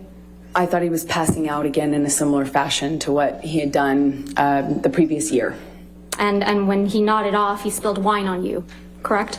Yeah, 2-3 times in a row. You testified that Mr. Depp's son, Jack, was there when this happened, right?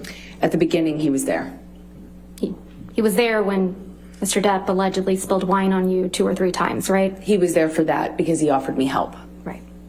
You also testified that Mr. Depp then sexually assaulted you in the bathroom, correct? That's correct. And you testified that after this, you needed to get away from him, right? That is correct. So you ran out of the house. That's correct. And you admit you threw something at him, right? I did throw something at him to get away. You sat in this courtroom when Tara Roberts testified, right, Ms. Heard? I did.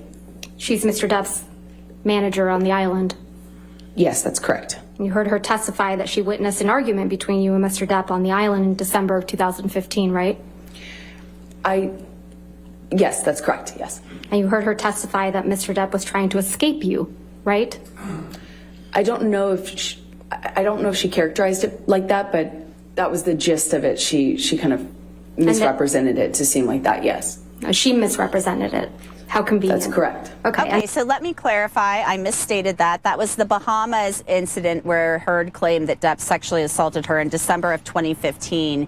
And he had said that she had tossed a can of mineral spirits at his nose. So just a correction there. It was not the cavity search incident.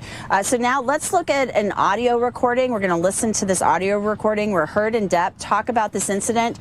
And then Camille Vasquez, follows up with questions to Amber Heard.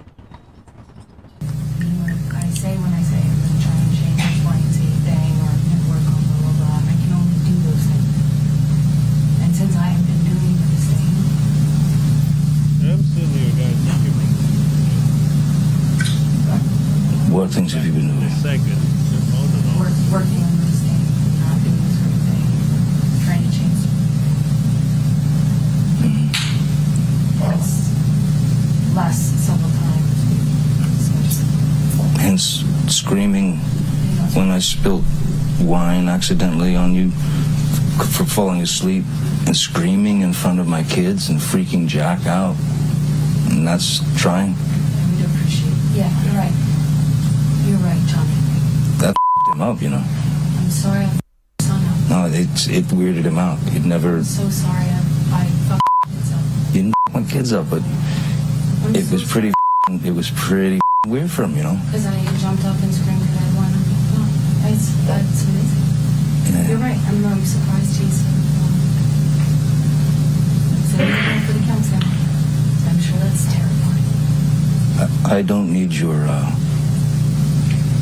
No, your clever it's not against me again. comebacks. No, you think you're controlling yourself. You think you're controlling yourself. Your character has become so clear, especially when you use them. It's embarrassing for you. I'm going to walk away now because you're actually making me see you even worse. And believe me, I'm not going to be calling you at 3 o'clock in the morning after I have an Ambien and think, oh, I'm going to just forgive and move on. Trust me. It is gross. I am using the kids. I've done nothing but be there for them in a good way. And if you take that for granted, fine. You're right. Meet a woman who would not jump up and scream if you'd been spilled on 3 times in a row. And I hope you're happy with whoever that is, because that would be a special kind of person. No doubt. It's you and Mr. Depp in that recording, right? That's correct. And you're discussing what happened in the Bahamas in December of 2015, right? No, that's not correct. We were discussing a part of it. You're discussing when you screamed at Mr. Depp in front of his children, correct? No, we were talking about a part of that argument. Including when you screamed at Mr. Depp in front of his children. That's not a fair characterization of what happened. Mr. Depp says you screamed at him when he accidentally spilled wine on you, correct? I realize that's what Johnny said. Yeah, and Mr. Depp tells you that this freaked out his son, Jack. Johnny often used other people to back him up in our arguments. You don't seem too concerned about that, do you?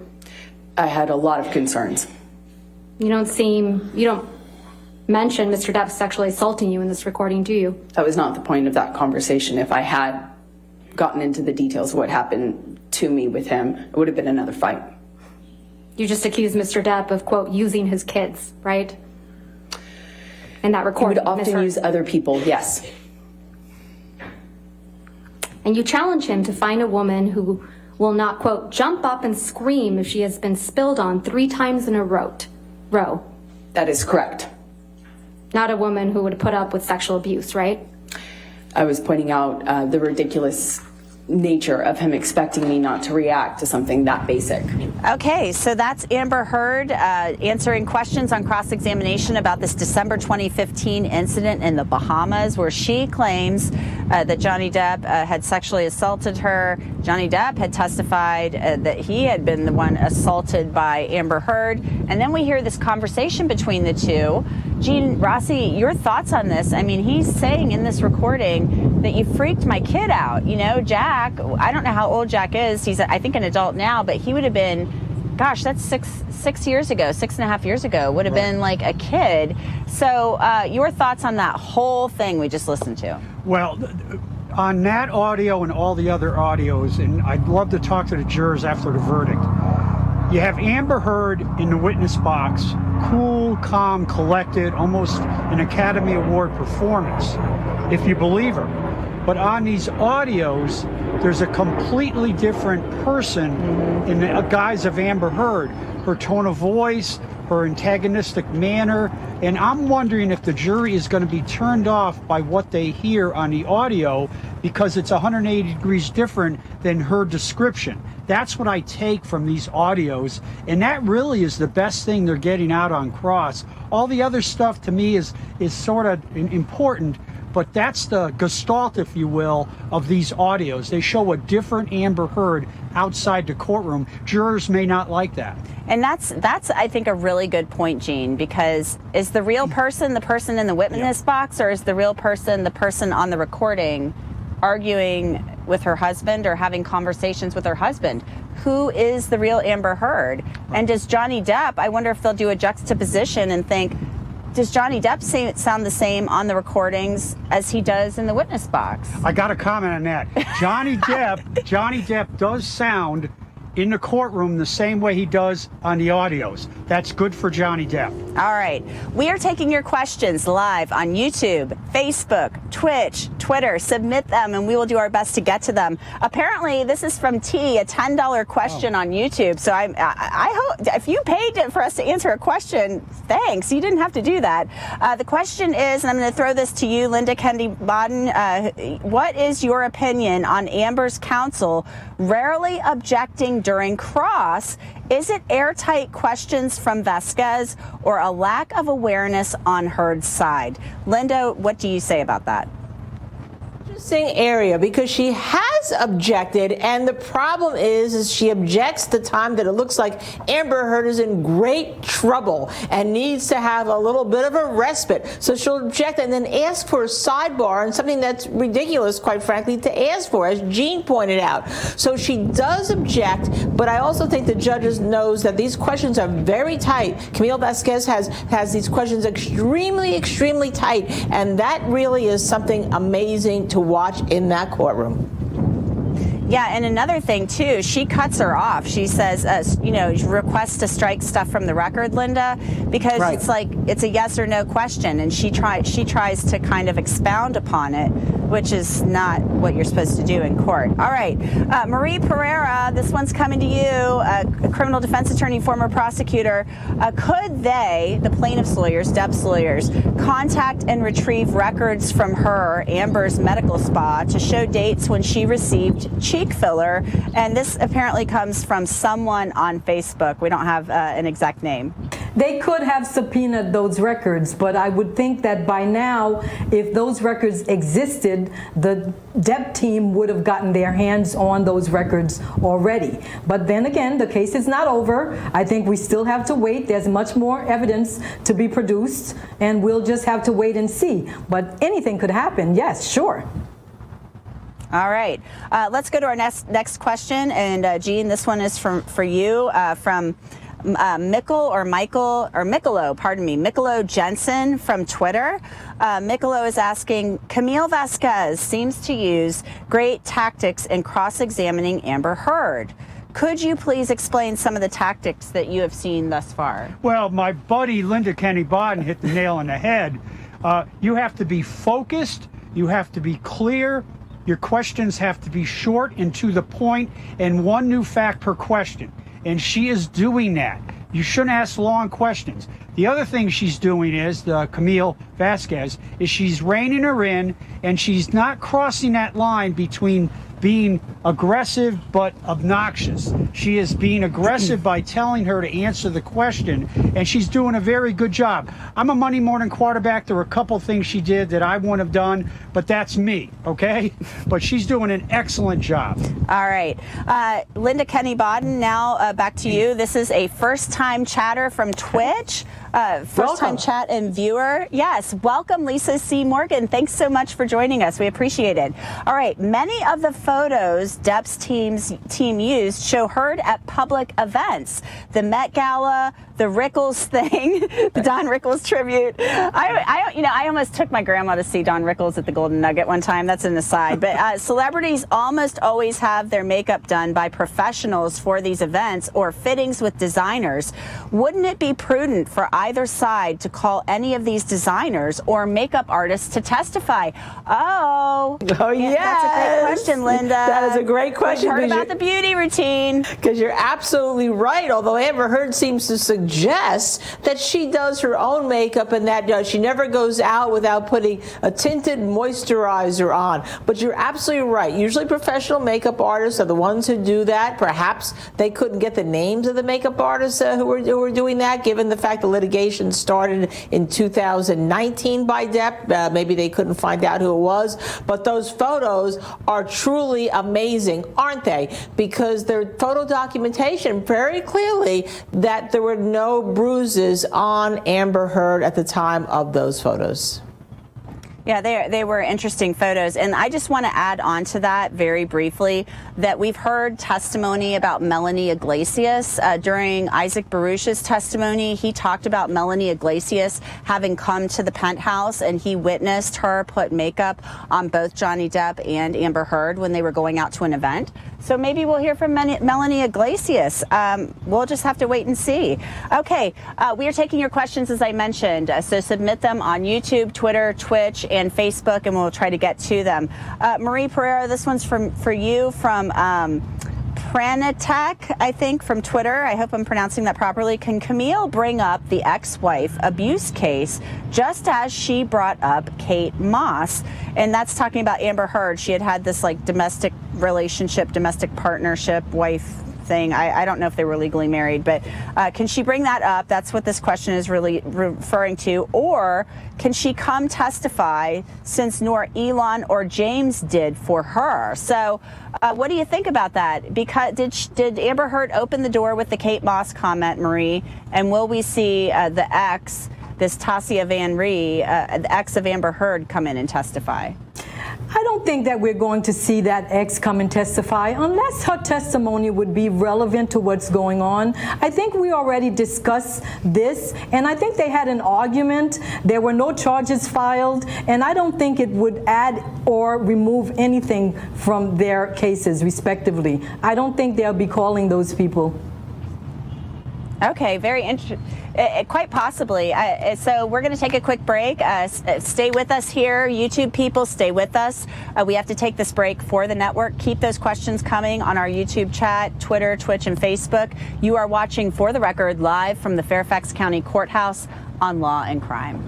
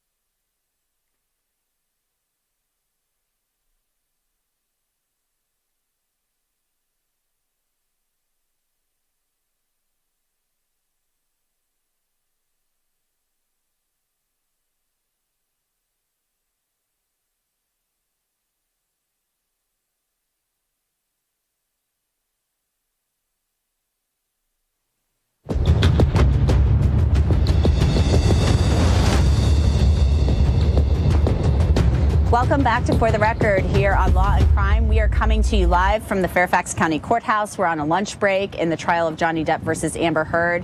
I'm Anjanette Levy, here with Gene Rossi, former federal prosecutor and Virginia attorney, and we are taking your questions live on our YouTube channel. We're streaming right now, so submit those questions on YouTube, Twitter, Twitch, Facebook. We'll get to them. But first, we want to take a look at some of the testimony from earlier today. This is cross-examination of Amber Heard by Johnny Depp's attorney, Camille Vasquez. And remember, we heard that testimony about that knife. There was this knife that Amber Heard said she gave to Johnny Depp, and it was inscripted. There was an inscription on it that said, until death. And it was a turquoise handle. She said Johnny Depp was filming The Lone Ranger, and he was going through a turquoise phase. So she gave him this knife. And so there were some questions about that this morning because she said she was fearful of him and was afraid of him, but she gave him the knife. So, and then the master deputy up there in the courtroom actually took the knife out of the sheath and walked up to the jury so they could view the knife. So let's look at a little bit of the cross, and we'll talk about it on the other side. Your relationship with Mr. Depp began in October of 2011, right? That's correct. And you previously testified multiple times, under oath, that the first year of your relationship with Mr. Depp was the best of times, right, Ms. Heard? That is correct. You testified that as far as you could tell, Mr. Depp was sober that first year. That is correct. That's what I used to believe. And that the first year was, quote, magic. Yes, I always estimated it was about a year.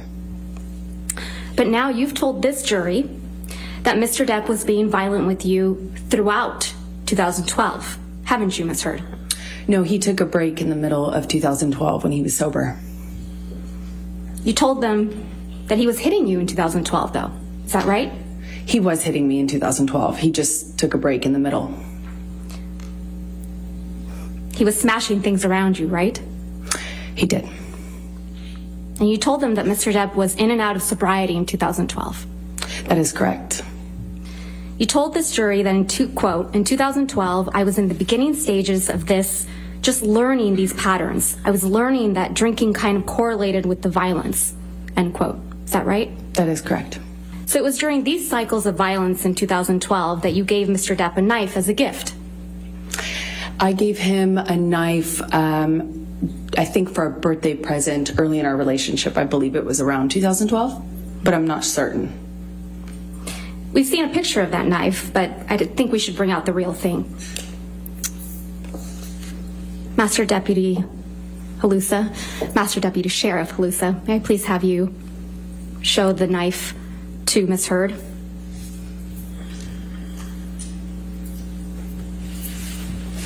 Yes, that's it. That's the knife you gave to the man who was hitting you, right, Ms. Heard? I wasn't worried he was going to stab me with it when I gave it to him, that's for certain. But you gave it to him while he was abusing you, allegedly. I gave it to him that year. This is the knife you gave to the man who would get drunk and violent with you, right? This is the same knife that I gave him as a present in 2012, yes. Okay, Gene Rossi, Right. what do you think of what we just listened to about the knife? Well, when I first heard this story, I thought the knife was given in 2015, 2016. That would be extremely bad for Ms. Heard. But here's where redirect is going to be crucial, unless they're asleep. On redirect, you have to bring out this knife was given in 2012, the beginning of the relationship. They're trying to, determine the boundaries of the relationship. And if it was during a period of his sobriety and she gives him a knife, then that would be an explanation that could be brought out on redirect. Is it going to neutralize everything about this incident? No. The thing that does hurt Amber Heard is they showed the knife to the jury, and visuals with the jury are like rocket fuel. So they have this vision of a knife. She gives it to this monster, and it's just inconsistent with her story. So I think it's a two-edged sword, pun intended. All right, Linda Kenny-Bodden, I know you'll have something to say about that. The only thing that was interesting to me, Gene Rossi, and I don't like to disagree with Polenta Gene Rossi, who's won all these trials that we know about, and we both teach at Harvard about the one fact per question, is that she said this was after an incident of domestic violence. Now, even after one incident of domestic violence, why are you giving such a big knife to somebody? And then the inscription, to death or till death, which sounded like it was a threat from her as opposed to, something that she was scared of from him. And then she used that as a jumping point for the damage caused by, or the lack of damage caused by Johnny Depp's rings. So I thought that was a very focused and interesting beginning and a segue into the lack of damages by the rings. All right, Marie, real quickly, your thoughts. I think it did a good job at showing that Amber Heard is disingenuous and her words are not in congruence with her actions. I'm afraid of him, but I'm giving him a big knife to have around the house. I care about him, but yet I'm taking sneaky, really humiliating pictures of him and sending them to my friends. How much do you care about someone if you're taking pictures like that and sending them to Rocky and who else receive those humiliating pictures? It just shows she's disingenuous and her words do not match her actions. Okay, we're going to go to the questions now. We have lots of great questions that we're taking this hour. Mr. John Wick's dog has a $5 question. Can Amber Heard, face jail time for false allegations if found guilty for false testimony? We kind of touched on this earlier. Gene, what are your thoughts? You live here in Virginia. Here's the thing. I'm very good friends with the lead prosecutor in Fairfax County. I doubt very seriously they would ever prosecute a perjury, especially if it's in a civil trial. We rarely did it when I was a federal prosecutor. So even if they rule for Johnny Depp and they basically conclude they don't believe Amber Heard, there's not going to be a perjury thing. Now, in terms of whether it could lead to other things, other lawsuits, maybe that could be the case. All right. And Linda, I'm going to throw this question to you from My Wild Haber. Heard had a therapist, but her therapist never suggested a TRO, never told her to go to the doctor, ? Never suggested she leave and go to a shelter.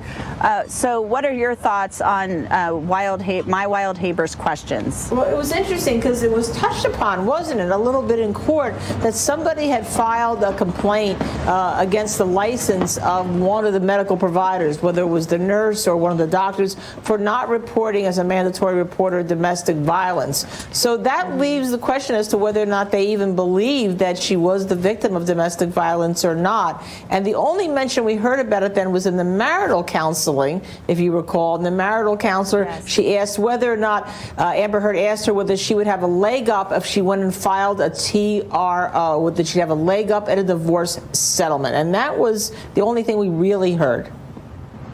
Yeah, and you're right. It was Nurse Debbie Lloyd, Johnny Depp's nurse, that came out on cross. Vasquez asked her about, did you know Debbie Lloyd, somebody filed a complaint against her for not reporting domestic violence. So that came out today. All right, this next question is a $10 question from Papadut. What happens, Marie, if the judge rules that Amber committed, it's another perjury question. What are the consequences, if any, and how could that impact her defense case? The consequences are unlikely because, like Jean said, it's not likely that a judge is going to prosecute or charges against her for perjury. That's not likely in this scenario. Okay, and Jean, we have another question. This is from sbucks_n_foxen from YouTube. What is the logic behind Amber addressing the jury directly versus the lawyer? What does she hope to gain? All right, let me tell you this right now, Amber Heard's team.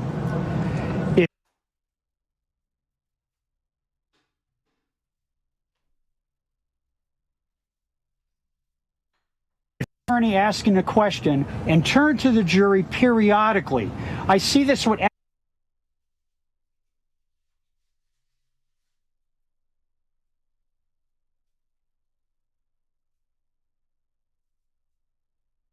that. All right, Linda Kenny Bodden, this question is for you. A. Simpson from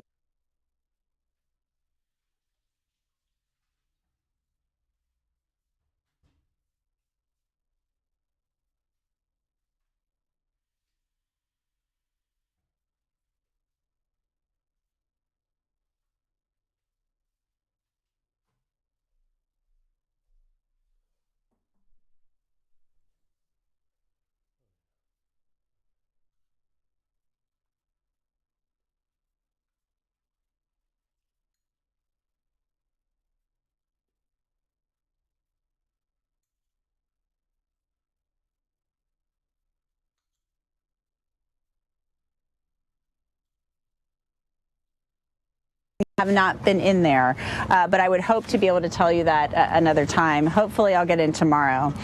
So we're going to go for another question here. We've got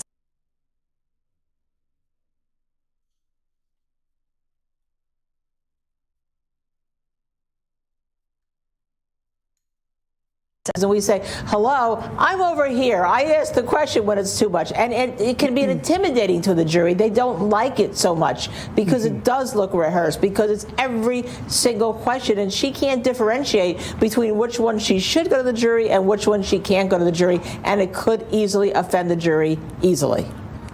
And let me just add to that, in case, because the viewers would have no way of knowing this, they aren't in the courtroom.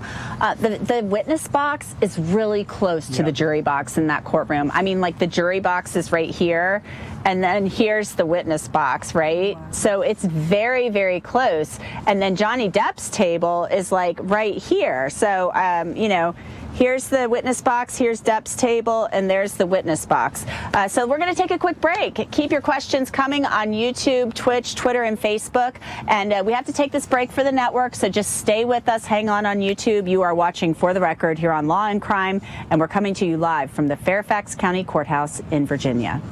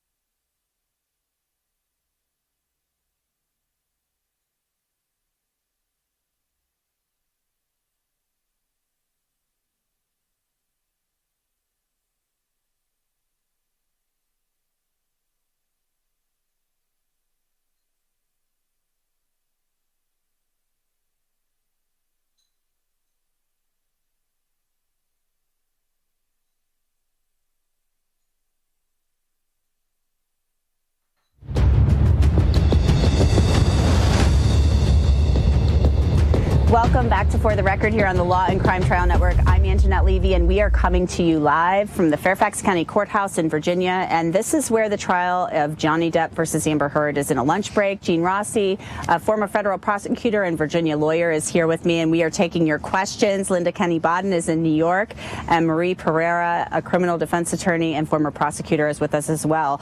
So let's start out with some questions, guys.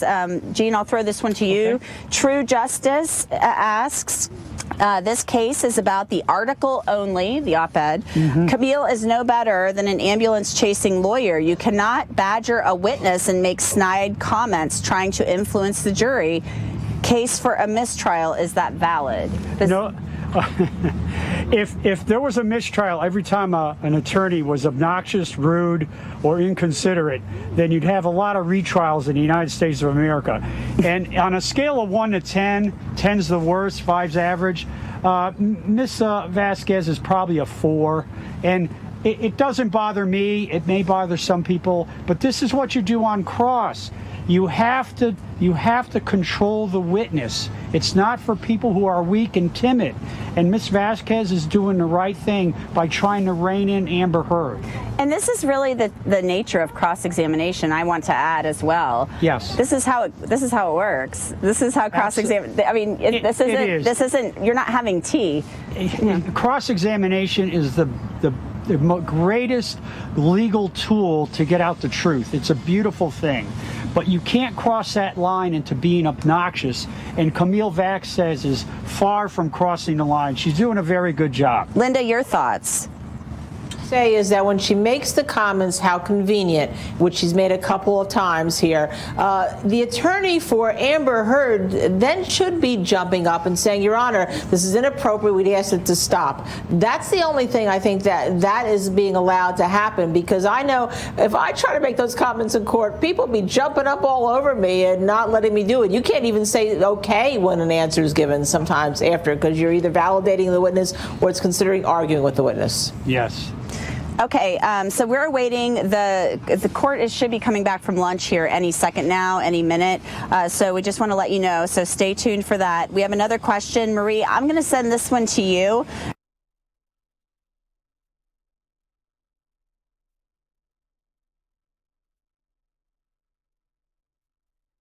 And Lucas is asking, defamation lawsuits are especially hard to win. Is it too soon to calculate the odds for Johnny Depp? Marie, what do you think? I think it's too soon to calculate the odds for Johnny Depp, because this testimony that is being elicited from Amber Heard is really showing that Amber is not the only one diminishing, omitting, and embellishing. They're both doing it. And I say this because there was an audio from 2016 where they were already divorced and they met somewhere to do some sort of damage control because things were going out of control. Now, in that audio, both of them put themselves in a situation where mutual abuse could be verified.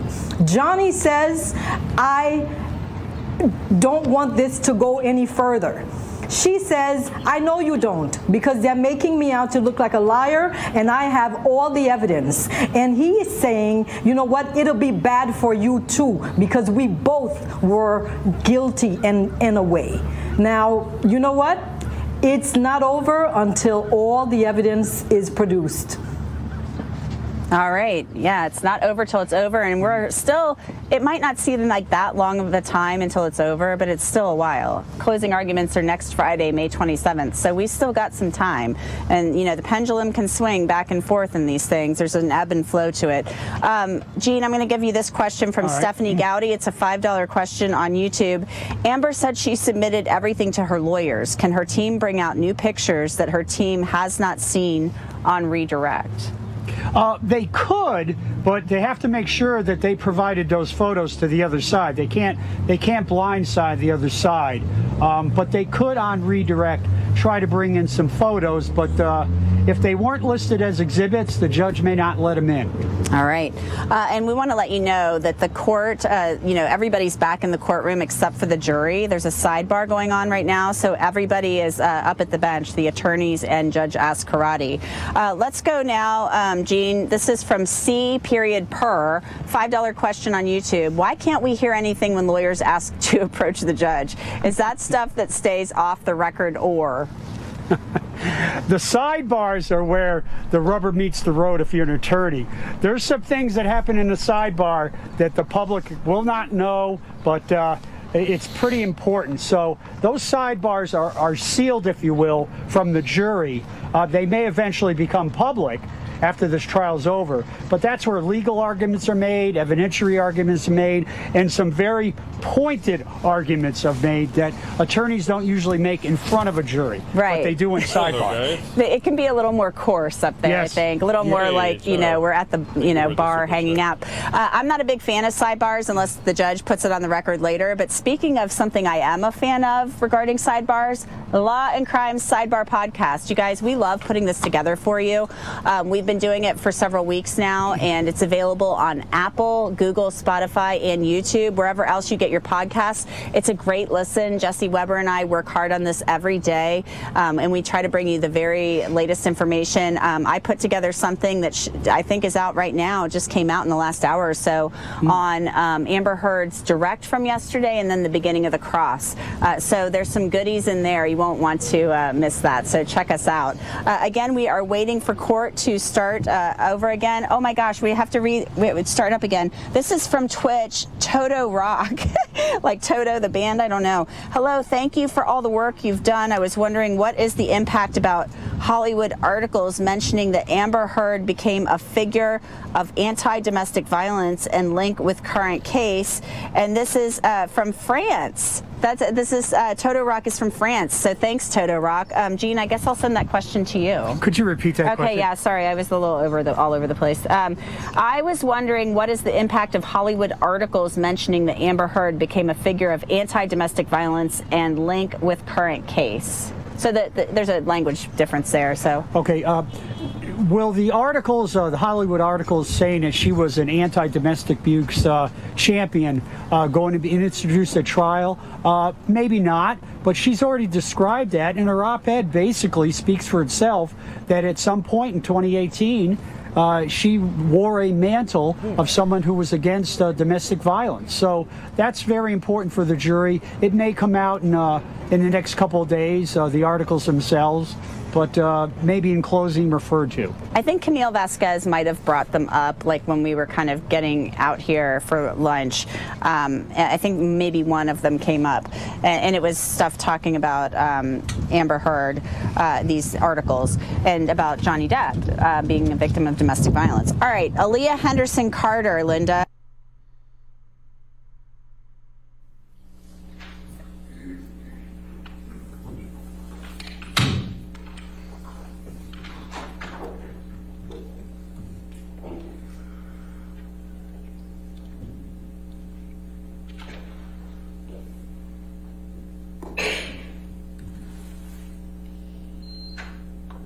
Nothing already, yeah, sorry.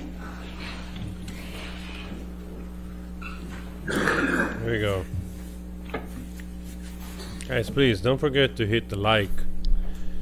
It really helps the live stream grow faster. I really appreciate that. Thank you so much, guys. A little like goes a long way. Here we go again. I had a little bit of pizza.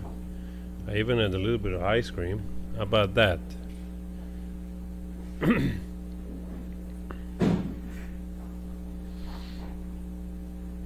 Forgot my hearing. I need the hearing. I always forget. Huh? It's like we gotta go. We gotta like celebrate a little bit of journey weirdness. All right, thank you. You can be seated. All right, your next question. Oh wow, still cross-examination. Wow. All right. I didn't expect that. Let's go. Let's go, Camille. Where are we going?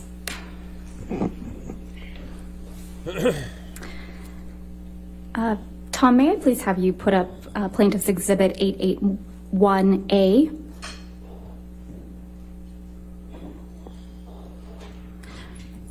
Ms. Hurd, I'm going to ask you to take a look at Plaintiff's Exhibit 881A. This is one of the articles containing the counterclaim statements by Adam Waldman. Is that correct? I haven't seen the article yet. Okay. Why don't we go to page 8 of this article?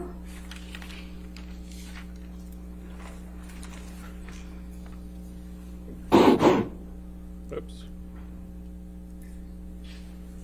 Adam Waldman, Depp's lawyer, said afterwards, quote, Amber Heard and her friends in the media use fake sexual violence allegations as both a sword and shield, depending on their needs. They have selected some of her sexual violence hoax facts as a sword, inflicting them on the public and Mr. Depp. Do you see that? Yes, I do. Is that one of the statements that you allege are defamatory? It's defamatory? That's correct. Okay. Can we please go to Plaintiff's Exhibit 881B?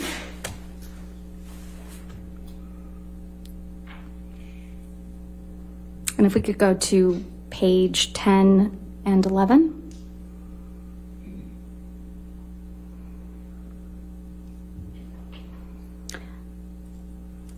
In Plaintiff's Exhibit 881B, Depp's lawyer Adam Waldman said the various discrepancies prove that nothing Heard and her friends said about the events of May 21, 2016 could be considered credible. Quite simply, this was an ambush, a hoax. They set Mr. Depp up by calling the cops, but the first attempt didn't do the trick, he told thedailymail.com. The officers came to the penthouses, thoroughly searched and interviewed, and left after seeing no damage to face or property. So Amber and her friends spilled a little wine and roughed the place up, got their story straight under the direction of a lawyer and publicist, and then placed a second call to 911. But even this didn't have... Oh, apologize. You're fine. Okay. Well, they're approaching.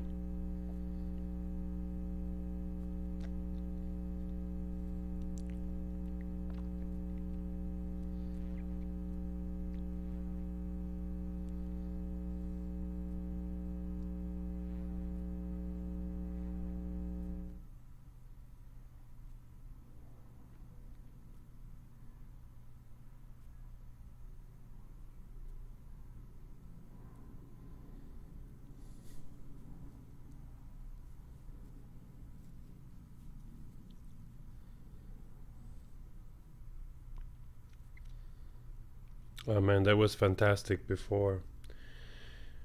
When she said that she got Aquaman just thanks to her auditioning to it. As if being a woman of a very high profile actor does not help to get, let's say, some push in the process of auditioning. I don't want to be mean. Could be also that she was chosen based on simply the fact that she did audition. But, you know. Let's say either way,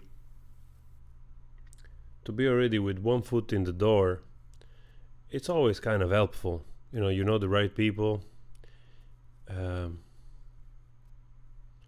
It's definitely possible that Johnny helped her out, and she got that part,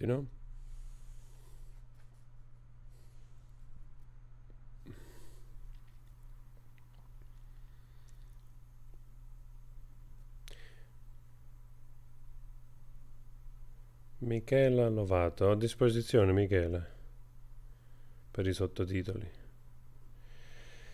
Yeah, it's very interesting. It's very interesting. Johnny's always drawing and painting. It's really funny because Johnny looks like really the only one that doesn't want to be there, like he really has had enough of this whole emotional thing. So he tries to, seems like he's always trying to detach from this environment, which I understand, because if you suffer from anxiety or you have anxiety, I can totally understand that. You kind of need to create a little bit of a space between you and the energy around you, just to manage to cope. And I think, to me, it seems very clear that he's doing sketching as a way to keep his mind off all those horrible things that he's hearing again about himself, and also the heinous claims from his ex-wife, you know, that he has gone through this for years, you know what I mean?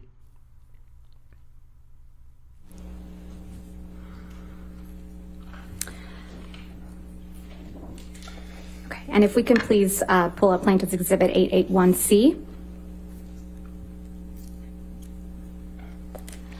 Please, guys, don't forget to hit the like button in the chat of And go to page 11. I would really appreciate that.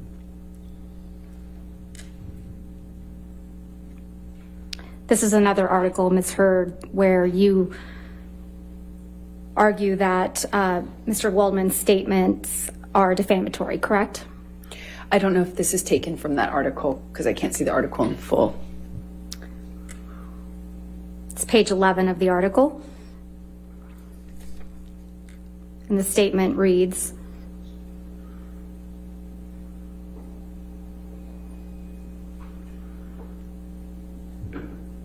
Takes a little time, takes a little time, takes a little time.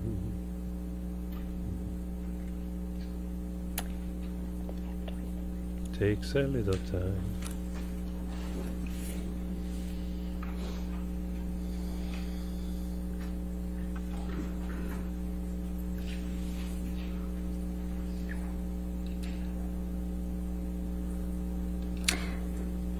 we have reached the beginning of the end of Ms. Hurd's abuse hoax against Mr. Depp.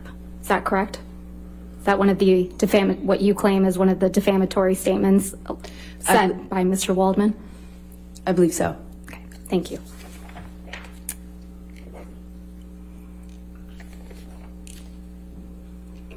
Ms. Hurd, you're not aware of any career opportunities that you lost as a result of Mr. Waldman's statements, are you?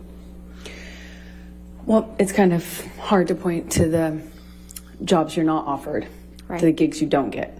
You were not replaced in Aquaman 2, were you? They released me from my contract, and I fought to stay in it, and they kept me in it. I just don't know how much I'm in, actually, of the final cut. And you testified yesterday that L'Oreal actually extended your contract in April of 2020. Is that correct? In part, they extended it and held me. And you testified yesterday that L'Oreal extended your contract again in November of 2021, correct? Not exactly. They extended it because it couldn't use me or any of the materials for me. And that extension was for 20 months, right? That's correct. Ms. Hurd, you testified yesterday how Mr. Waldman's statements, quote, torture you every day. Do you recall that testimony? I do. And then, and that you look at them every day. I look at the online attacks, the media. You can't avoid it, to be honest, that those statements are often attached to. I don't look at his statements every day. All right. And you testified that you just want to move on with your life, right? I do very much want to move on with my life. But you've gone out of your way to engage with Mr. Waldman on social media, haven't you? I have made a comment, I believe, once. I would not characterize that as engaging with him. Let's please pull up Plaintiff's Exhibit 1266.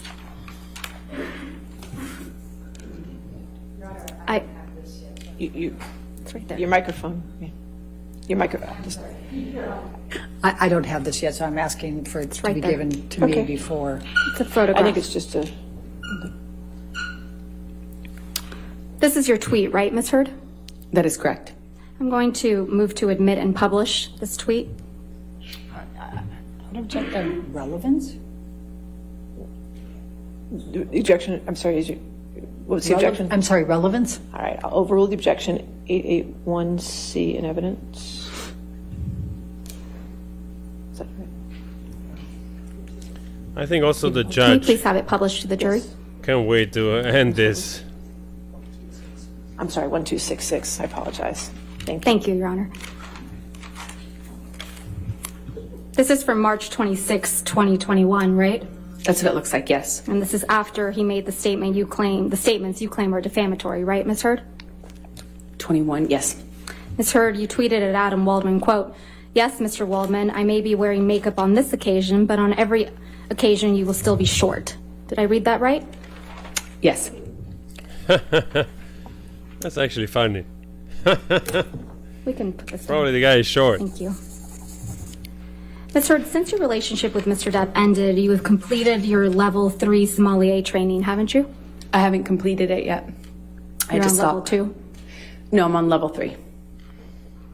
You also have had a baby, right? I have. And you enjoy being a mother? More than anything. Still love to cook? I do. And you love to hike? I've taken a break on hiking for a minute. You have friends, right? I do have friends. And you spend time with those friends? Occasionally, when I can. And you exercise regularly? Every day. You just filmed a movie in March of 2022, isn't that right? Yes, the one I just shot in Guatemala that I spoke of earlier. And you have you had a major role in a major film that's scheduled to be released soon. Is that correct? Aquaman 2? As I said, I don't know if I will even be in the final cut or how much I will be. It was difficult to stay in the movie. You struck Mr. Depp multiple times during your relationship, didn't you, Ms. Heard? There were many times I had to use my body to defend myself, and that included swinging wherever I could. If it meant I could get away, absolutely. If it meant a difference between a sore face and a broken nose, you bet I would. That's your testimony under oath that you never struck Mr. Depp as the initial aggressor? Well, he was holding me against the wall by my neck. You know, I might be the first person to have been the first one to slap, which happened in Australia, you know, and he was choking me. But I wouldn't say I was the initial aggressor in that situation. You got physical with Mr. Depp often during your relationship, didn't you? I had to defend myself as best I could. Didn't seem to make much of a difference. You just couldn't control yourself, could you, Ms. Heard? I tried to defend myself when I could, but it was after years of not defending myself. Can we please pull up Plaintiff's Exhibit 356? And, Your Honor, portions of the exhibit were entered into evidence yesterday, but we need to admit the entire recording. Johnny, so fed up. Briefly looked her I can confirm up. that there's no other voices besides Ms. Heard's and Mr. Depp's. And I intend to play from 1:29:27 to 1:30:07. So I have 356A in evidence. Is any objection to the entire 356 coming into evidence? If I may. Okay, Hold on just for sure. a moment, Your Honor. I have to check on something. Which one?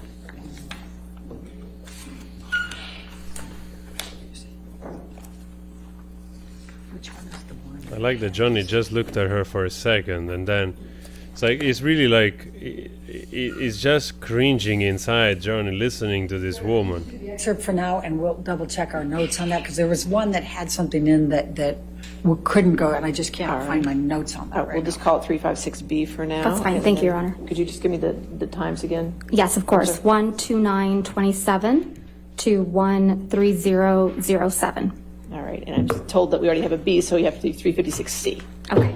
Thank you. Thank you, Your Honor. Let's go. I can't promise you that I'll be perfect. I can't promise you I won't get physical again. God, I fucking sometimes get so mad I lose it. I can fucking promise you I'm gonna do everything to change.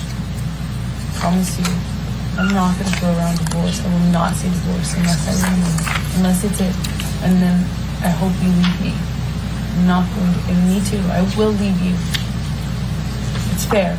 I can't do it, you know? And I think, honestly, if we hold each other accountable to that, it's fair. Ms. Heard, that's you and Mr. Depp on that recording, correct? That's correct. And you told Mr. Depp, quote, "I can't promise you that I won't get physical," end quote. Correct? That's correct. He was accusing me of instigating something in a situation I explained yesterday. And you also told Mr. Depp that sometimes you get so mad you lose it, correct? That's correct. I also explained the context of that fight yesterday. Isn't that exactly what you told Ben King on your way back from Australia? That you get so mad you lose it? Absolutely not. I know that that's what Ben King testified to, but I never had that conversation with Ben King. If we could please In the play. meantime, I'm sorry. I checked, and I have no objection to the entirety of 356 coming So in. 356 in its entirety will be in evidence. All right, thank you. Thank you, Your Honor. If we could please play from what's now been admitted, Plaintiff's Exhibit 356 in its entirety from 705 to 743. I'm not gonna be in a physical fucking altercation with you. Then don't. You fucking hit me last night. You fucking. Or how the other times you split. Come on, you cannot act like that. It's about that. It's Well, not. well, on a plane, I can't split. No, and you hit back. So don't act like you don't fucking participate. I pushed you. I'm not going to get into the details of that fight. You and I both know that you split when there is no physical violence involved. And that you do it like at the very beginning of fights these days. And if you split and you go into a different room and you don't actually leave that house, it does nothing but perpetuate the fight. And you don't actually do it respectfully. You don't. Ms. Hurd, is that you and Mr. Depp on this recording? Yes, it is. Can we please pull up Plaintiff's Exhibit 343? And I believe that one's been admitted already into evidence. Yes, ma'am. Thank you. And just for the record, we're playing from 24601 to 24720. I said to Travis, I said to you, hey, tell Travis what just happened. You told me to do it. You told me to. You said, go do that. I said, no, tell him what just happened. And I lied. And that you punched me in the You're right. fucking thing. And You figured it out. And you said, no, fuck it. No, I didn't. What the fuck are you talking about? And I didn't watched punch you lie. And then I didn't punch you, and by then the way. I'm sorry that I didn't hit you across the face in a proper slap, but I was hitting you. It was not punching you. Babe, you're not punched. Don't tell me what it feels like to be punched. You know, you've been in a lot of fights, been around a long time. I know. Yeah. No, when you fucking have a close You fist. didn't get punched. You got hit. I'm sorry I hit you like this, but I did not punch you. I did not fucking deck you. I fucking was hitting you. I don't know what the motion of my actual hand was, but you're fine. I did not hurt you. I did not punch you. I was hitting you. How are you? What am I supposed to do? Do this? I'm not sitting here bitching about it, am I? You are. That's the difference between me and you. You're a fucking baby. Because you started. You are such a baby. Grow the fuck up, Because you Johnny. started physical fights.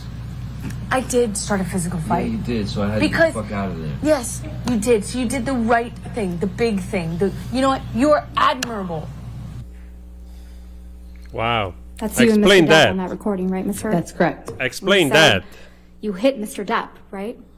Yeah, I had to hit his body to get Ms. him out Hurd, of the door. my question was, you said on that recording that you hit Mr. Depp, right? Yes, I did.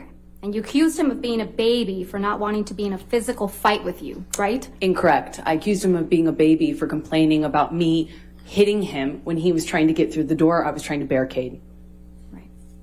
Can we please pull up Plaintiff's Exhibit 368? Wow, this And again, woman. Your What Honor, a this is a freaking recording liar. of just Mr. Depp and Ms. Hurd. I'm going to move for the entire exhibit to be moved into evidence. Truly shameless Any liar. objection to 368? Truly a shameless liar. All right, no objection. 368 in evidence in its entirety. It's a shitty law. Anyway, I opened the bathroom door when you were knocking on it. After a few times I opened, and you just kept going. You just kept going. I tried to close the door 3 times. Please, just don't. And then wait, and then I accidentally, I swear, when I was trying to close the door, I guess it scraped your toes. And I didn't mean to do that. And I bent down, and you either pushed or you kicked. I think you kicked the door open. I mean, the door, more open. so that it would hit me. And it hit No, me. I didn't mean to. I didn't know it that. hit me in the fucking head. But I did not mean to do that. I don't know what you're I talking was about. bent down behind the door. I did not do anything to her. I did not kick a door or push a door so that it would hit you. I did not. I swear that I don't even. That did not. It was not my intention. I think I remember when the door scraped my toes. I reacted, but this whole the door thing. I remember. I never did that. That wasn't on purpose. I might have done it on accident. Okay. But so let's say that was an accident. I then stood up. I don't even know if I said. I mean, I might have said like, "What the fuck?" You know, whatever. Because I just been hit in the head with the fucking corner of a door. I'm so sorry. I did not. I'm sorry. And then I stood up. And then you fucking clocked me. I remember hitting you as a response to the door thing.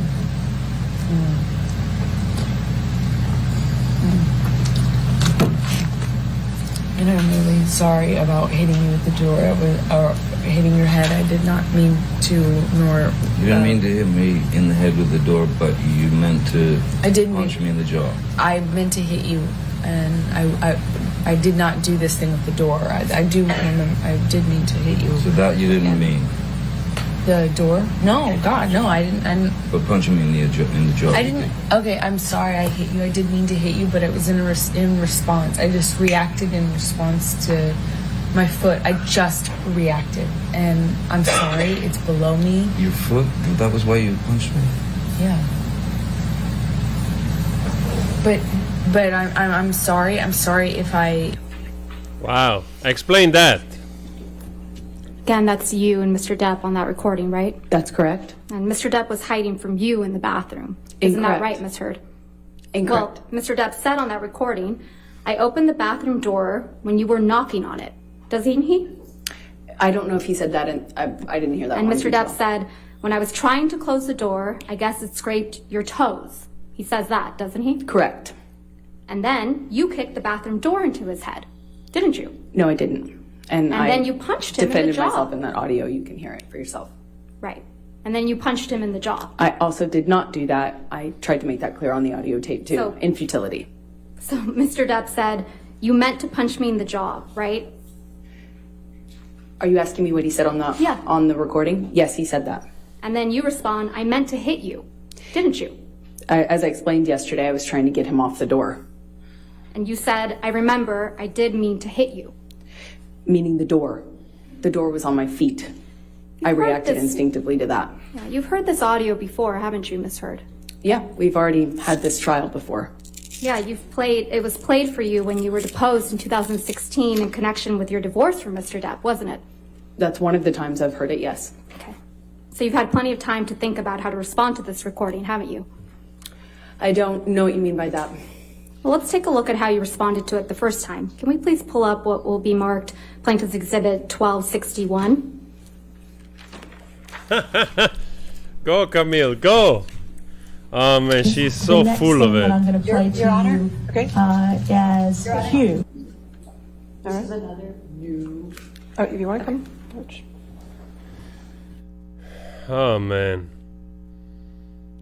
The audacity of this woman just to sit there and expect that we are listening to the tone of her voice, to the tone of Johnny's voice, and the audacity of this woman to believe that we are this stupid that we cannot make our own mind from a recording where she clearly stated, where it's clear that the guy said, I was hiding in the toilet, I was in the toilet, basically trying to stay away from the fight.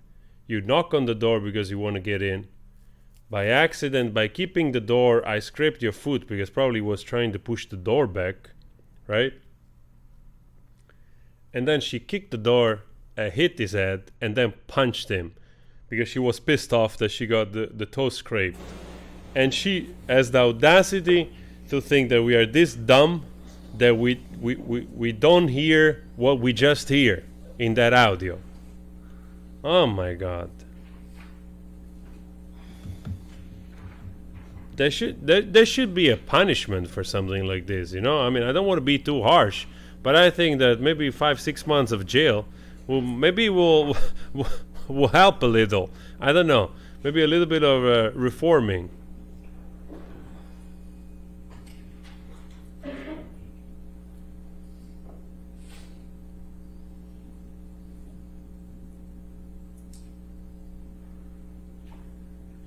Thank you, Tamers, for listening to my music. Guys, if you're curious, there is a link below every video for Spotify. And of course, Spotify is free. If you're curious about listening to my music, just click and go to Spotify. I will. So, Your Honor, for reference, and I will provide a copy of the deposition, Ms. Heard's deposition in the divorce. It's page 372, lines starting at line 5 through 377, line 12. All right, I think. Okay. May I approach, Your Honor? Yes, ma'am. Thank you. Thank you.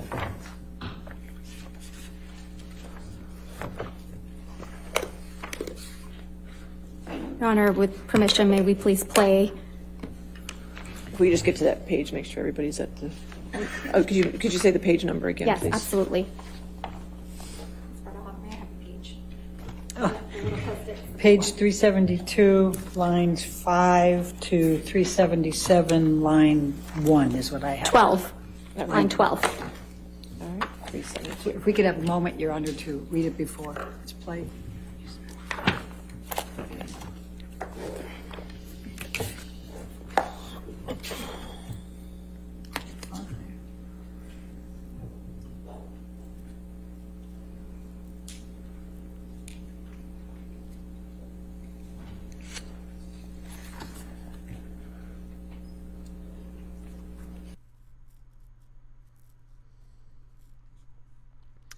Hey, what happened there? Sometimes, like, I don't think it's me because my camera is fine,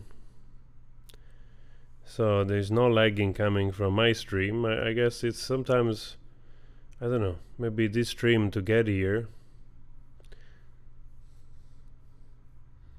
I said something a little silly, but you know, sometimes like there might be delay in between, you know, like VPNs and all kinds of weird things. I don't know why this is doing this. Actually, I'm gonna check. Let me see if somebody else is streaming is having the same problem. Let's see. No, strangely enough. Under to read it before. Here we go.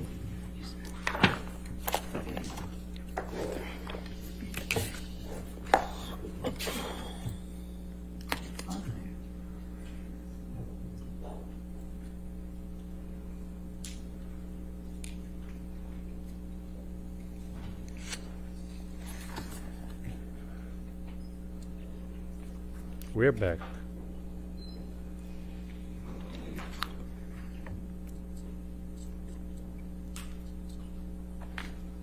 Okay.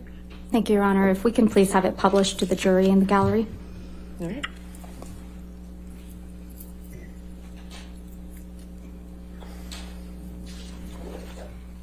The next thing that I'm going to play to you as Hugh. Would you listen to this, please?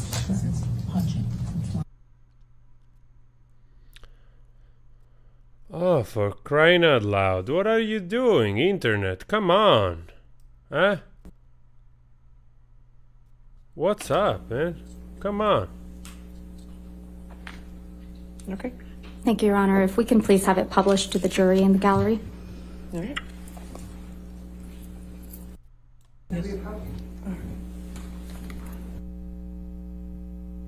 Sorry, guys. It seems like there's a little bit of weirdness going on.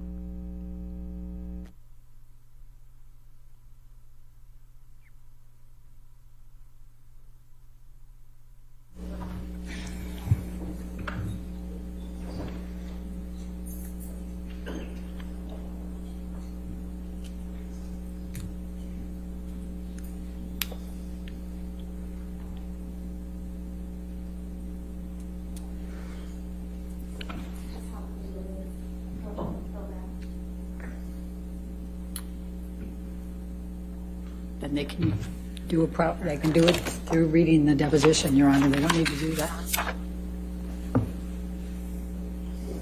I asked them to take it off the screen.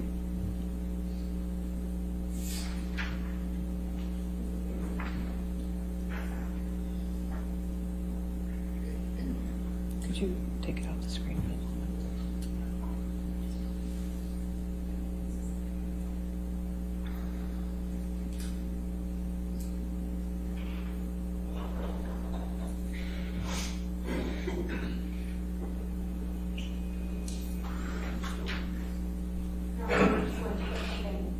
Okay. That's fine. Thank you. I have no objection. Can we please start it over?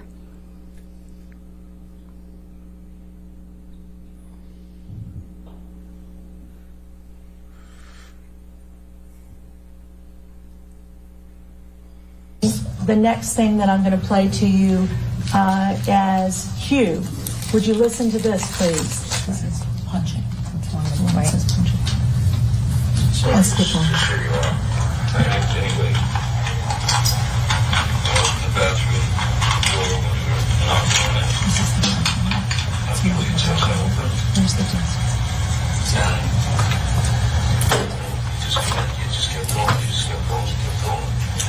Tried to close the door 3 times. Please, just don't let me know. And then wait, and then I accidentally, I swear, when I was trying to close the door, I guess stretched your toes. I didn't do that. I bent down. And you got it close to your kick. Take the door open. Say put the door get more open. So No, I didn't mean to. I did not mean to. But I did not mean to do that.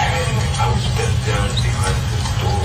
I did not do anything to her. I did not kick at the door or push the door so that it would hit you. I did not. I swear. I mean, that did not. It was not my intention. I think I remember when the door scraped my toes. Okay. So you told him in that excerpt that you hit him with the door but did not intend to hit him, correct? Did you say that? I said whatever I said in that recording. I don't. When you play it for me, it's hard for me to remember every single. And that's a recording marked as Exhibit the punching. Q. That was Q. just played. Q. Would you continue to listen to Exhibit Q? Are these from the same day? I reacted, but the door thing, I remember, I never did that. That wasn't on purpose. I might have done it on accident. Okay.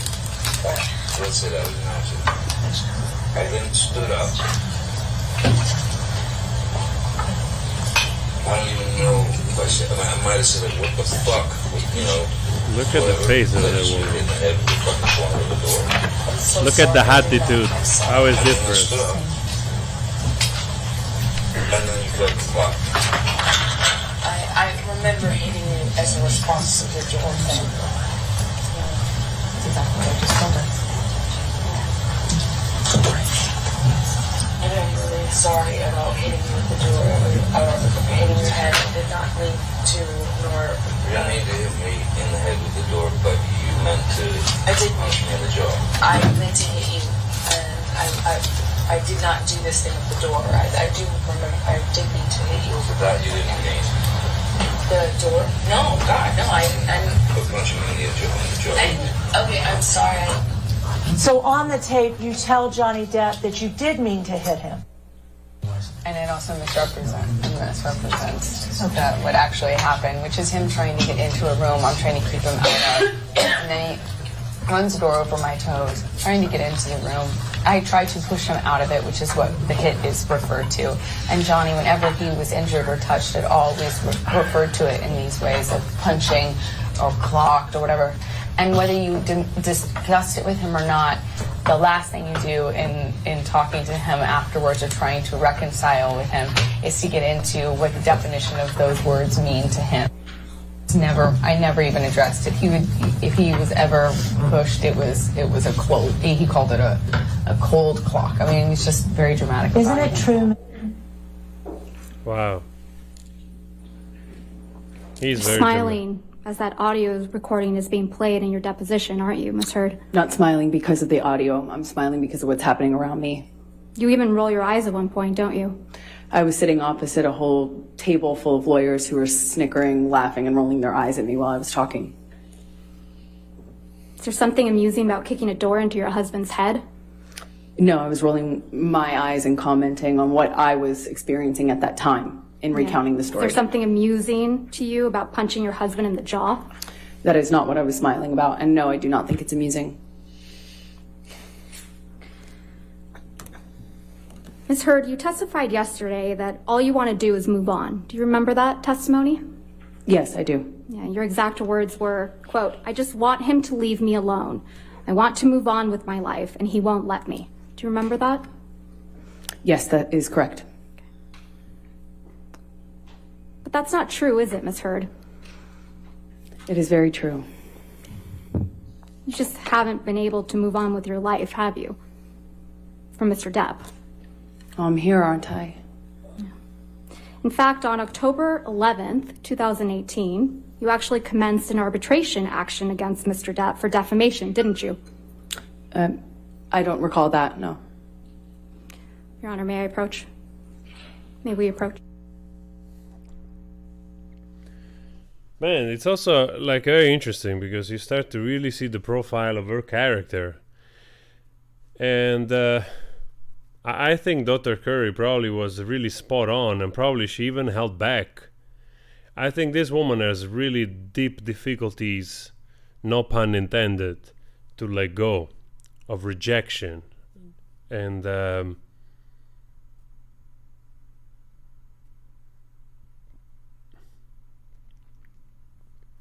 Pull up Plaintiff's Exhibit 219.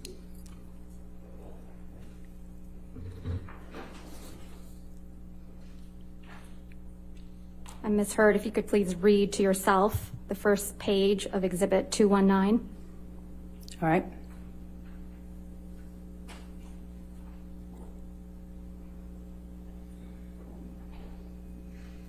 man.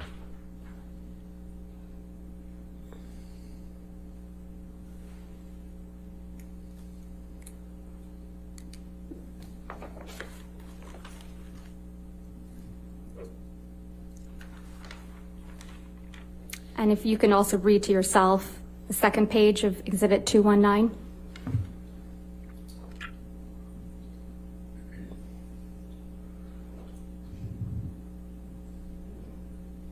Yes. And if you can scroll down, Tom, again, Ms. Heard, just to look at that page.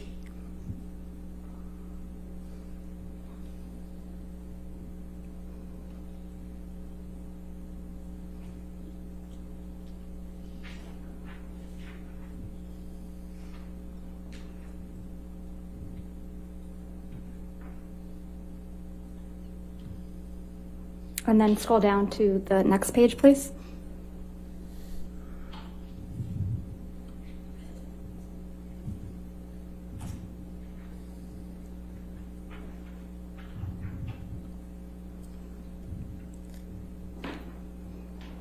And the next page.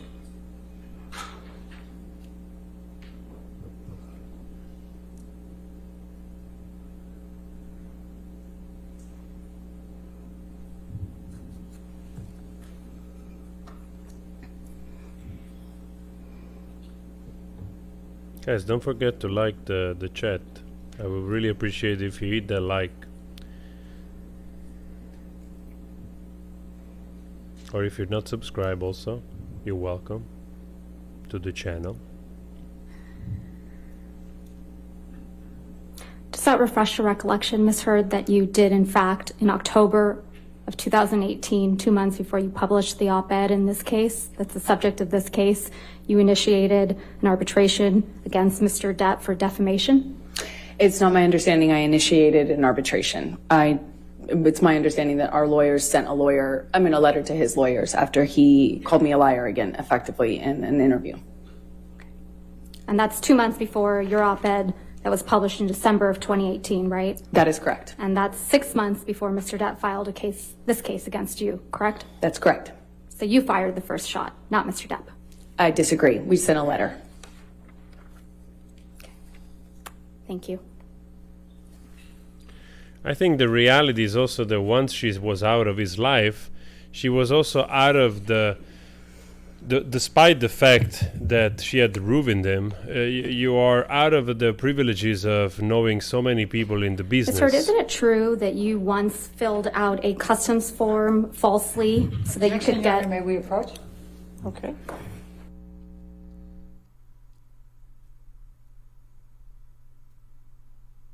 Thank you guys for liking and subscribing. I really appreciate that. See, she's looking at Johnny. She's looking at the jury.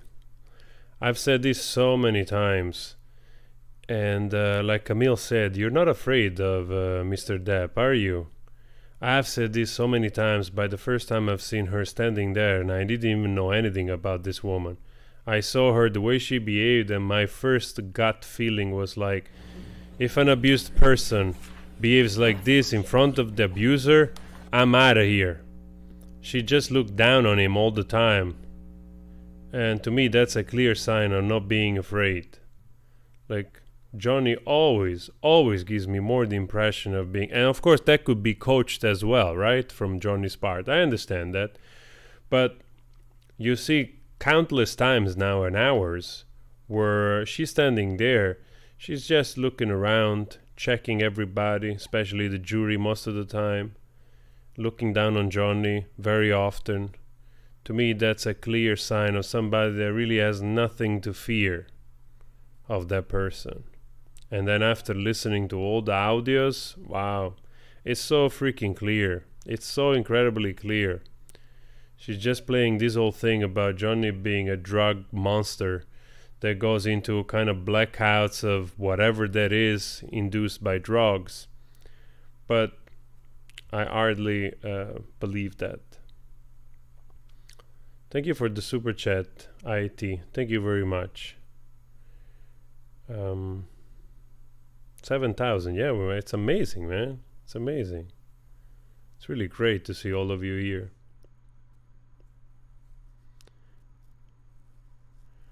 Thank you, Fernanda. Deeply appreciate that.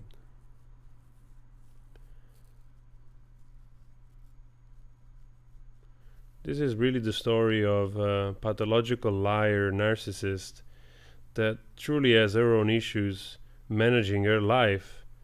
And I do not, I'm not saying that in every aspect of her existence she's not sincere or truthful to herself sometimes. I'm just saying that probably because of all that she is, she has probably so many issues in relating with another human beings, because issues... You know, if you're alone, it's easier to kind of manage yourself. If you're in a relationship with somebody, everything you need to work on just surface already by default. If on top of that you have diagnosed issues, which it's unfortunate for a lot of people, can be extremely challenging. This does not mean that everybody that has a bipolar disorder, for instance, is like a sociopath or it's a psychopath, you know? There are so many level spectrum of those things. People try to manage their lives. So, yeah, I mean, it's just really Sir, you testified difficult. yesterday that when you left the courthouse after obtaining the domestic violence restraining order against Mr. Depp, you walked out to, quote, a sea of paparazzi and cameras, right? That's correct. You testified that you were surprised to see the sea of cameras. That's correct. Because it was quiet when you went into the courthouse that morning. And the divorce had remained under the radar up to that point. You testified that no one knew about your divorce, so you thought it was going to stay that way, right? No, I always figured it would come out. I just was trying to buy time. You knew the media had been alerted that you were filing for divorce, right, Ms. Heard? No, I just knew that it was impossible to do that privately, so you could just hope it was a matter of time. You knew they were going to be there, didn't you? Thank you so much, Ava. I mean, I assume since it's a public Thank you for building the super that there chat. is that likelihood, or not likelihood, but possibility. But I was shocked. Your publicist, Jody Gottlieb, was there at the courthouse with you, wasn't she? Yes, she was. So you anticipated that you might need your publicist? I thought the filing might make, I was told the filing was public, that it would be impossible. There's no way for you to do a private filing. And then the second that I filed for the TRO, it would be public news. I didn't expect all these photographers and cameras to show up at the courthouse in real time, but they did. If we could please pull up Plaintiff's Exhibit 1280, which is a clip from your divorce deposition, and you have at page, if I can alert you, you have the transcript there, page 74, lines 22. You said 874? 74. 74. Line 22 through 75, line 13.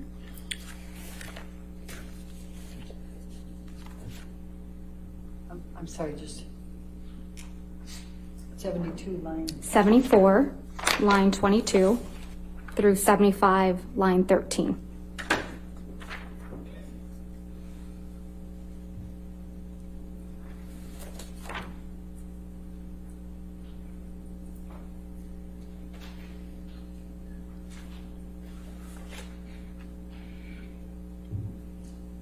Your Honor, may we approach? Okay.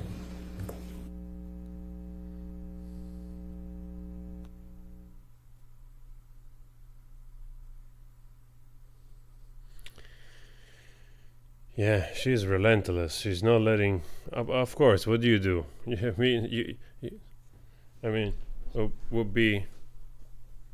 Would be absurd to think that she will implicate herself. It's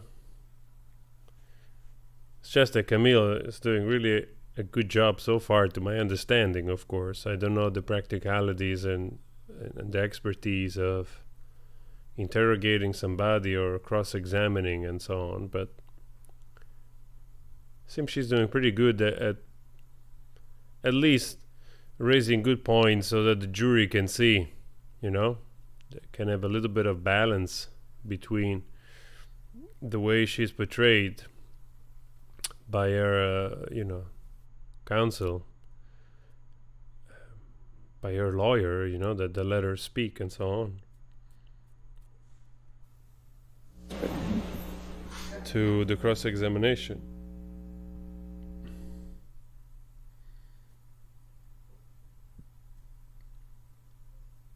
Oh man, there are so many better ways to spend time for everyone. Oh man. If we could please play and display to the jury Plaintiff's Exhibit 1280. Responses. Ms. Hurd, did you send a text message to Jerry Judge on May 24, 2016, telling Jerry Judge, quote, "I'm desperately trying to reach Johnny. It's extremely important. Please tell him"? I remember sending the text message that is in front of me right now to Jerry. And I remember sending this because I wanted to tell Johnny, or have him told by Jerry or someone who knew him or was close to him. Basically, I didn't want him to find out online that I had or was about to file, or I had already filed for divorce. I wanted him to know verbally. So I was trying to reach him through a third party to tell him. When I say reach, I'm specifically saying I would like him to know information coming from me or coming from Jerry from me, so that he finds out about the divorce filing or my intention to do so from some other source other than TMZ, which was alerted. You slipped up there, didn't you, Ms. Hurd? You let it slip out that TMZ had been alerted to your filing of the domestic violence restraining order, didn't you? I disagree. That's not what I'm talking about. TMZ is the same outlet that you released the video of Mr. Depp attacking the kitchen cabinets the day before this deposition was taken, wasn't it? Oops. I didn't do that. I don't know how owns to do that. the copyright to that video now, doesn't it? I have no idea what TMZ owns. Did they pay you for that? I never got paid for it because I had nothing to do with that. So TMZ was just lucky in getting the inside scoop to your divorce from Mr. Depp, huh? I have no idea. That's not my area of expertise. I wouldn't even know how to do that. And also, what does that get me? If I wanted to leak things about Johnny, I could have done that in a much more successful way, in a bigger way, for years. Not when you were extorting him for $7 million. I got a fraction of what I was entitled to in the state of California, by the way. Right. What extortion? Tassa Van Ree is your ex-wife, right? That's right. She's my ex-partner. She's the one that you told this jury Mr. Depp was jealous of, right? Yeah, well, that was a 2013 fight around March, yes. You testified that he tried to burn one of her paintings, right? That's correct. You testified he tried to burn one of your favorite paintings that she did, right? I don't know if it was one of my favorites. You committed domestic violence against Miss Van Ree during your relationship, didn't you? No, I did not. You assaulted her at a Seattle airport in 2009, didn't you? No, I did not. And people saw that. That's not true. And it was covered in the press. Isn't that true? It was planted in the press by Johnny's team 2 days after I got the TRO. Not coincidentally. Can you please pull up Plaintiff's Exhibit 1279? Your Honor, may we approach? That's fine.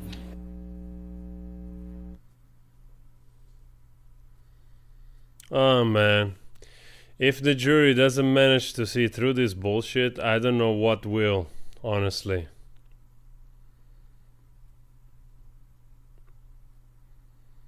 This woman, it just smells like crazy from very, very far.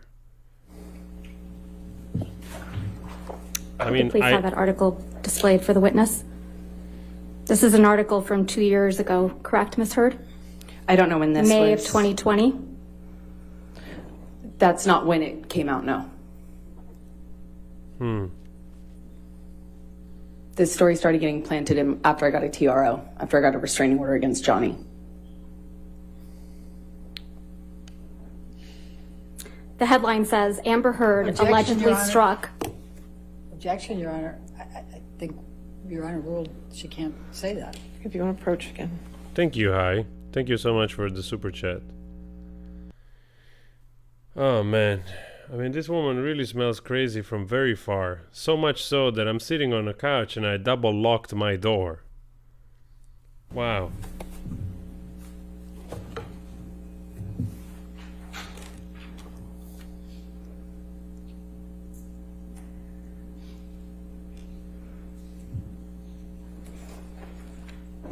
The title reads, Amber Heard allegedly struck her ex-girlfriend at the airport. Doesn't it? Yes, and that's not true. May we approach? Okay.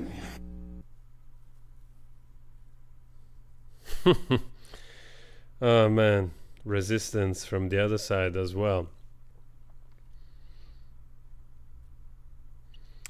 So, after hours and hours, we have like some strange pictures of colored the cheekbones, 3 pieces of glasses and some paintings on a bed, some bananas on a carpet, 2 paintings on a mirror, it seems, 2 writing on a mirror, but we don't have a proper picture of her face being, you know, swollen or anything. But we do have pictures of Johnny being hurt, especially with the finger chopped off.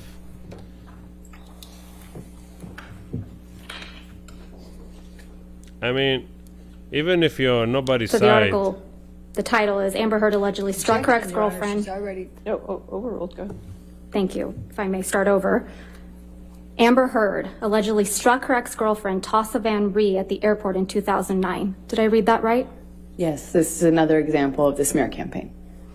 So Mr. Depp is not the only domestic partner you've assaulted, is he, Ms. Heard? I've never assaulted Mr. Depp or anyone else that I've been romantically linked to, ever. No further questions, Your Honor. All right, cross-examination. I'm sorry, redirect. Oh my God, there we go. Ms. Heard, did Ms. Van Rey come out after that article came in and make a public statement it was false? Of course she did. Objection, Your Honor. Hearsay. Your Honor, I should at least be Overruled. Thank you. Of course she did. Okay. Now, let's talk about the TMZ alerted. Explain to the jury what you meant by the TMZ was alerted.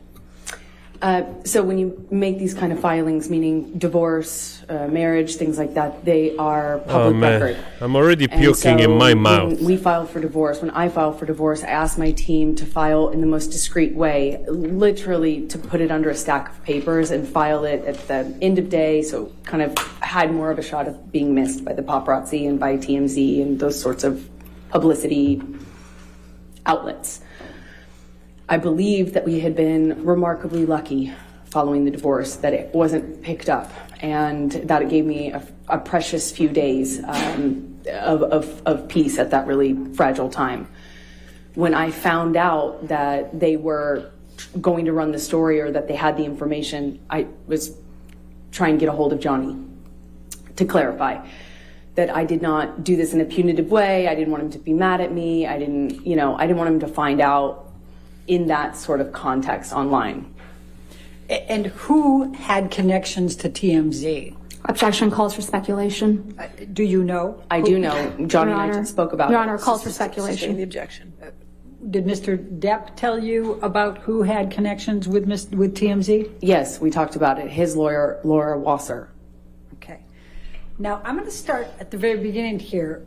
You were asked by Ms. Vasquez about why Mr. Depp won't or can't look you in the eye. And she read Look, out, I immediately looked at him. a tape in which Immediately Mr. looked Depp at him. said, Look "You at will it." not see my eyes again." Do you recall that? I do. And that was during the mediation process in July, correct? That was Objection leading. first one. Sustained Okay. is the leading. When was this? That was in July of 2016. That was the first mediation. Oh my god, I'm already puking, for crying out loud. Mr. Depp won't or can't look you in the eye. And she read Come on! out, or she played a tape in which Mr. Depp said, "You will not see my eyes again." Do you recall that? I do. And that was Come on! during the mediation process in July.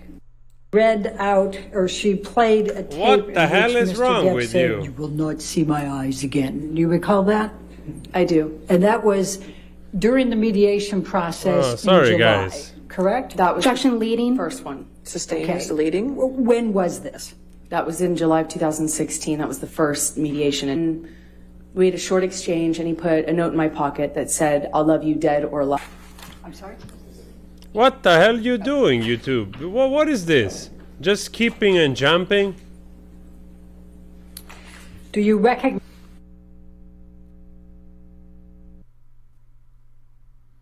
It's like it's shutting down or something. I don't know what is happening here. It's like all of a sudden everything is shutting down. What on earth is happening? They really, honestly, the redirect, I also, because I know it's going to be a bunch of BS anyway. Honest to the universe. I mean, it's just ridiculous that we have to listen again to this woman just trying to play us for fool with all this fucking nonsense. Could you tell the jury Oh my God. what the coaster was that he slipped into your pocket, what it said? He said, "I love you forever, my Slim, dead or alive." And what, if anything, did it have in addition? His new phone number. And to be, just so we're clear, on how many occasions in that second mediation did Mr. Depp look you in the eye? Many. Okay. And when Ms. Vasquez asked you if you knew why Mr. Depp couldn't or wouldn't look you in the eye here or in the UK, you said, yes, you know. Why? Please tell the jury why. Because he's guilty. Because he knows he's lying. Otherwise, why can't he look at me? I survived. I survived that man, and I'm here, and I'm able to look at him. Oh man, what a piece of shit this woman. Look at that, challenging You asked him. about a bruise that was Wow. on your arm. Wow. From March 15, 2013. She was almost Do you crying recall again how long immediately. before the picture you had sustained that bruise? I do. How long? Oh my God. 2 weeks. You were asked a number of times by Ms. Vasquez if you took pictures from your incidents earlier in the relationship. Yes. Why didn't you? It was something I started doing only kind of incidentally. You know, I was commenting to my best friend. I was looking for support from my mom, things like that. There was, I'm ashamed to say, never a thought that this would happen. I mean, not until December and my best friend taking pictures of me to capture it. That wasn't even a thing. It has been suggested. Sorry, but I gotta say this.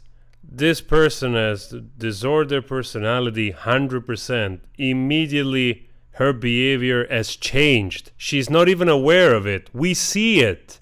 Look at this. Did you tell Oh about my the God. abuse during the time it was happening? Objection, Your Honor. Leading That's not offered to, and hearsay. Sustained. Your Honor, it's prior consistent statements. It's they've leading, raised it's it. sustained. Next question. Okay. What, if anything, did you tell to anyone about the abuse? Objection, Your Honor. Hearsay. I'll sustain. Your Honor, may I approach? That's fine.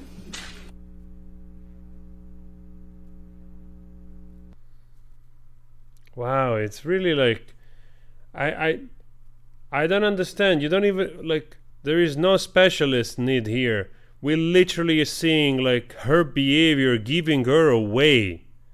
Like she just didn't flinch almost for like 6 hours straight from yesterday to today when she was cross-examined.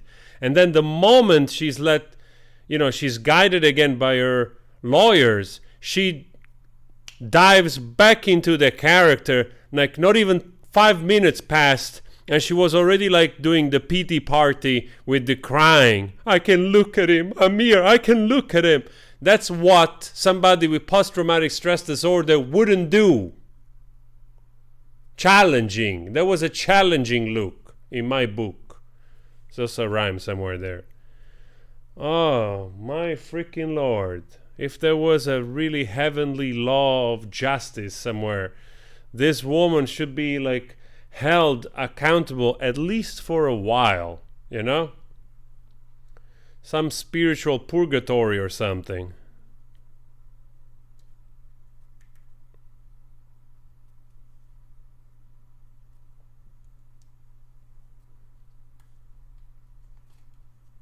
Let's see. Oh, good Lord.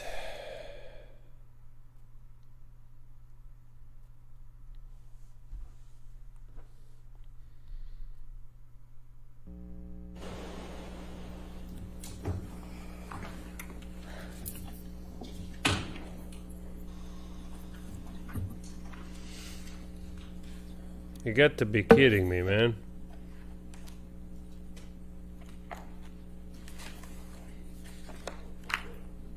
Ms. Heard, how many people have you shared the fact of abuse prior to 2015? Objection, Your Honor. Leading. How Calls many? for hearsay. How many? Overruled that one.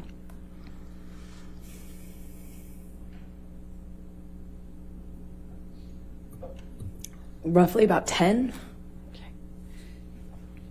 Can you name them? Yes. Objection, Your Honor. Hearsay. I think she can. It's not offered. It's just showed that she informed people before. They're suggesting. Objection, she Your didn't Honor. tell Can we anybody. approach? This is, again, an Wow. Go, Camille, go! Just nail this woman on the cross for the sake of truth. At least she can go find some medical help. Real help. Oh my freaking Lord. She just can't stop looking at the jury and everybody and Johnny.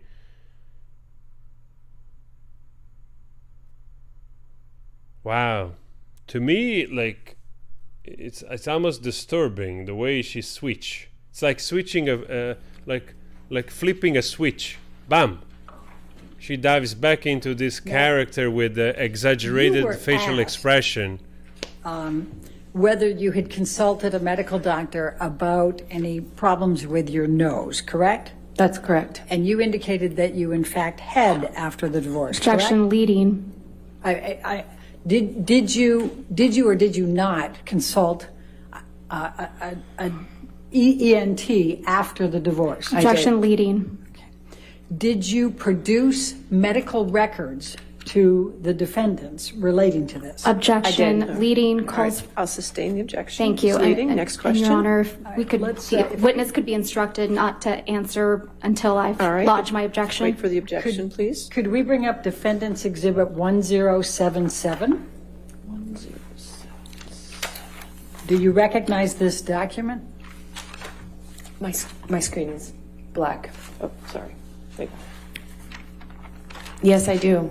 And could you tell us what it is? That's the what my ENT, the ears, nose, and throat doctor, told me was. Objection, Your Honor. Hearsay. All right. When there's objection, please stop talking. Thank you. All right. I'll sustain the objection as to hearsay. Okay.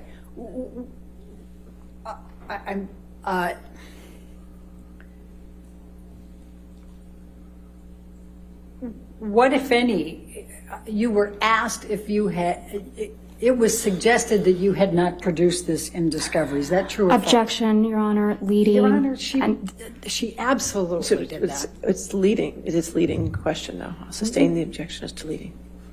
What, if anything, did you do to produce medical records to the defendant, to the plaintiff in this case? I turned over all of my devices, and they had Johnny's team had a third party or someone they selected as a third party go and pull all relevant documents from those devices, which I handed over. Do you know how many were handed over? Hundreds of thousands, I believe. Maybe. Objection, Your Honor. Lack of foundation. All right. I'll sustain the objection. Next question. And what, if anything, did you produce to the plaintiff in connection with your consultation with an ENT specialist relating to your nose? Objection, leading. Sustained. Foundation, hearsay. What, if anything? It's not the cure-all. It's sustained. Very good. Very good. Just kick her ass. When did you see an ENT specialist? 2017 or 2016 or 17. And as a result of that consultation, what did you learn about your nose? Objection, Your Honor. Hearsay. I'm not asking her to tell what they said. Yeah, I'll sustain the objection.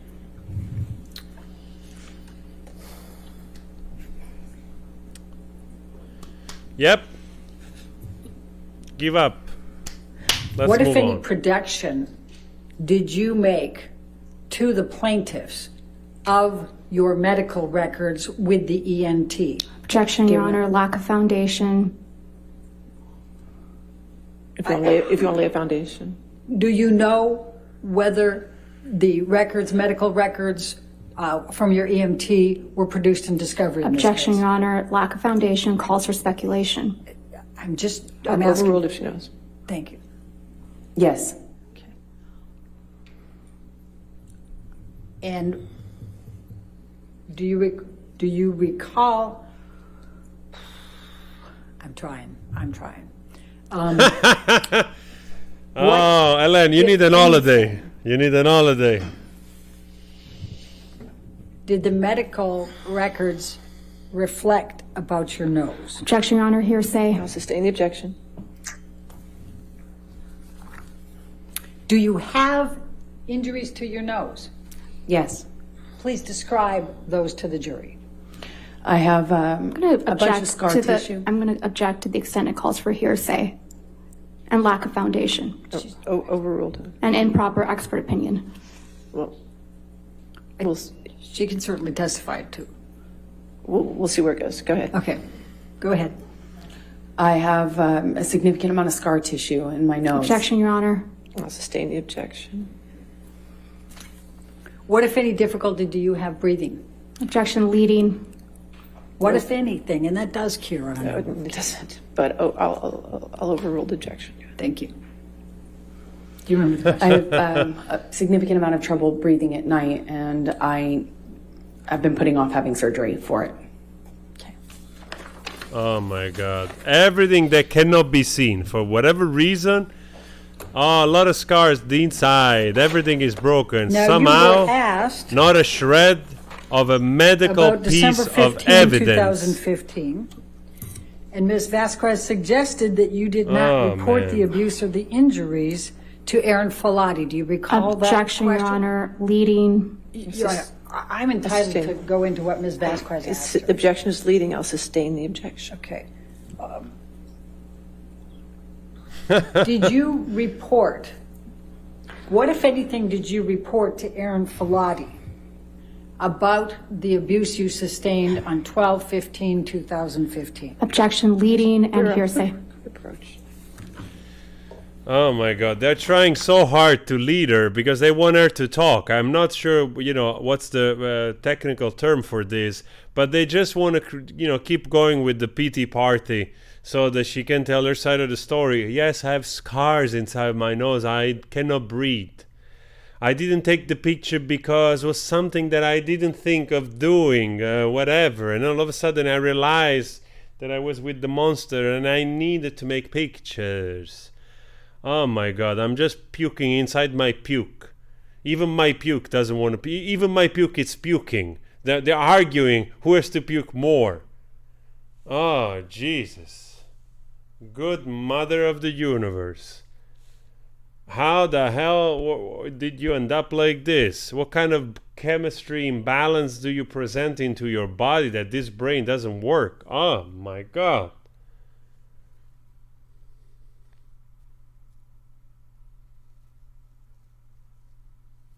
Jesus, unbelievable. I'm just happy Camille is nailing them, just blocking them and breaking the morale because they're just leading.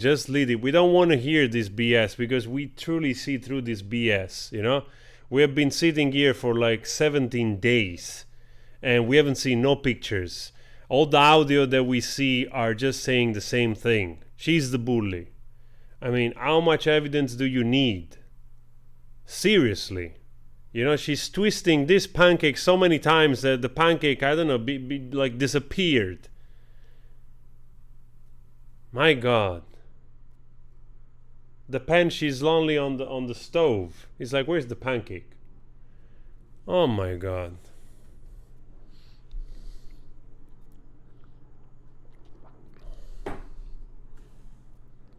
It's exhausting, all those lies and manipulation and just covering the truth. Like I said a gazillion times, JD is a monster. Okay, you have a mountain of evidence. Then, by your own admission, go check on your older phone or whatever maybe you still have. See if it's possible, and go hey, listen, look at this. This is my phone. Can I present this? Can we do something? Those are all the pictures of my swollen face, and we switch side. Bam! Immediately. Bam! Like this. Like a magic wand. But we have to sit here through this charade and believe that you really believe that we are this stupid? Oh, this is offensive.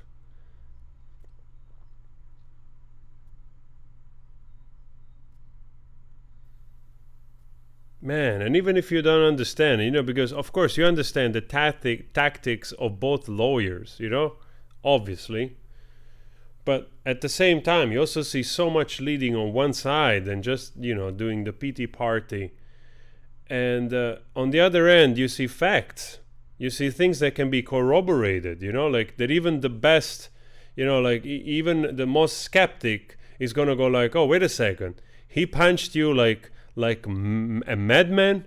And then the day after, literally 24 hours later, maybe even less, because usually those shows are taped in the morning. So those shows are not taped at night, at the most in the afternoon. So probably not even 24 hours passed from when she was beaten up in the penthouse, and then she went to tape the show the day after, maybe in the early morning, on the afternoon, I don't know exactly, but for sure was not 12 o'clock at night. I think because those shows, I think they're taped, but I could be wrong, but I think those shows, most likely they're taped a little bit earlier. And so not even 24 hours probably passed, and she had no sign on anything, zero. And it's there for everybody to see. You don't have to be an expert. Like, I wake up and I have more swelling than those pictures, you know? I just wake up being me in the morning, and my eyes, like, they're like this, you know? I think if she presented the picture when she wakes up in the morning, would have been more credible than what we saw.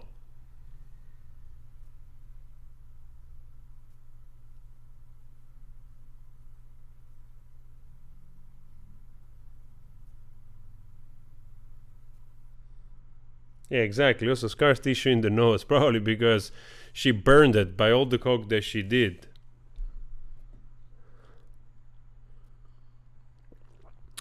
I know many people which they literally freaking messed up their nose because of that. And that's not a fictional thing. That's actually a pretty real thing. People can mess up their nose by snorting cocaine.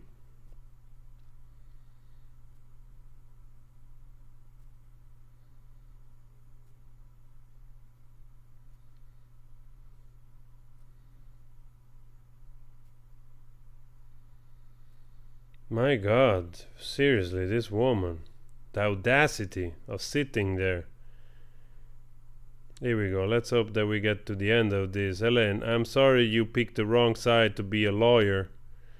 At least it's going to be a lesson for you as well. Probably Helen, in the end, is a good woman. Maybe she believed in the alleged abuse, you know?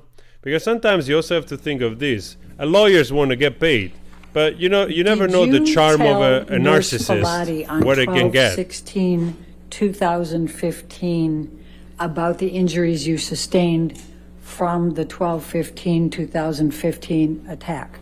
I did. I believe I sent her pictures too. Okay. And did you text with Nurse Filati on 12/16/2015 about the injuries that you had suffered as a result of Mr. Depp's attack on you on 12/15? Yes, she guided me through a concussion check.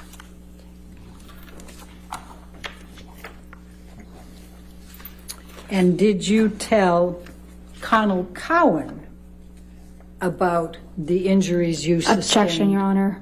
Hearsay. It's prior consistent statements, Your Honor. All right, I'm going to sustain the objection at this point. Next question.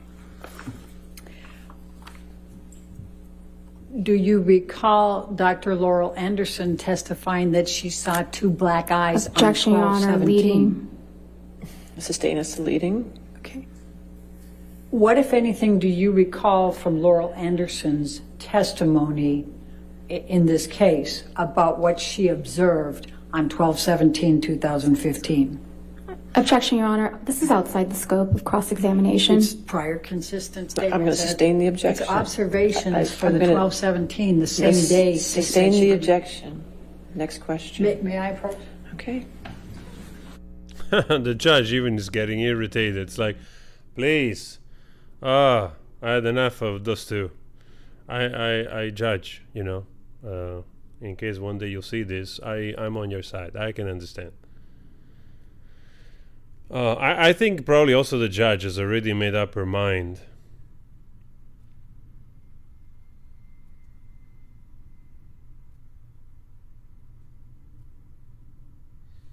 I wonder if in the United States works always like this with the jury, also for penal cases, or you know, there are instances, because to my understanding, I don't know, like I apologize for my ignorance on the subject, but I've always seen as the judge as when in December only did you see Dr. Laurel Anderson? Judge Objection, lack of foundation. of a trial. Overruled. I saw her 2 days after the attack. So on what day did you see her then? That would have been the 17th of December, 2016, and I told her what happened. Objection, Your Honor. Hearsay. I'll sustain the objection. And when did you see Dr. Connell Cowan? I saw him the next day, December 16th is my best recollection. Let's jump to East Asia for a moment.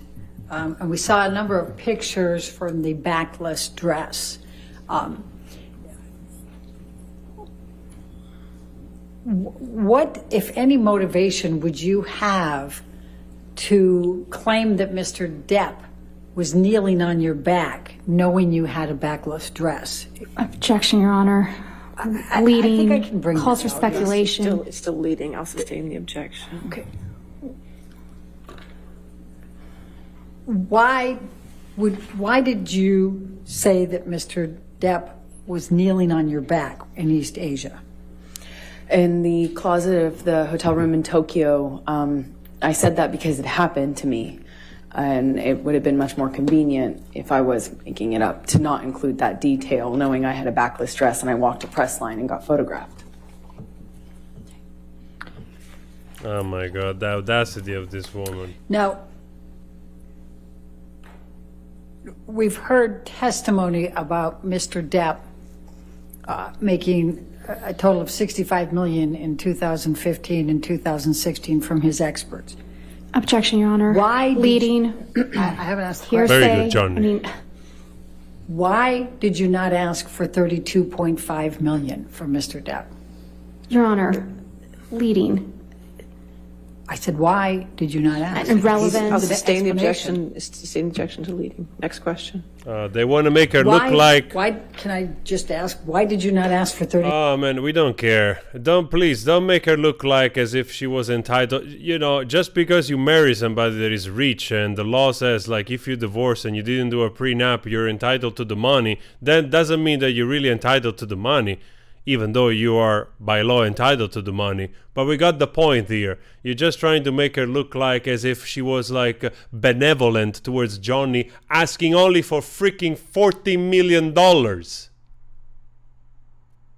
Please. Can you tell the jury what the context of that particular tape recording was? I don't really recall a whole lot about what was going on. I know we had been fighting kind of ad nauseum and in this sort of loop, if you will, and I'm doing my best to not show my pain. That's what I was trying to do. I was trying to be tough, not show what kind of pain I was in. Now, Ms. Vasquez asked you about how you got your role in Aquaman. Could you please describe to the jury how you got your role in Aquaman? I auditioned, not Johnny. I auditioned. I worked really hard, and I went to where we were filming the first movie, Justice League. I went, I think, 5.5 months early before filming commenced, when I heard that they wanted to fire me, and so I put myself in the job. Objection, Your Honor. Hearsay. Sustain. Keep it away. I worked really what hard. I worked really hard on that and had to prove myself. And I did that for, even though I was only filming for 6 days, I was there for 6 months. Just worked my butt off. That's why. What, if any, role did Mr. Depp play in your getting Aquaman? Oh my God. He tried to have me fired from it. Objection, Your Honor. Speculation. All right, I'll sustain as speculation. How do you know that he tried to have you fired? Objection, Your Honor. Calls for speculation and hearsay and lack of foundation. I'm trying to lay a foundation. All right, if you lay a foundation. I saw it. I saw the emails. I saw the texts. I'll sustain the objection as to hearsay. Next question. You were asked about Isaac Baruch and why he and that he saw no marks. What is your recollection of your interaction with Isaac Baruch during the week of May 22nd? I saw Isaac when I was coming or going, meaning I was leaving or arriving to the building. I saw him at a distance. We did not have a in-depth conversation, nor would we. And I told him, actually, right after it happened, what his friend had done. Objection, Your Honor. Hearsay. I don't think it's offered to prove the truth of the matter asserted. I'll sustain the objection. Next question. Okay. Stay away from what was said. Can you just tell us what interaction you had with him and his opportunity to observe you with absolutely no makeup? Objection, Your Honor. Leading. I'll sustain the objection. It's leading. Please describe for the jury your interaction with Isaac Baruch during the week of May 22nd. Well, not only did I have makeup on, but I did attempt to kind of let him know what happened. Objection, Your Honor. Hearsay. I'll sustain the objection. Next question. You were asked some questions about Officer Melissa Science's testimony. What, if anything, do you recall relating to Officer Melissa Science's testimony relating to your injuries? Objection, Your Honor. Hearsay. Your Honor said I could redirect after the cross-examination when she...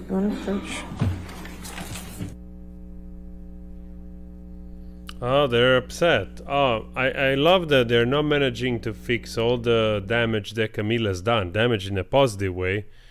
Because, frankly, she doesn't deserve it. She's lying.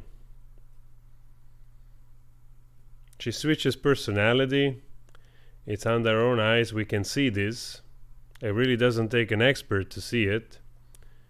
She hasn't left basically once in cross-examination. Maybe just when the mother was brought up and the kid was brought up.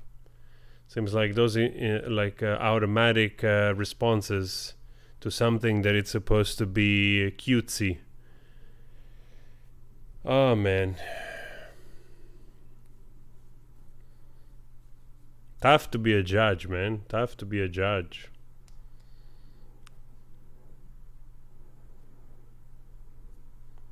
Because anybody in general is biased towards their own story. I mean, it's not that it's something so incredibly strange, but when you see it taking form in such an exaggeration. What, if anything, do you recall of Officer Science's testimony in this case relating to your injuries and the property destruction? I recall her saying that she didn't feel that the state I was in was enough of an injury to her, or wasn't injury seeming to her. Okay. And what about the property damage? Camila, she's rolling the eyes. I love what, if that. any, interactions did you have with Alejandro Romero during the week of May 22? They're losing it. They're losing it. I don't know why this is doing this to me, this thing. Overruled at this point. You spoke to him. I spoke to him briefly in passing as I... But is this to everybody or is it just me? But it cannot be me, otherwise you will see me freeze. So that's kind of weird. But it could be something leading to me, this thing anyway. So I don't understand why that is. Of an injury to her, or wasn't injury seeming to her. Okay. And what about the property damage? What, if any, interactions did you have with Alejandro Romero during the week of May 22? Overruled at this point. You spoke to him. I spoke to him briefly in passing as I...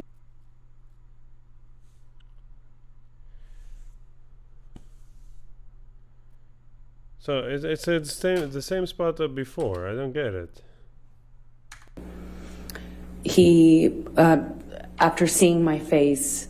If we can instruct the witness... If you could wait till after the objection, please. All right, next question. What did Mr. Franco do on the elevator before laying his head on your shoulder? He touched the side of my face and responded to what he saw. Oh my God, seriously? My couch is puking. The couch is puking. The safe word is puking. You were shown a bunch of newspaper headlines, and there was one in particular referring to sexual violence.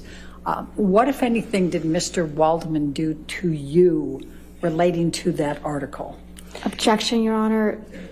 Lack of foundation calls for speculation. What did he do to her? Unintelligible? I don't understand the question. Overruled. We'll see where it goes.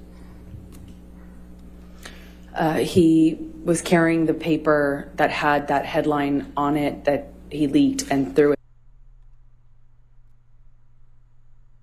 Where it goes. He was carrying the paper that had that headline on it that he leaked and threw it at me at the UK trial. We were unfortunately sat kind of, actually literally next to one another with COVID spacing in between us, and he threw the paper down at me as he sat down with that on the cover. And where was that? In the UK, at the UK trial. Objection, Your Honor. This is beyond the scope. That's not beyond the No, scope. overruled. Thank you. Why did you tweet about the makeup and Mr. Waldman? Because he was calling me a liar and a hoaxer, and that this was an elaborate hoax just to get Johnny. Objection, Your Honor. Hearsay. I'll sustain the objection. Next question.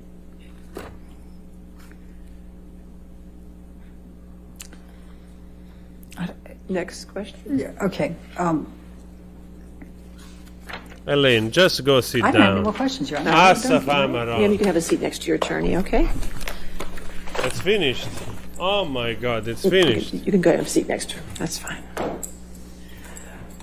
Even the judge said, like, don't worry, it's fine. Nothing is going to happen to you. Just All right, walk. ladies and gentlemen, let's go ahead and take our afternoon recess then for 15 minutes. Do not discuss the case with anybody and don't do any outside research, okay?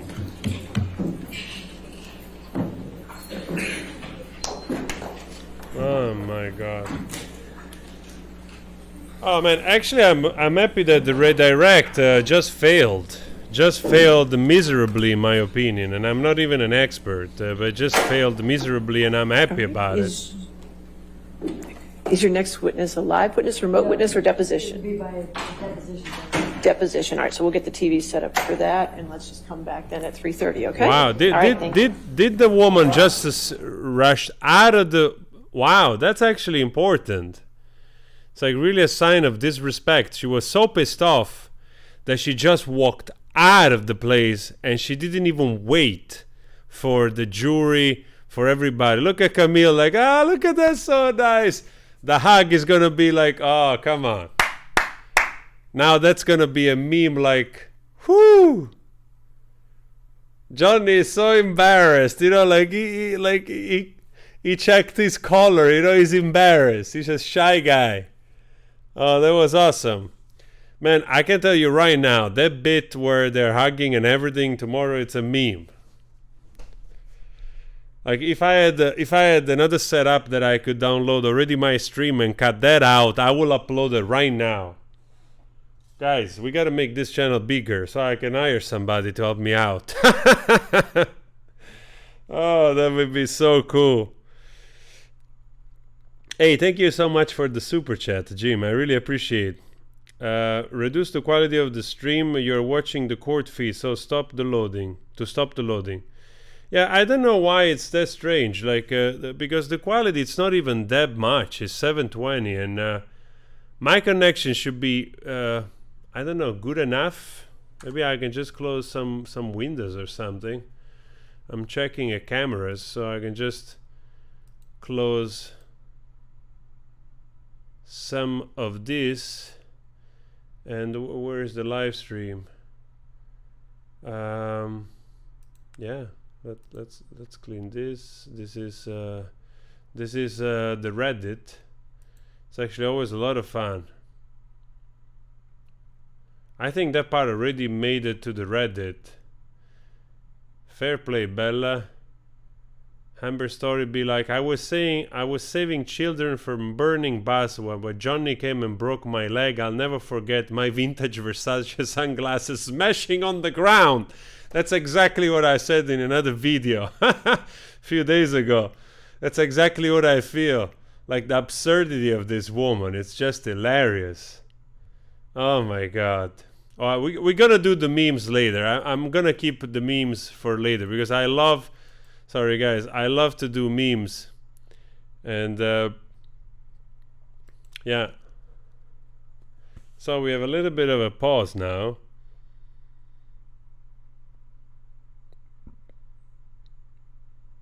I'm glad guys I make you laugh, that's good. That's very important.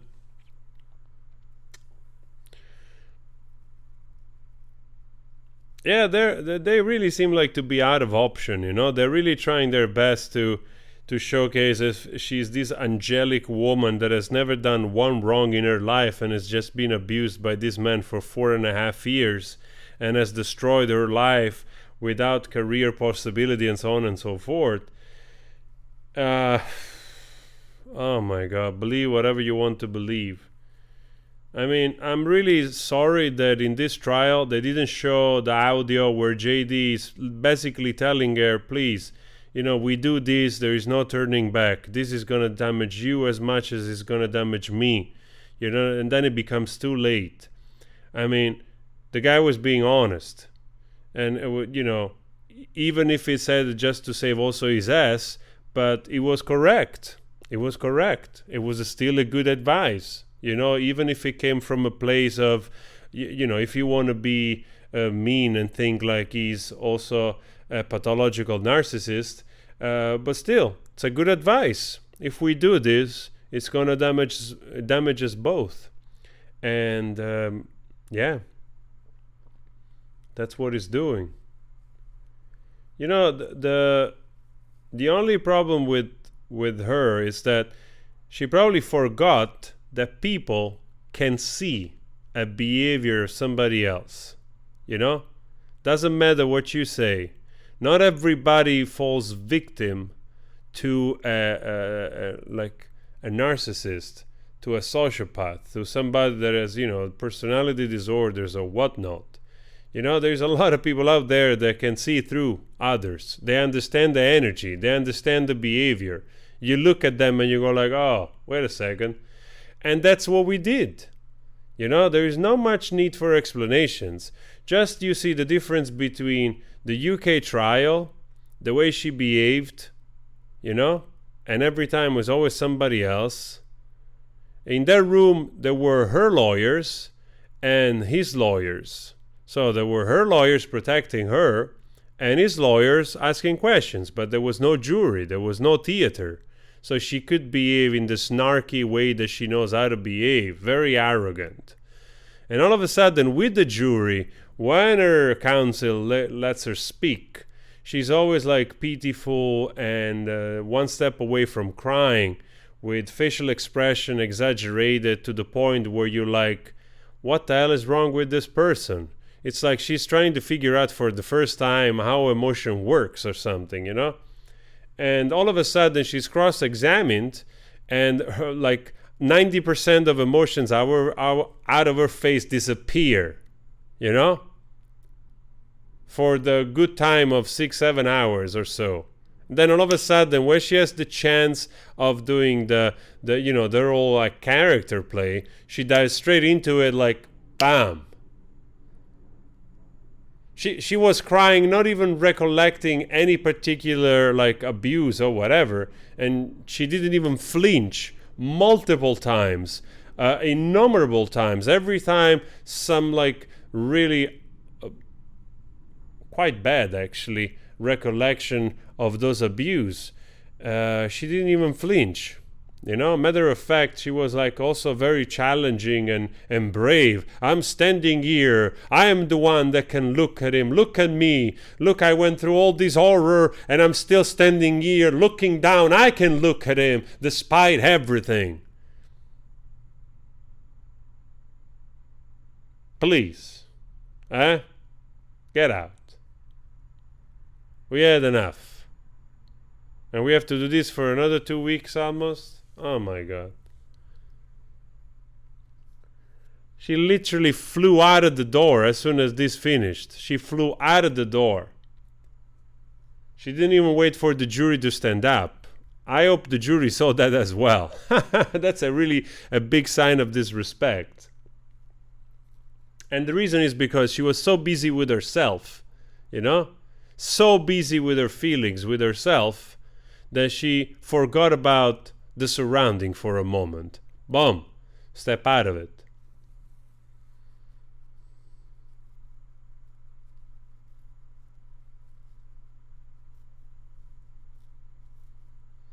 Thank you so much, Compujo. Thank you. I appreciate that. We try to keep it like we try to keep it serious and fun at the same time.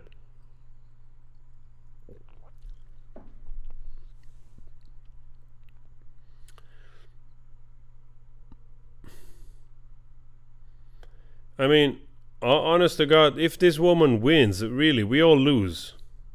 Like, really, we all lose. This is really setting back the clock in many ways. You know, it's not doing something good, because if she loses, people, you know, it is true that people will be a little bit more skeptical about those things. You know, which is really, really bad, because there are a ton of men out there abusing their wives. You know, that's a fact. There are a lot of women out there abusing their husband. That's a fact. So this lies does not help the cause either way. It just doesn't. You know?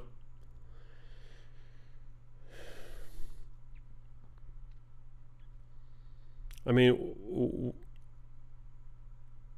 like, it was so like truly abysmal, like the leading, where they're trying to portray her as if she was entitled to the half of $65 million just because she was married to the guy, and she just asked for 7.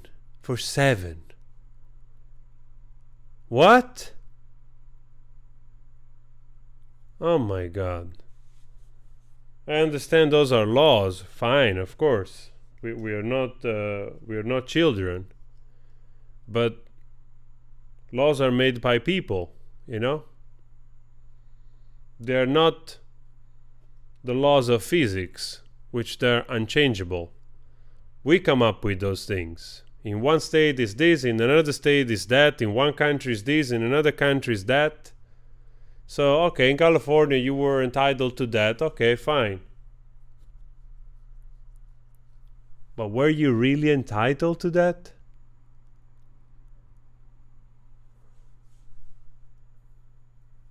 Man.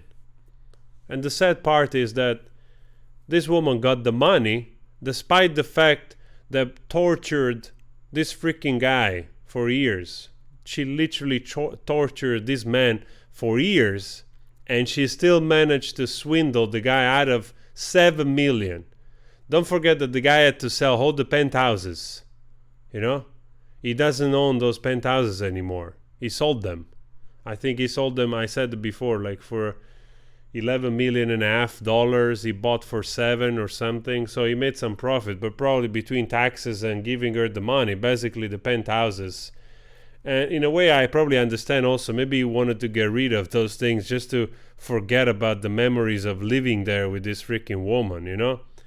Such a tragic thing, such a beautiful building, you know? And you like, probably the guy is like, all right, you know what? I'm just going to get rid of this. I need to get her money anyway. So let's sell, let's make some money. We get some cash flow and, you know, that's it. Probably she's still living off the money that he gave her, you know, because she didn't pay the charities.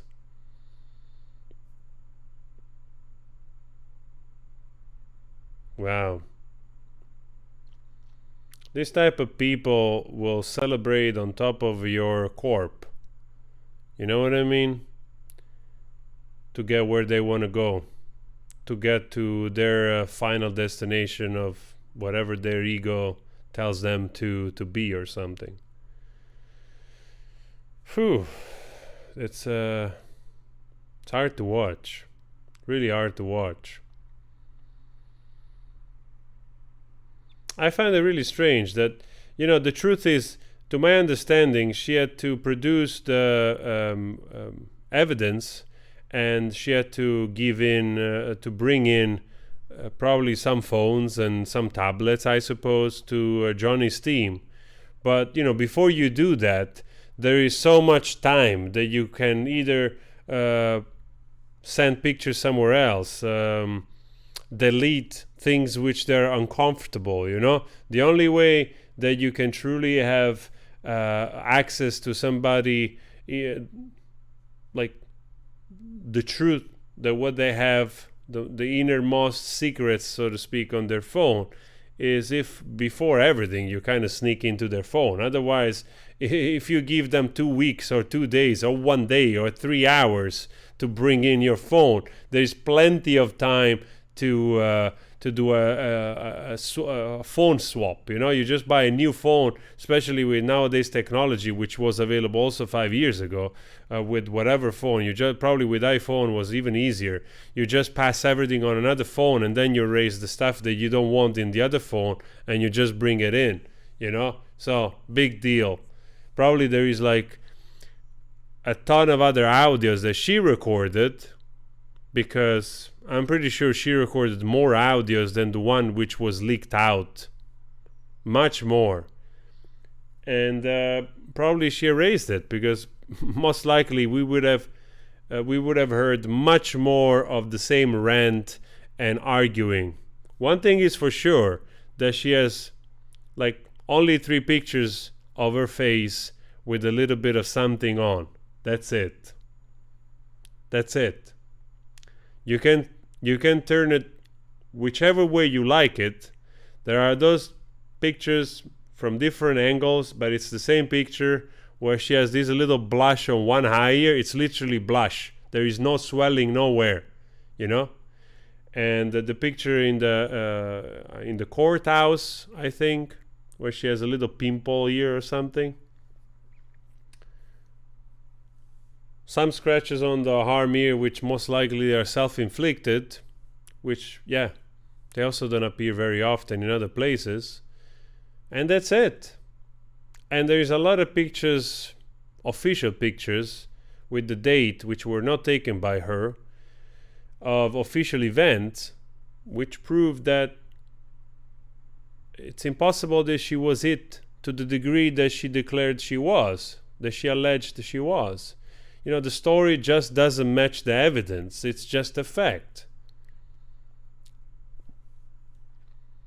I mean, this woman like should have like a medical record to challenge like an amputees or something. You know, it's like the tweet plaintiffs 3 is a retweet or a tweet that has the hyperlink of the online op-ed. What is happening in it. here? And I know that a mere hyperlink without more cannot constitute Thank you, Chris. Thank you so much. republication. However, here, when there's additional content that could constitute republication in this matter, so there is evidence of ownership and additional content that the jury could find constitute republication, and that is a factual question that does survive a motion to strike. Therefore, the motion to strike is denied as to count 1. Thank you, Your Honor. All right, thank you. All right, are we ready for the jury? All right. Oh, something important happened right there.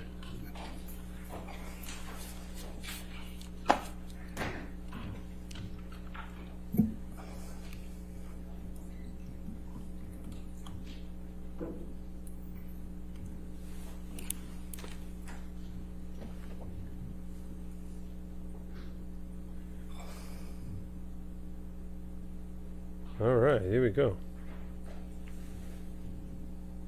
We are back.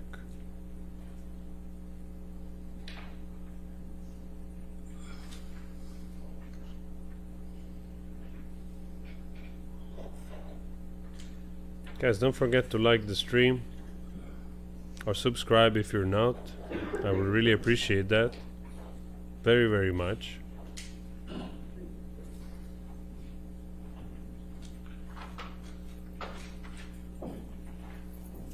All right, thank you. You may be seated. All right, your next witness. Our next witness is Mr. Untitled Wright, and it starts with counsel for Mr. Depp asking questions, and then we'll switch over to me. All right, thank you. Right, good morning again. Have you had any communications with Ms. Heard at all, including text or emails or otherwise, in connection with your preparation for this deposition? No. Have you had any? When's the last time you spoke to her? April of last year. April or May. Almost a year ago. Mr. Wright, when did you first meet Ms. Heard? I met Amber in the end of 2011. And where did you meet her? In Los Angeles. And what were the circumstances of the meeting? A friend was introducing us to each other so that I could photograph her for a large portrait series that I was doing at the time. And what was your profession in 2011? I was a photographer and I worked for the New York Times, I think. All right, who is this guy? I don't recall exactly everything, but... In 2011, you were both a photographer and separately worked for the New York Times as a freelancer. I worked for the New York Times as a journalist and photographer. And what is your profession today? I'm a writer and a producer.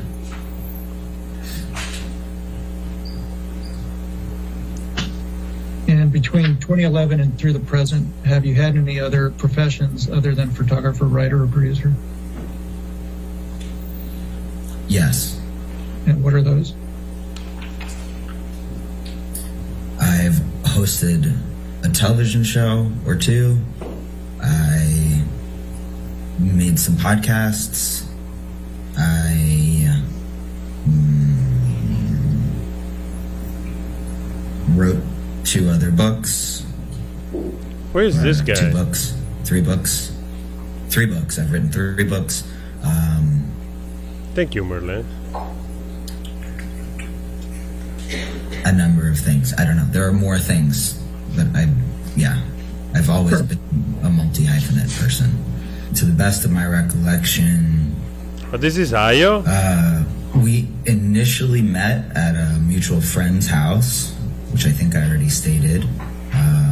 That friend is also an actor and had met Amber at the Children's Hospital while they were both volunteering, and knew that Amber had done quite a bit of LGBT activism, and mentioned my project to her, and then invited her over to the other friend invited Amber to her house so that we could all meet, and Amber and I discovered that we liked the same books, and we liked... So this is the friend that called from New York, the friend that transitioned from female to male, exactly? Photo project, I think, or somebody did, and she said yes. A couple of days later, I went to the house that she was staying at, and I photographed her for the project. And then thereafter, I went back to New York, where I lived. And I remember her texting me and saying that she was shooting a movie in New York, and did I want to get lunch? So we got lunch, and we became friends. Okay, please walk me through that. We met in 2011. We started becoming friends soon thereafter.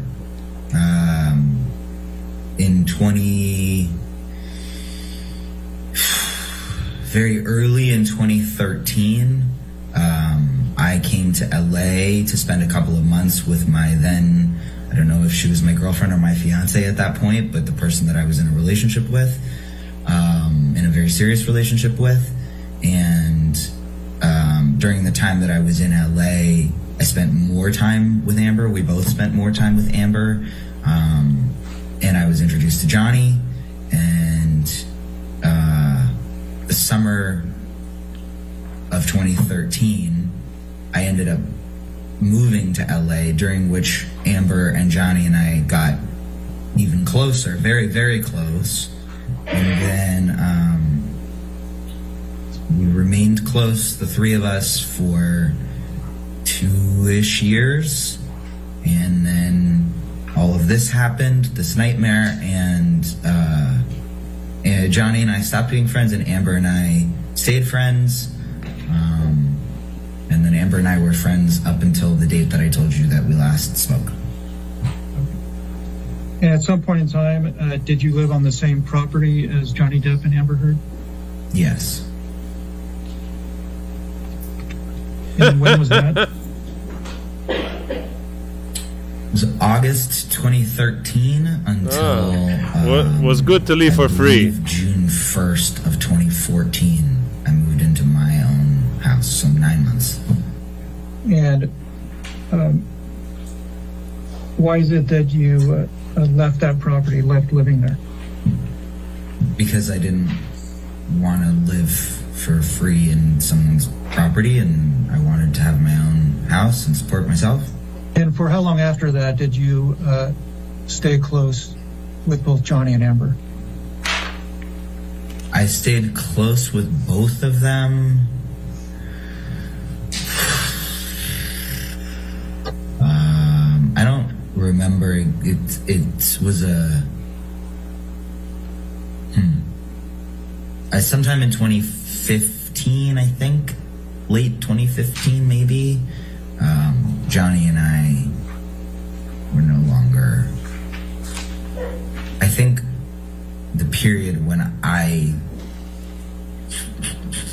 really stopped considering Johnny a friend of mine was December of 2015. Okay. Well, let me ask it this way.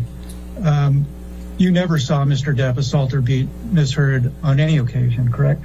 That's correct. I just would like to clarify, Mr. Preciado, that's a question you already asked me, so you're asking me the same question again about whether or not I witnessed Mr. Depp assault Ms. Heard? That's right. No, I have not witnessed that. Let me ask it this way then.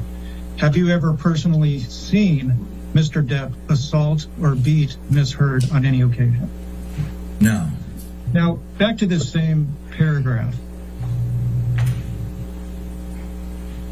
where it says, my experience of Johnny during the time that we were close from 2013 through 2015 was that he could be incredibly kind, generous, and loyal. Can you give me examples of his kindness, generosity, and loyalty during that period of time? Johnny, when sober, was lovely and magical and very funny.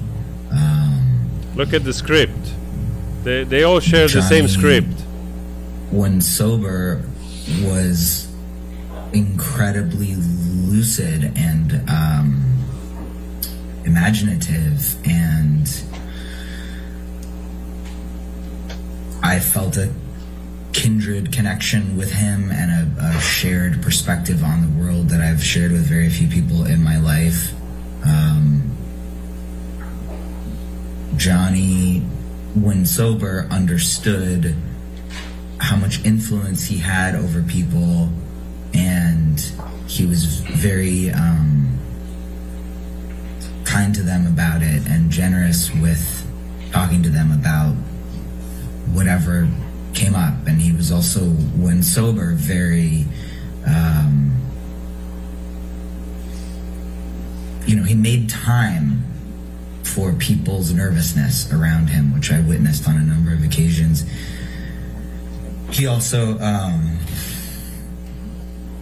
he had his number of houses on that street, and there was a constant rotation of different people coming to town who could all afford to live somewhere else or stay somewhere else, who he would let and enjoyed having in those houses, which I find to be generous. In the next paragraph, paragraph 6, you refer to Mr. Depp's struggles with respect to OxyContin. You say that in late 2013, after dental surgery, he became hooked on OxyContin. Did you ever experience him while he was on OxyContin? Yes. And while he was on OxyContin, did you ever experience him to be mean or vicious? I can't answer that with any accuracy because I don't know whether or not the times that I did see him be mean or vicious, he was also on OxyContin. In paragraph 5, where you say that he could be incredibly mean and vicious, especially when he was drunk or high. When you refer to drunk or high, what substances are you referring to? The substances that I saw him ingest with my own eyes were cocaine and hard liquor, marijuana, ecstasy, mushrooms. And you know why? Because you were there to do the same with him. Those are the immediate That's ones why. that jump to mind. Cocaine and any kind of alcohol. Hey, what's wrong with you? Come on. Just go. And hard liquor, marijuana, Oh, good Lord. ecstasy, mushrooms, probably some other things, but those are the immediate ones that jump to mind. Cocaine and any kind of alcohol. He would become paranoid. When he would drink alcohol, he would become paranoid. Yeah, I think that I answered your question. Did you ever have cocaine with him? No. Oh, of Were course there any not. drugs or substances that you took with? For the entire period that I knew Johnny and thereafter, I did not drink alcohol. There was I think 1 week period during the peak of my breakup, during which Johnny offered me some pain pills to get through the intensity of that situation. And that was the only time that I took any substances for 3.5 years. No, that's not true. That was the only time that I took any substances with Johnny. And yeah. All the other things that I had stated previously about what I do and don't do are also accurate. So I'm sorry, just to summarize that, is your testimony that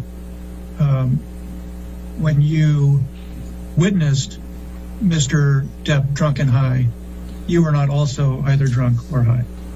Is that your testimony? My testimony is that during the entire period that I knew Mr. Depp, I was never drunk or drinking or consuming alcohol at all. My testimony is that for a 1, maybe 2 week, possibly 2.5 week, I don't remember, period, on a sporadic occasion, I took some pain pills that Mr. Depp offered me to get through an extreme emotional pain situation. When I witnessed Johnny doing cocaine, I was not drunk or high. Other occasions that I witnessed Johnny drinking, I was not drunk or high. There was a very narrow window during which I was taking some mind-altering pain pills for a very brief period, during which I witnessed Johnny drunk and high. Did you ever witness Miss Amber Heard drunk or high? Yes. And did you ever witness her drink alcohol? Yes. Did you ever witness her ingesting cocaine? Are you asking, like, ever in the history of time have I ever witnessed Amber ingest cocaine? That's the first question, yes. The answer is no. Amber was vehemently against cocaine. Oh, look at that face. Oh my God. Marijuana? No. Marijuana is not her drug. What is her drug? I haven't spoken to Amber in a year, but as far as I know and have known her for the last 11 or 12 years, Amber doesn't have a narcotic of choice. Have you seen her ingest ecstasy? Yes, I believe so. Yes. How many times have you seen her ingest ecstasy? I can think of one instance in particular when she took it for her birthday, like a celebration.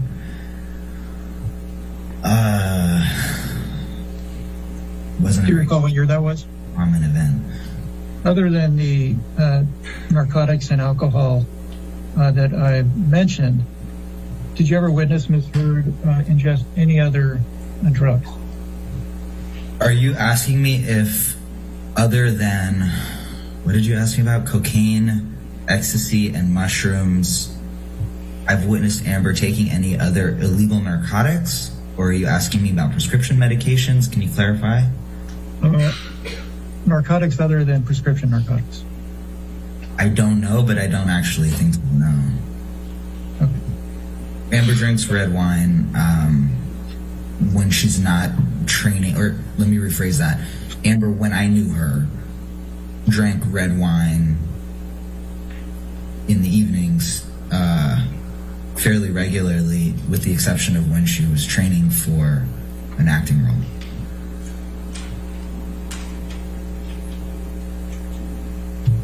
Have you ever witnessed Miss Heard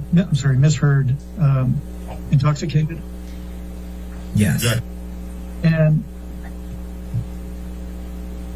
how often would you estimate that you witnessed Miss Heard intoxicated? I don't know how to quantify intoxicated. If you're asking me how often I witnessed her drunk, is that your question? Yes. Amber's strangely immune to getting drunk unless she's really drunk a lot. So I didn't see her drunk very often. I saw her drinking often, but I didn't see her out of her faculties very often. Like, you know, I saw that a handful of times in the 11 years that I knew her. He does speak better, And how the would guy, you describe but still. how alcohol affects Miss Heard's personality based on your experience? You know, it depends on the circumstance. If it was during a moment when she was celebrating, it would make her loose. Like if we were salsa dancing, then, you know, she would have fun and be fun and at a party and, you know, inebriated and dancing and having fun. If she was in a stressful situation, I think it would just kind of exacerbate whatever the feeling of the moment was. I'm going to ask you to state your name for the record. Nobody has yet. This is me. In case you haven't recognized my voice. All right, go My ahead. name is Untitled Chapter. Let's bring up Depp Exhibit number 1 again, please.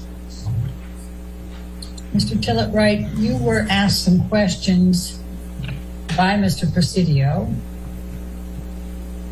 And I'm going to take you back up to the first page where you were asked some questions. And he started out with, I'm just going to draw your attention to paragraph 4. And you indicated you met Johnny Depp through Amber. And you hit it off immediately. Do you see that? Yes, I do. Okay. And then you explained to Mr. Presidio that you considered Johnny to be a close friend and you cared very much about Mr. Depp. Is that correct? He became a close friend and I did care very much about him. I still care very much about him. All right. Could you please describe that relationship that you had with Mr. Depp up until I think you said December of 2015? Sure. Okay, Mr. Depp and I first met. Amber invited me over to his house with my then partner, girlfriend. I don't know if she was my fiance yet or not. In I think February of 2013. Oh my God, I'm yawning. Sorry, guys. I'm already bored of this guy. And we all hung out. The four of us hung out in his house, in his living room, and just kind of talked and got to know each other. And it was sweet. I was mostly hanging out with Amber and kind of meeting this person. It was a trip to meet someone like that, you know, and see his house. And he was very friendly and very welcoming and very kind. And then the next time we saw each other was at, Amber and I both like to do what we call family dinners. So we invite people over and cook for them and have a dinner party. And Amber did an elaborate family dinner at her house, and Johnny and I and my ex and Amber believe Whitney were there. I don't know if anyone else was there. I'm sure other people were there. I don't remember. And Johnny and I really connected at that dinner. We were sitting either opposite each other or just catty corner from each other, and I left feeling a very intense connection to him, and I was like, well, yeah, sure, everybody probably feels an intense connection to him because of who he is. I forget it. It's ridiculous. And then a couple of days later, Amber had another dinner, such a dinner at her house, and Johnny and I had another really good time and felt very connected and really laughed a lot and whatever. And at the end of the dinner, as I was standing to leave with my ex, Johnny came up to me and said, I don't really know how to say this because it doesn't happen to me very often, but I think I love you. And I felt strange because I felt the same way. And I said, that's funny because I had that same experience after the last dinner party too. And then we joked about how crazy and ridiculous that felt. And we exchanged phone numbers, and then he texted me wanting to talk about Amber a couple of times, and I felt that it was like kind of violating her privacy. So I said that I was happy to be friendly with him and happy to, I don't remember exactly what I said, but something to the effect of like, you know, I'm happy to give advice or to help you guys stay in concert with each other, but I don't want to violate anybody's privacy with the other one. And I think he really respected that and really liked that because he also values his privacy greatly. And then, I was in LA for a couple more months, and I don't know, I think maybe we hung out more during that period. I'm not sure. I don't remember if they came to New York during the next stretch of time or what happened, but basically by the summer, I came back to LA to write, and had a very bad breakup with that fiance, and was going through some things personally that Johnny, he was like, I recognize what's happening for you. It was like particularly bad anxiety-related, trauma-related things. And I didn't expect him to offer me any support around that stuff, but he just was like, wait, I see what you're going through. This is my experience of it. I have the same thing. And those guys, they're burying themselves. If you need anything, I'm here. And I was like, thank you so much. I didn't really expect that.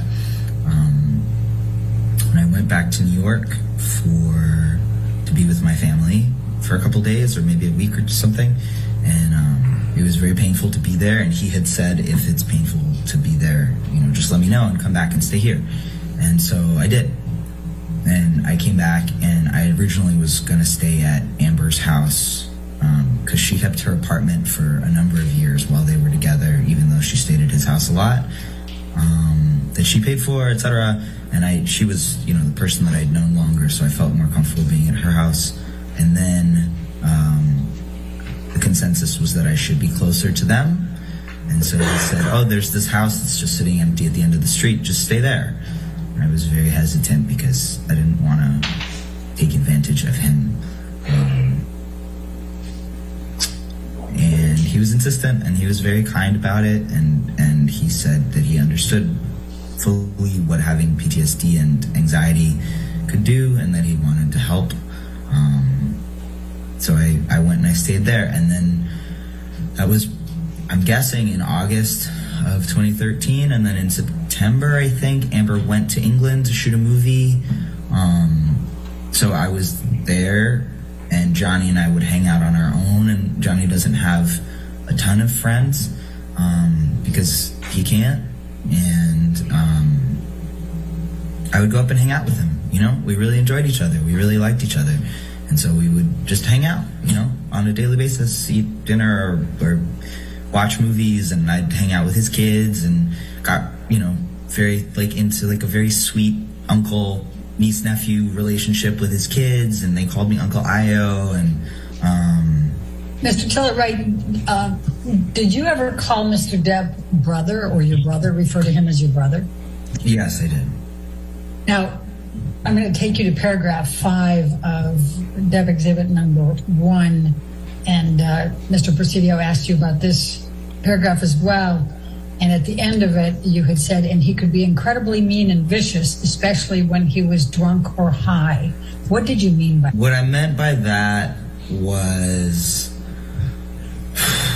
on a number of occasions, I saw, you know, Amber or he, I think, also would ask me to come and help. He and I had more of a like mano a mano kind of relationship. Mano a mano. She and I had I was kind of like the only person that would check either of them for a while, and so they would both ask me to do that with each other. So I saw him, for example, I remember there was a time when it was very late at night. I was down the hill, so I went up the hill, and he was outside by the pool with a glass of what I understood to be whiskey, and she was inside crying and very upset in the kitchen, I think. And then I went outside and talked to him for a long time. Situations like that, or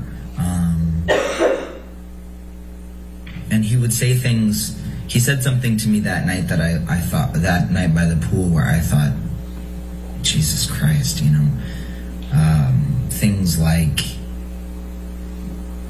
she's gonna, you know, all she's got is her looks, and, you know, she has no talent, and when her tits start to sag, and her face gets wrinkly, nobody is gonna be interested in her for anything, and she, you know, better like figure out another way to survive and shit like that. Sorry, pardon me, things like that. And I also witnessed him when Amber was in England. Marilyn Manson and Paul Bettany came over at one point, and there was a great deal of cocaine and alcohol involved that I witnessed them doing together. I don't specifically recall if Mr. Bettany did or did not partake in the cocaine, or really much of anything except things that he said and his personality. But Mr. Manson and Mr. Depp partook in a lot of cocaine. What, if anything, did Mr. Depp tell you about his struggles with drugs and alcohol? And why were you there, sat though? on the couch, and he told me a number of things. He told me about his childhood. He told me about growing Why up didn't in you hang Kentucky. out He with told other me about growing people? up very poor, and how his mom was verbally and physically abusive. He told me that when he was very, very young, like 13 or something, he started drinking and taking drugs, I think, or at least drinking quite heavily. And he was even kind of like, yeah, it's crazy, I know, but I've been doing it my whole life. I'm built like a tank. And so that was kind of the nature of the conversation. And he told me that he had struggled with ever not drinking or ever not doing drugs. And he also told me that he didn't particularly enjoy being sober, but that, you know, people around him were very concerned. He was very, very Dude, why you were hanging out with Marilyn Manson, Johnny Depp, and Paul Bettany? Huh? Go to New York Pizza. About times that he had been inebriated to the point of falling down or embarrassing himself, you know, urinating on himself, things like that, when his children were around. Again, sometimes I don't know what is happening here. Like, people around him were very concerned. He was very, very concerned with his children, and he would express shame or regret about times that he had been inebriated to the point of falling down or embarrassing himself, urinating on himself, things like that, when his children were around. He told me that in his relationships with previous women, his drug and alcohol use had been an issue, but that he just didn't really like life sober, and that it was too painful to be alive without. Had experienced great bouts of jealousy in relationships that had. Winona, he told me that happened with. Oh man, if I listen to this guy like a little bit more, I start to do drugs. What, if any, observations did you make about Mr. Depp abusing OxyContin? Over the course of those 2 years, Mr. Depp told me verbatim that he was addicted to OxyContin. And I have a text message from him where he expresses that it's extraordinarily hard to kick, and that it I don't remember exactly the words that he uses, but he referred to it to me verbally many times as like the hardest thing that he's ever tried to kick, which he's tried to kick most things. He said it was harder than heroin. So he was very open and verbose about OxyContin, having gotten addicted to OxyContin. So what, He if was any, verbose, observations did just you in make case you missed that. about Mr. Depp smoking cigarettes and joints, marijuana? Mr. Depp, as far as I could see, always had a cigarette or joint in his mouth at all times, to the point where I was confused about how he could function. He also showed me his marijuana closet that had, I don't know, tens and tens of pounds of weed in it. What, if any, observations did you make while you were staying at Sweetser? I think you said that was August 2013 through May of 2014, with respect to the type of alcohol and the amount of alcohol that Mr. Depp was consuming. When I saw Mr. Depp drink, it was often hard liquor. I believe it was whiskey and gin and tequila, maybe. Could also be vodka. I don't know. He had a full bar in the house that they, with his recording studio in it, that they mostly stayed in. So, I know whiskey for sure, and there was also red wine, a lot of red wine. And when you talk about the whiskey and the red wine, how much did you observe Mr. Depp consume on any given occasion of those? I don't know. What's the point of going on and on and on The one with occasion this? I know specifically was the one that I mentioned before during the argument, where he suddenly had a glass of whiskey, and I remember it being like, I remember clocking, because I grew up counting people's drinks. I remember clocking that it was a very large pour in the glass of whiskey. If you recall those, I think my question was, what, if any, observations did you make, or did Mr. Depp ever tell you about him blacking out? Mr. Depp was very open with everyone that he was a heavy user. And he told me about, I know there was one instance where he had this very large house property. So if Sweetser Avenue goes like this, the house that I was staying at, 76, is down here, then there's 78, which is right here, and then up here is 80, and then across the street, I guess, is 82. And 82 is a very large compound. So he and I were staying, I was at 76 or up at 80, and then 82 they lived in for a brief period of time. And he told me about like vanishing into 82, into the like the property, into the like, because it was very lush and a lot of trees, and went up quite far up the hill. And he told me about kind of like blacking out and going in there. On one instance, he told me, I know that he told me that in Australia, he had blacked out, but he also told me that he fucked up, so I don't know. In terms of specific blackouts, there were a number, I think he said on the plane, he said that he didn't remember what had happened. What, if anything, did Mr. Depp say to you about whether he wanted to become sober and clean? Mr. Depp expressed to me that he wanted to get sober for Amber, that he didn't enjoy being sober, that it wasn't fun, and that it was distressing and exhausting, and very hard to do. He really resented having to be sober. Yeah, he didn't want to be.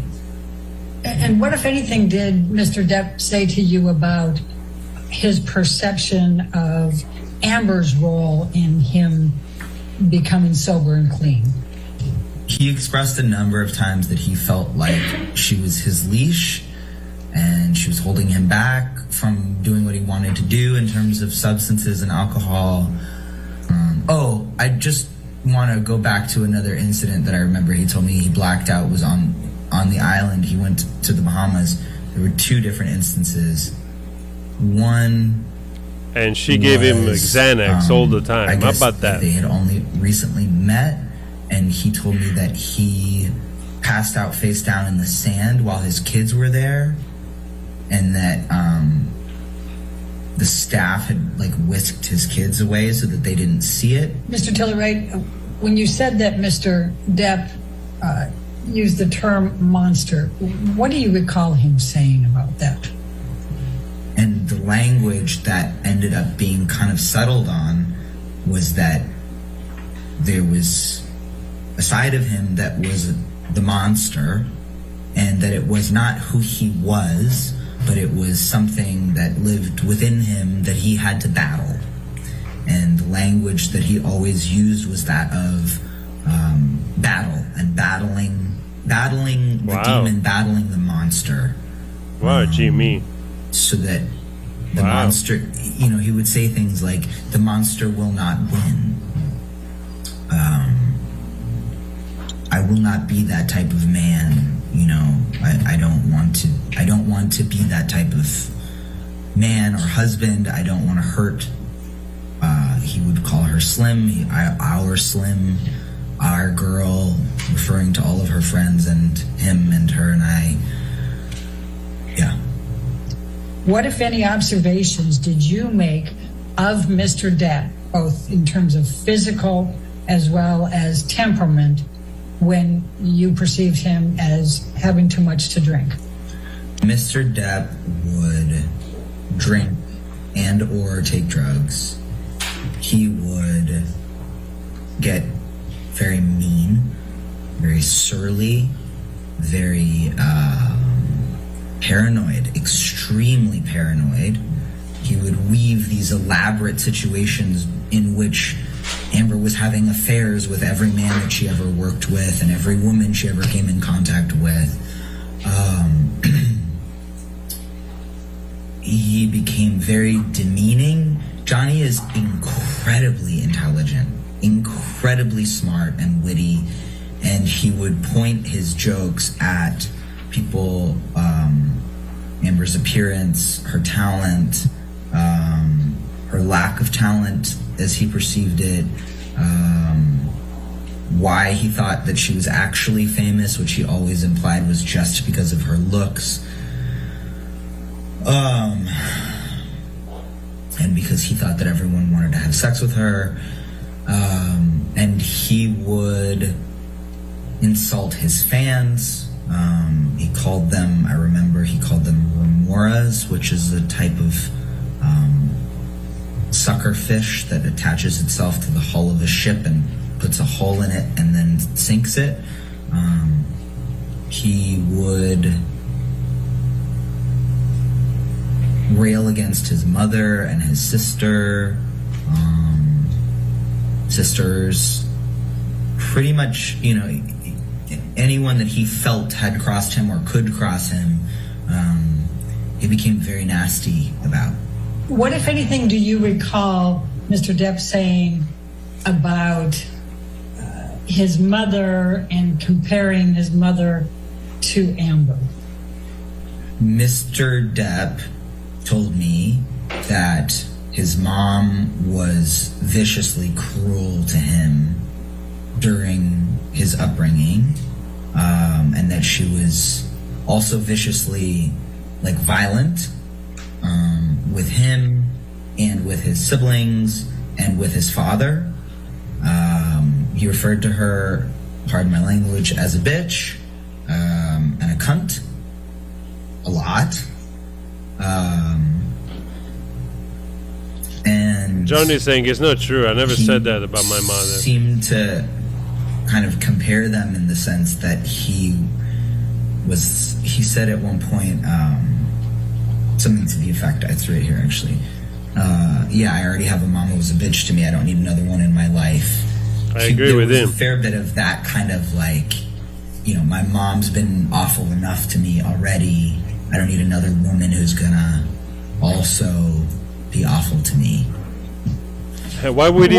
Why would he say that? Did you have? Why would he say that, Johnny, about the fights he had with Amber?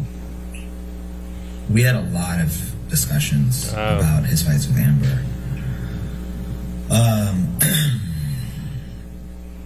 What do you recall? Wow. In the very beginning, he expressed that she made him feel crazy, that he was so in love that it made him feel crazy.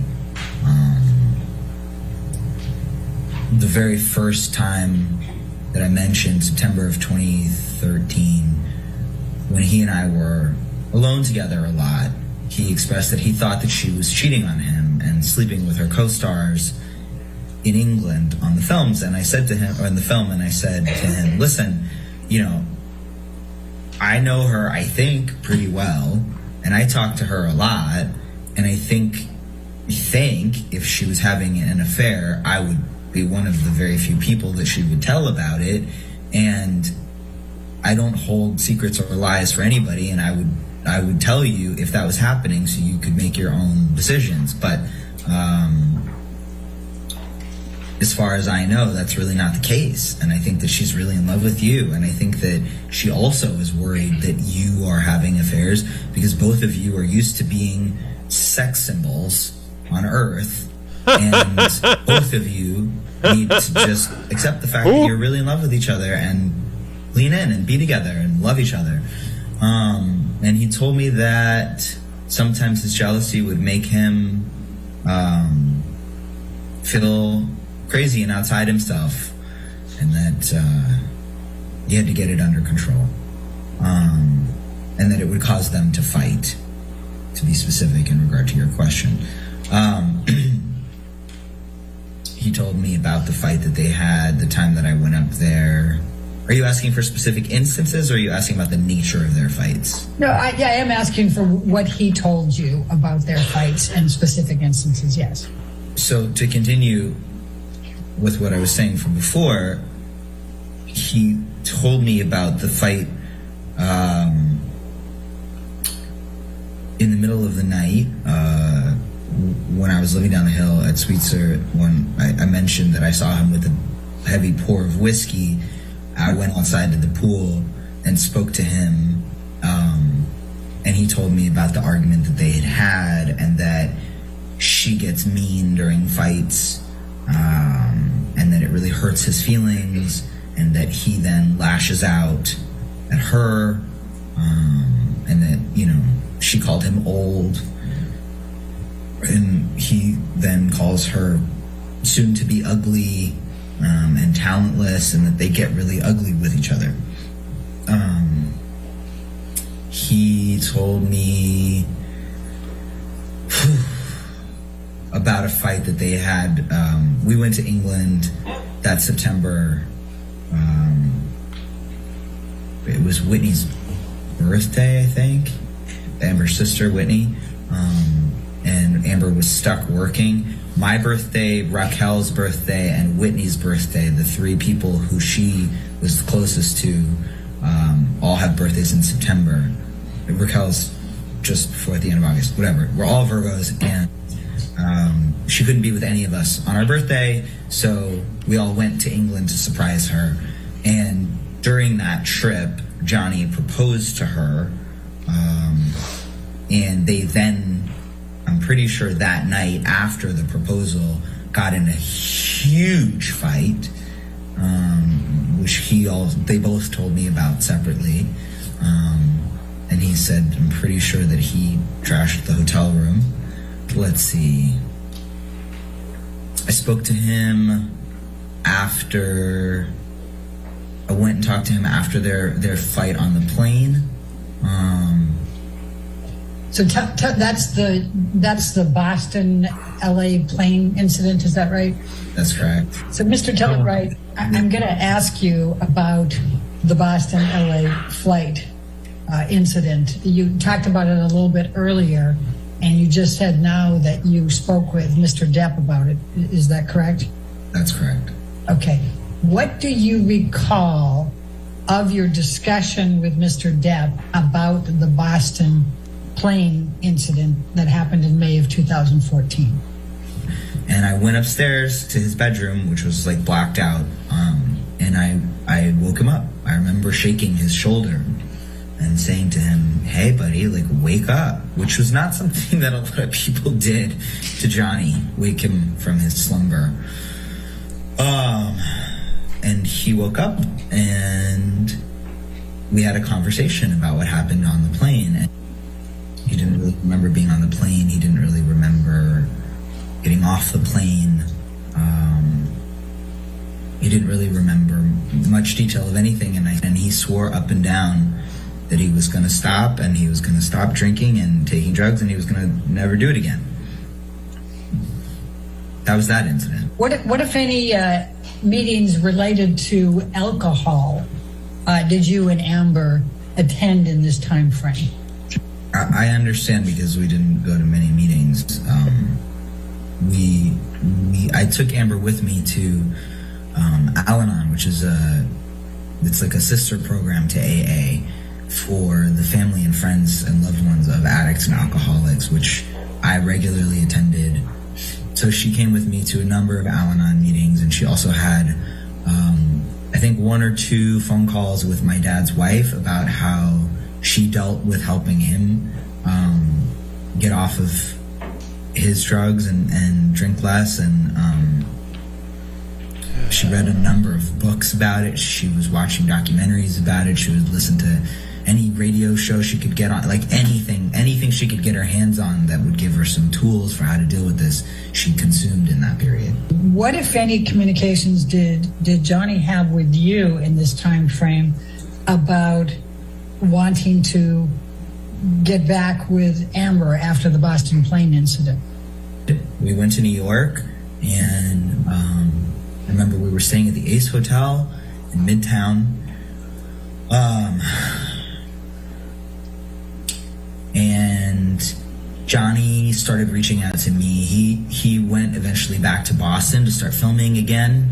Would have been in like the next day or two, because we weren't there for that long. And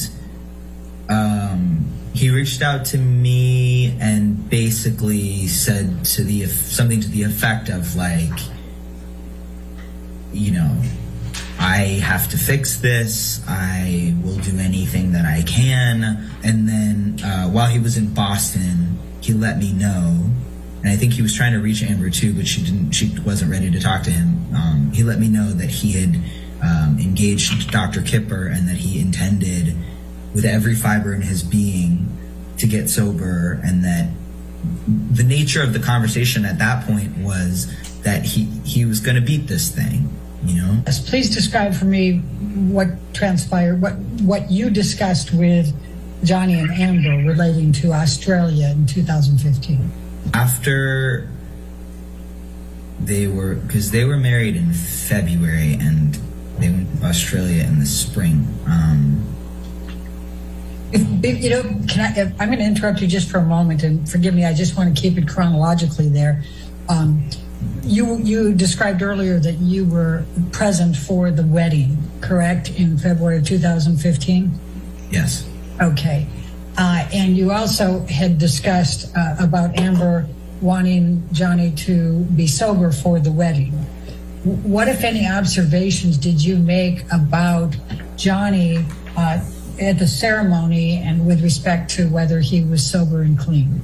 You know, I don't actually know whether Johnny was. I don't think Johnny was drinking on the day of their wedding. I really don't actually think he was.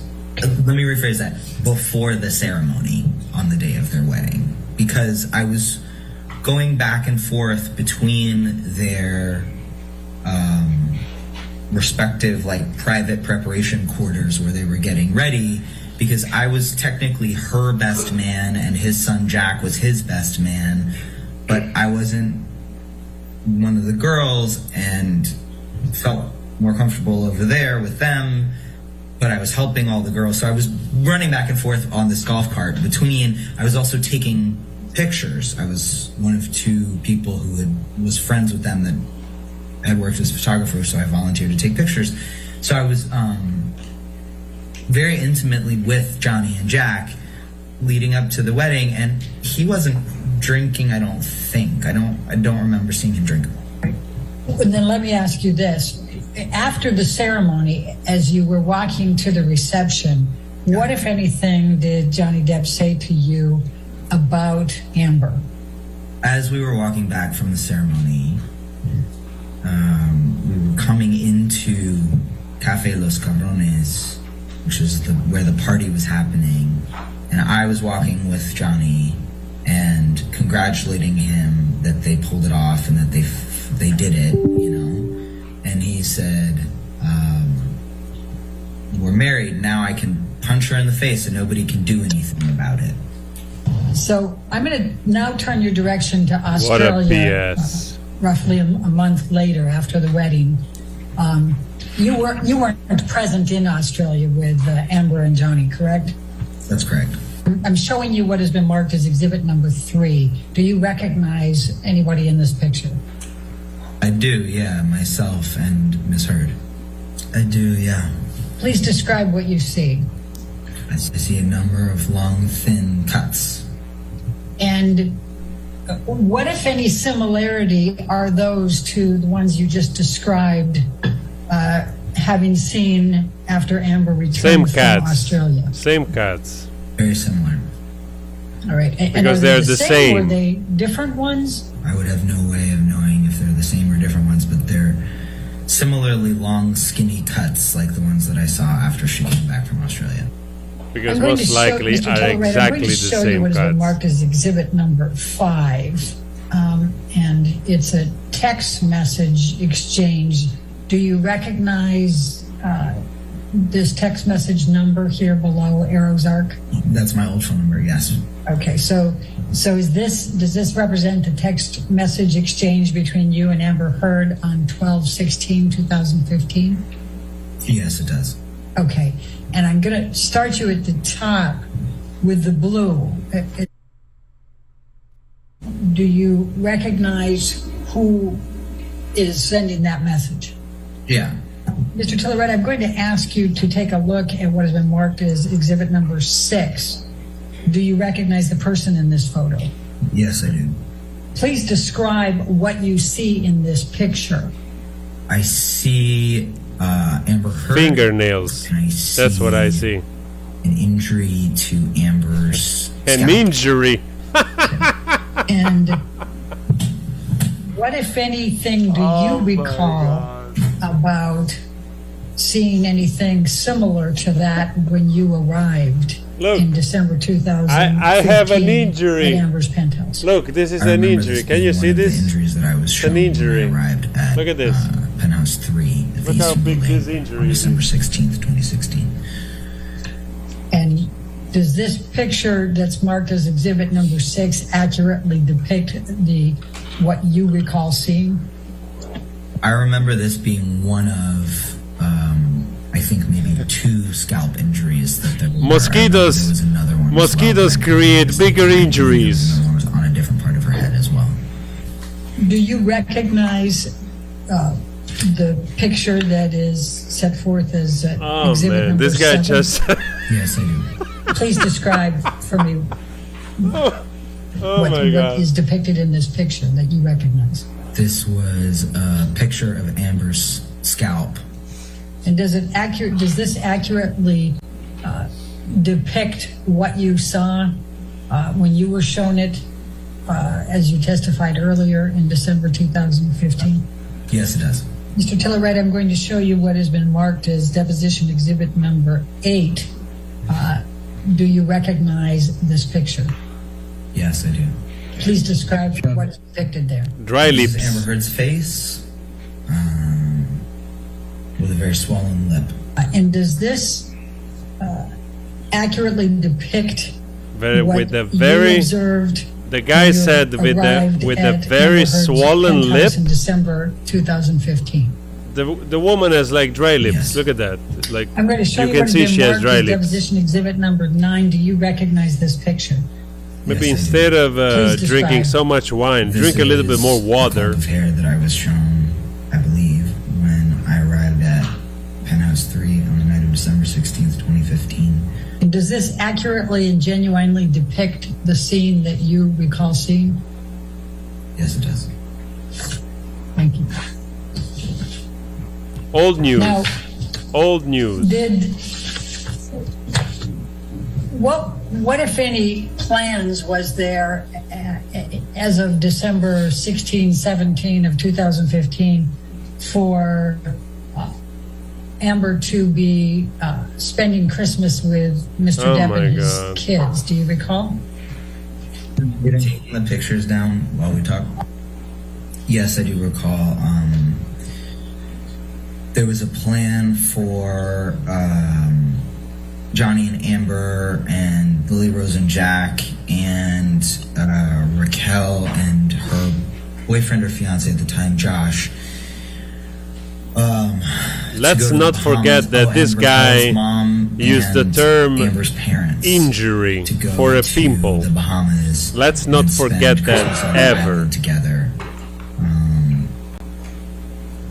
Yeah.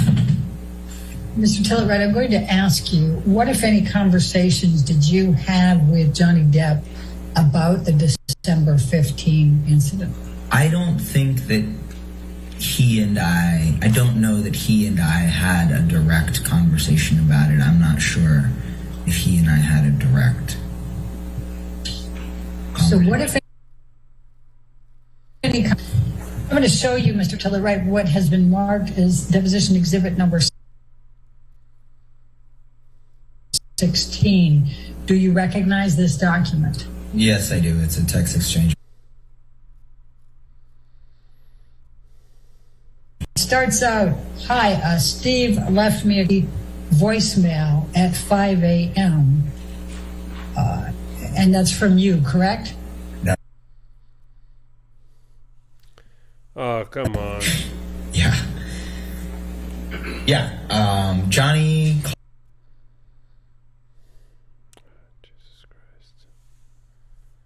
Some kind of management of like a property manager. And he said something about, yes, hello, this is management. And I don't remember what he said, but it was something to do with like, we have a situation that we need to change out the something. And it was just a lengthy, just off the wall nutbag ramble in the character of management. Mr. Tillerite, I'm going to show you what has been marked as exhibit number 17, and then Alex, I'm going to ask you to play this. Oh man, this is old news.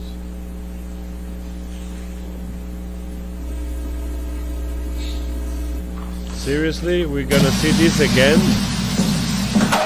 Look at how many injuries she has on her face. Look at that.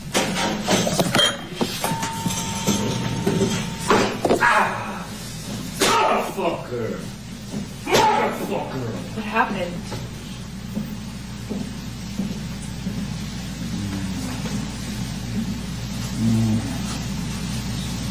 What happened?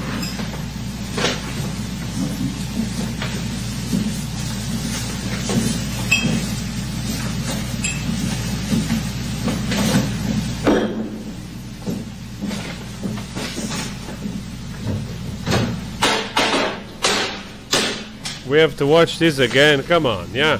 We know this. The guy cannot even break his own cabinets. Come on. Nothing happened this morning. You know that? Were you in here? No. So then nothing happened to you this morning? Yeah, you're right. I just woke up and you were so sweet and nice. We were not even fighting this morning. All I did was say sorry. Did something happen to you this morning? I don't think so. No, that's the thing. You want to see crazy? I'll give you fucking crazy. That's crazy. Oh, you're crazy. Oh, you're crazy. Have you drunk this whole thing this morning? Oh, you got this going? You got this going? Just started it. Oh, really? Really? Oh my god. See that shit on me, No, motherfucker? didn't you? Were smashing shit. Oh, bye.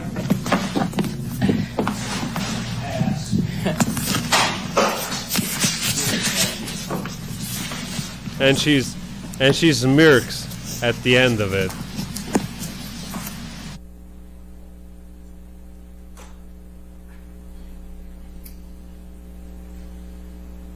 Thank you, Alex. You can take this down now.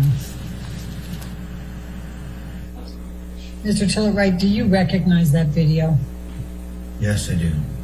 Was that the video that Amber sent to you on the text message exchange on February 10th, 2016? Yes. Do you recall watching that video on February 10, 2016?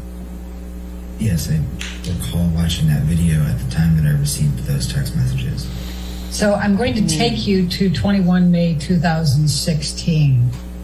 What do you recall with respect to a telephone call you received from Amber? Sure. I was in New York. I was there visiting family. I was in Greenpoint, Brooklyn. I was walking down Manhattan Avenue, and I got, I believe, a text message from Amber that said something to the effect of, like, can you talk? And so I called, and I was walking down the street as this happened. She put me on speakerphone, so I was talking to both of them. He just stopped by to pick up some of his stuff, and he has a theory that he either he wants to ask you about, or and I said, okay, sure. And hello, Johnny, like, you know. And he, I think it was he said or she said, Johnny thinks that you and I together defecated on his pillow. I think the words were used were somebody did his pillow. So I started laughing, and I was laughing, she was laughing, and when I realized that he was serious, I was like, okay, look, you know, first of all, I wasn't there that day, and so he got very agitated by the fact that she and I thought it was funny, and he started to get more and more agitated, and I could hear him walk away from the phone. He came clomping back down the stairs, and I heard like a noise, and then the phone dropped, and he said to her, "Oh, you think I hit you? You think I fucking hit you? What if I peel your fucking hair back?" It seems like the fuck is a very important word to make things more credible. I remember her screaming. And I hung up the phone. And I called Raquel immediately because I know that she lives one door away, and her and her boyfriend Josh, who's a big dude, would be able to get there the fastest.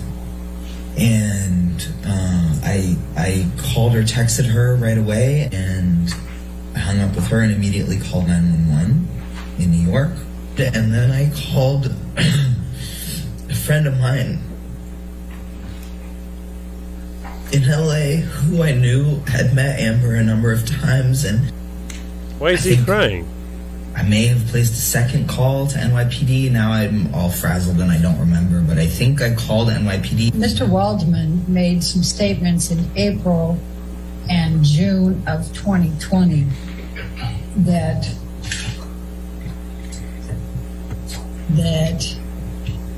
quote, Amber Heard and her friends in the media used fake sexual violence allegations as both a sword and shield, depending on their needs. They've selected some of her sexual violence hoax facts as the sword, inflicting them on the public and Mr. Depp. That was made on April 8, 2020. What, if any, impact did that have on Amber based on your observations? Amber retreated. Amber became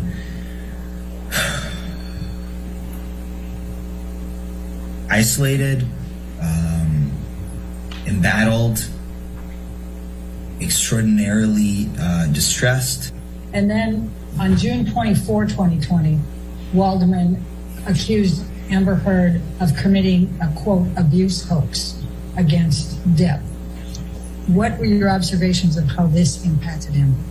I think that my previous statement encompassed that. During the time that you were friends with Johnny and you were speaking with him up until you testified December of 2015, what, if anything, did Johnny Depp ever tell you about Amber Heard being physically violent to him? Nothing ever at any point. Do you agree with me that Mr. Depp and Ms. Heard had many verbal arguments? Yes, I do. And you were a witness to a lot of those verbal arguments, correct? I was a witness to some verbal arguments. Okay. And did you ever hear Ms. Heard say anything mean to Mr. Depp in those arguments? Yes. And did you ever hear Ms. Heard say anything vicious to Mr. Depp in those arguments? Yes. So would you agree with me that when they argued, they were mean and vicious to one another in what they said? I would categorize it very differently, sir. Well, you testified that you heard Ms. Heard say mean and vicious things to Mr. Depp when they argued, and vice versa. Is that accurate? Yes.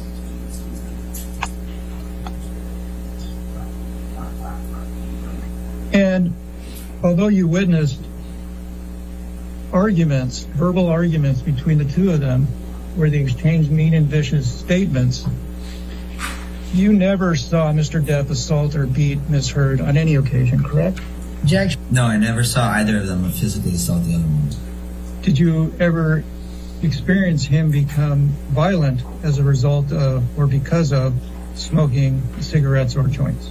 As I've already explained to you probably 8 times, I've never seen Mr. Depp become physically violent with Ms. Heard. So if that's what you're asking me, if he smoked a cigarette and that made him violent, I think you know that that's ridiculous, and the answer is, again, no. Did you ever witness Mr. Depp become violent in any manner on account of him smoking cigarettes or joints? If you want my honest answer is that Mr. Depp mixed substances constantly, and I keep trying to tell you that. He mixed all kinds of things together when he got crazy and violent. So, and upset and paranoid. So, and I never knew what he had taken. When you say when he got violent, when did you see him get violent? I saw Mr. Depp throw glasses and dishware on at least 2 occasions, which I would characterize as physically violent. And do I know if he'd smoked marijuana or cigarettes? Before that, I don't know. When were those 2 occasions? This guy is full of it. Sometime during the time that I was living in Sweetser. And once at the Eastern Building. And prior to throwing those dishes, did you witness him imbibing any drugs or alcohol? I couldn't tell you, but seeing as Mr. Depp always was smoking cigarettes and marijuana, my assumption would be yes. Okay. For some reason, he knows that the guy is always paranoid and crazy and angry and violent, yet the only time he saw him do something was like to throw like some cutlery around the kitchen a couple of times. Wow. When Ms. Bredenhoff showed basically you an a expert. picture of a clump of hair on the floor? Yes.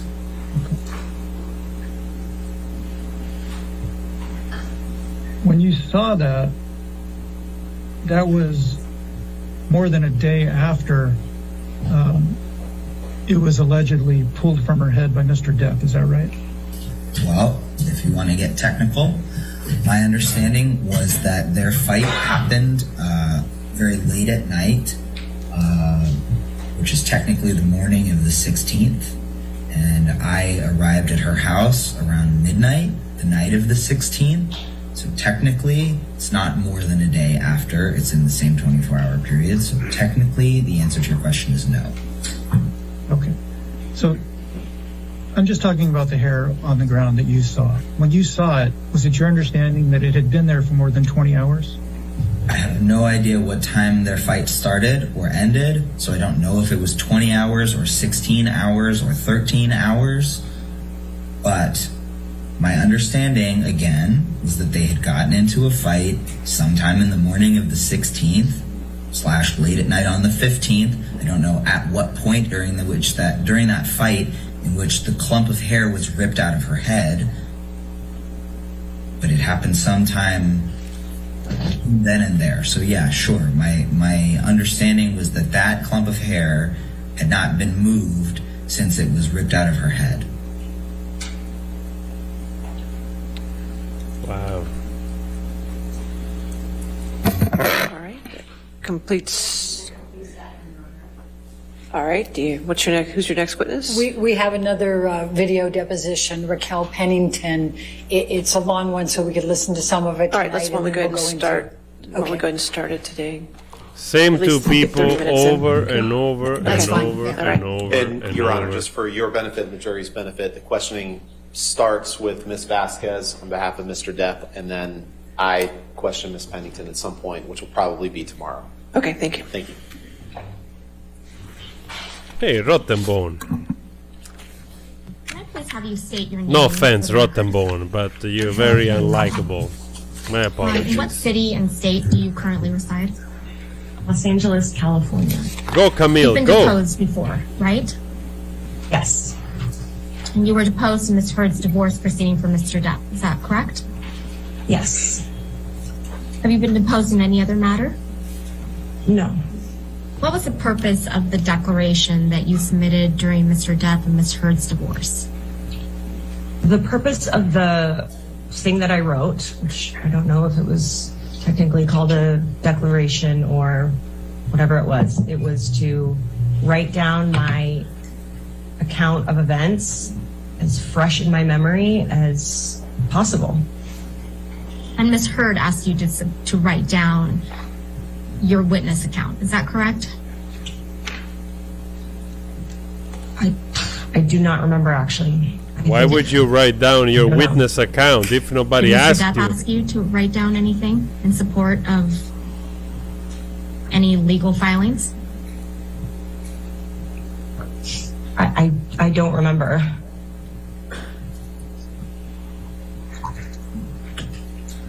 So it's your testimony sitting here today that you don't remember one way or another, whether it was Mr. Depp or Ms. Heard that asked you to write down your witness account during their divorce. Is that correct? I wrote down my account.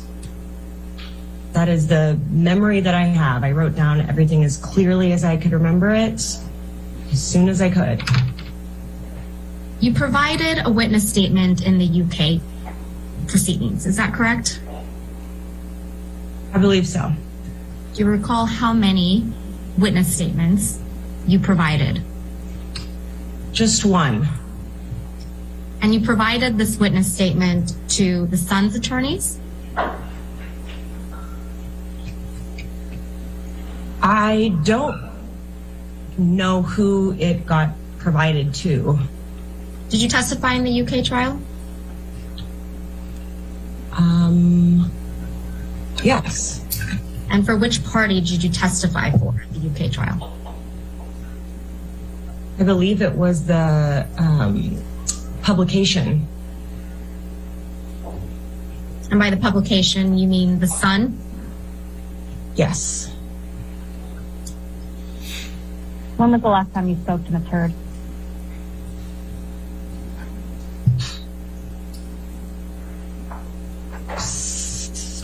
Perhaps.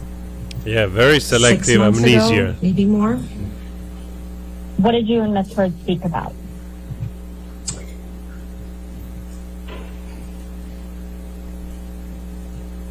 Probably, it was before her baby was born. So we were mostly speaking about her baby at that point. Did you speak to, when was the last time you spoke to Ms. Whitney Heard? Around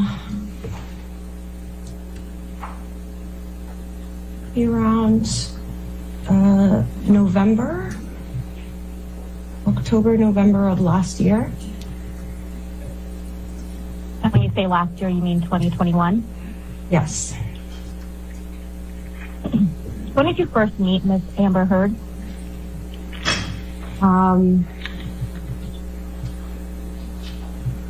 I believe it was 2003. When you met Ms. Heard in 2003, you developed a friendship. Is that right? Yes. Would you say you were best friends? We became very close friends. Your friendship with Ms. Heard, it persisted through her relationship with Mr. Depp. Is that correct? Yes.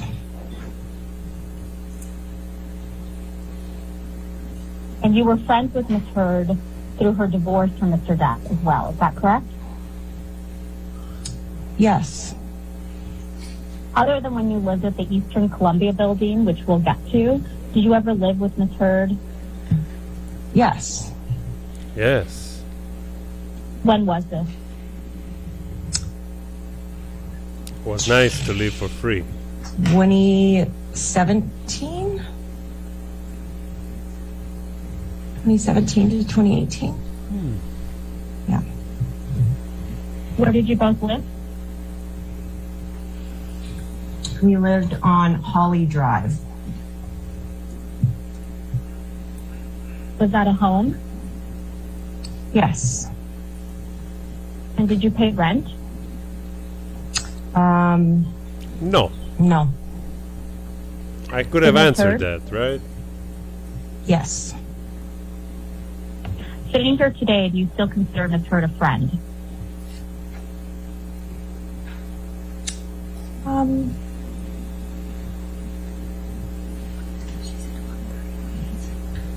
I wouldn't consider her not a friend. What does that mean? We don't speak. We are not enemies. Why don't you speak? Let me guess. Let me guess. Because you don't want to be involved with this BS anymore. That's why. And I don't blame you. Sitting here today, you can't give me one reason why you grew apart from Ms. Heard? I wanted to spend more time with other people in my life and prioritize other relationships and other relationships. Over the course of your friendship with Amber Heard, did you ever see her using illicit drugs? Can you define illicit drugs? Not prescribed. Yes. Did you ever see her use cocaine?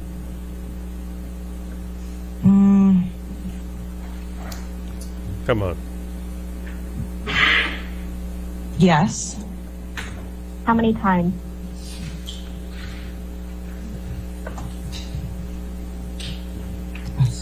At Christmas with Santa Claus once. Countless? No. Less than 10? Yes. Less than 5? Less Yes. than If you 5. remember, when was the first time you ever saw Amber Heard use cocaine?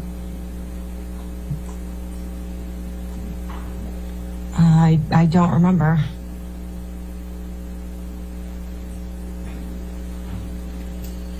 Did you ever do cocaine with Miss Heard, Amber Heard?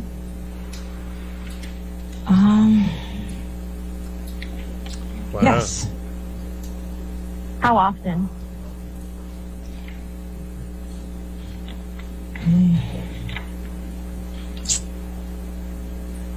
Not often. Was there a point in your relationship with Ms. Amber using more cocaine? Not often, it's more than 3. No.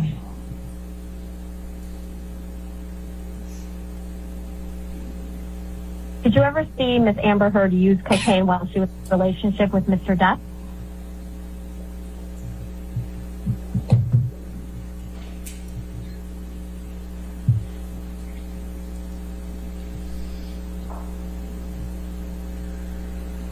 Probably, at least 4. I don't think so, no. You know what Provigil is? Yes. Are you aware that Ms. Amber Heard has taken a drug called Provigil? Yes. This is when her she started best taking friend at the time, Raquel Pennington. Oh, Jesus, internet. Heard You're continued to pissing take me off. You Provigil have during no her idea. relationship with Mr. Depp? No. Did she ever tell you that she had stopped taking Provigil?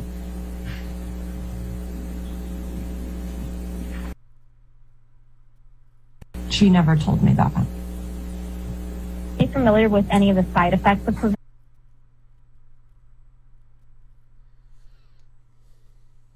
I don't know why you're doing this to me. Can we just finish this? It's another half an hour. Can we just do this? Well, what is this? Huh? Come on, man. What is this? Yes. Do you know when she started taking it? Amber Heard continued to take Provigil during her relationship with Mr. Depp? No. Did she ever tell you that she had stopped taking Provigil? She never told me that. Thank you, Are you 877. familiar with any of the side effects of Provigil? Anything about that? Mushrooms, was she in a relationship with Mr. Depp?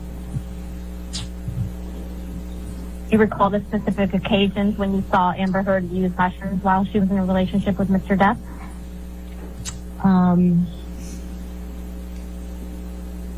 The first Coachella that we went to, the second Coachella that we went to,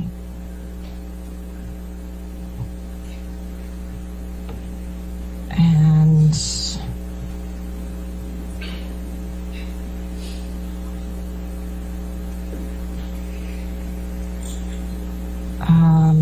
maybe at Hicksville. But I With can't Mr. be Depp? sure of that. Was Mr. Depp at Hicksville? Yes. Around June of 2014, you moved into one of the penthouses in the Eastern Columbia building. Is that correct? I don't remember which month, but I did move into the penthouses. Approximately in 2014?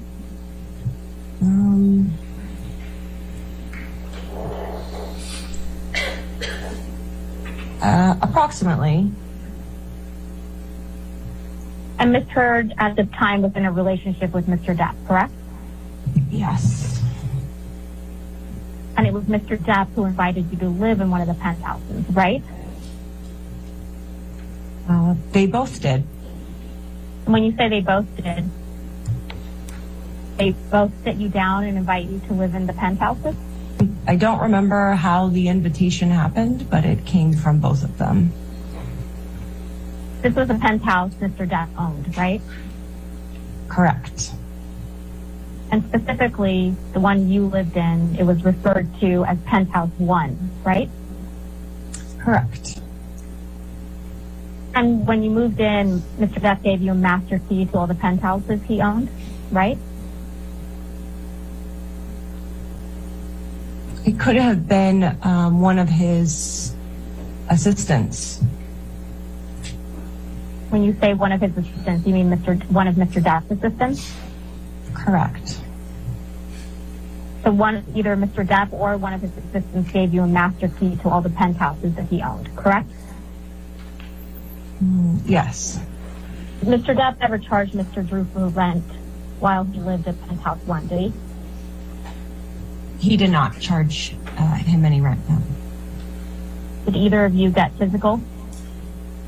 No. And how was this argument resolved? We talked it out. You recalled another argument with Ms. Heard at Holly House, is that correct? Mm-hmm. What was this argument about?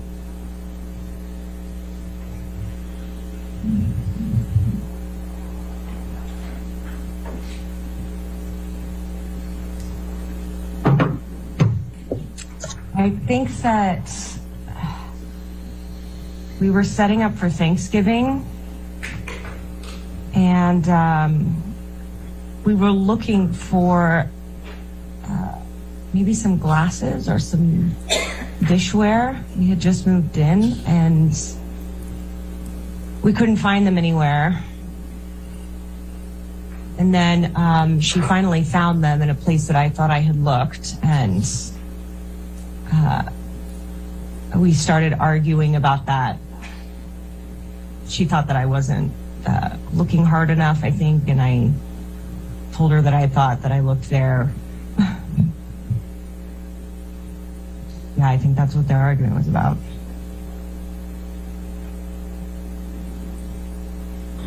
Was this just a verbal altercation, or did you get physical with each other?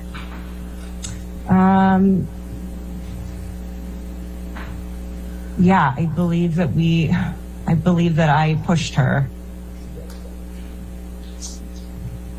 How did Miss Amber Heard react to that? She either pushed or hit me back.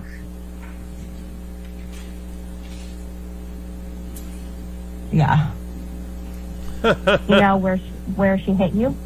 I think it was on my cheek. Do you recall any other physical altercations that you've had with Miss Amber Heard? Even her own people telling them it's like she kicked me. Do you recall She any punched me in the specific face. instances when you saw Amber Heard get into a fight with someone else? No. In the time you've known Amber Heard, have you ever seen her wear hair extensions?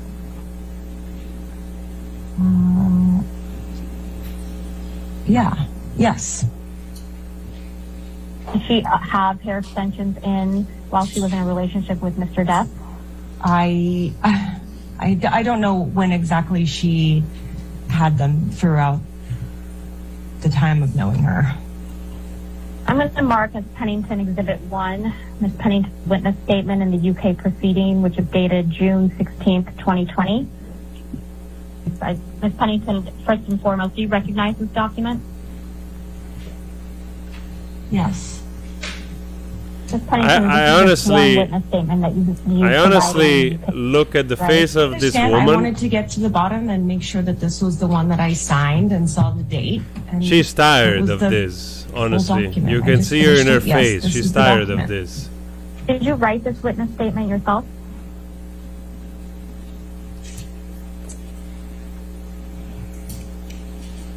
Yes. I'm sorry, I didn't catch that. Yes. Thank you. Did anyone help you write this? No. Did Amber Heard help you write this? No. Did Amber Heard's counsel help you write this?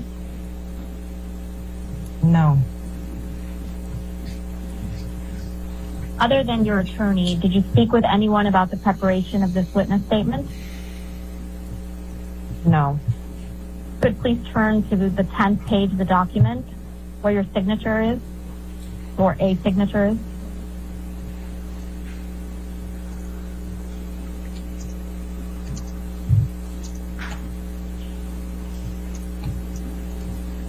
Is that your signature on the 10th page of this document, Ms. Pennington? That is my e-signature, yes.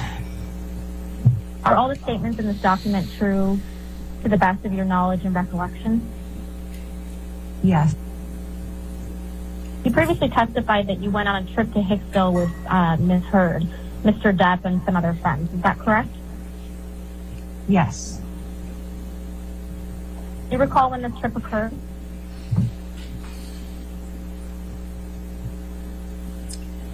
Not off the top of my head. Do you recall who else went on that trip? Yes. Who else was on that trip? Whitney Heard.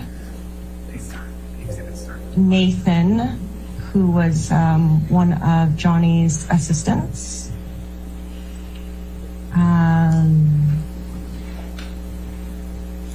Brittany Eustace. Kelly Milano.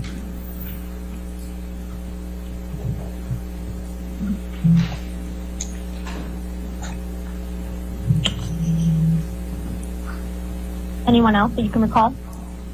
Trying to remember.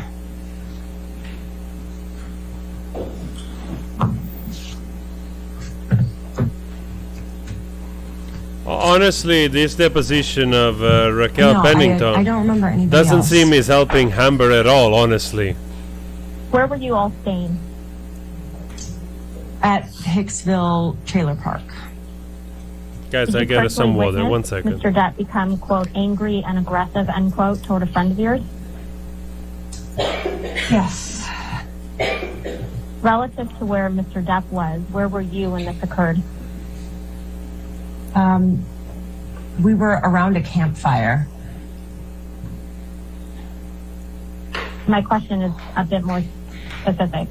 Relative to where Mr. Depp was when this occurred, where were you sitting or standing? I was at the same campfire. How close were you In to a Mr. circle. Depp?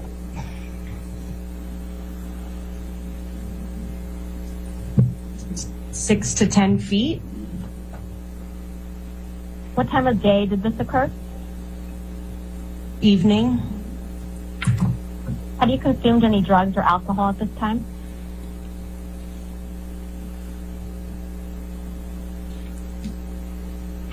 I think so. What do you recall consuming at that time? I don't remember.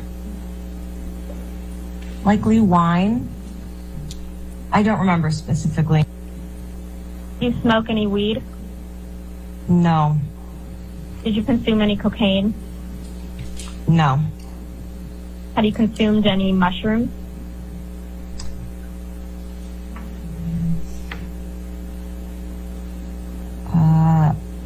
believe so. Have you consumed any MDMA? No. I remember every time I did mushrooms. Who was the friend that you referenced Mr. Depp became, quote, angry and aggressive towards? Kelly Sue. How did you know her? She was Thank you, Jules. married to a work friend of mine. Do you have any independent recollection of how long you had known Kelly Sue Milano by the time Hicksville occurred?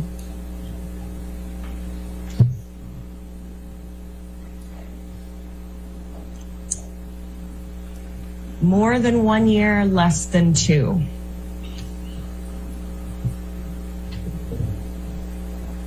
What did you witness Kelly Sue Milano doing that evening before Mr. Depp became, quote, angry and aggressive? I witnessed her hang out with the rest of the group. Did you see her consume any alcohol?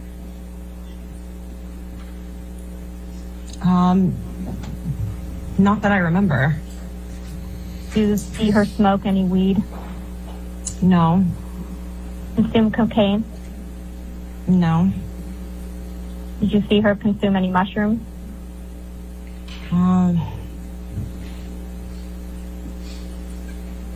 Maybe one. Sore. I'm genuinely trying to remember.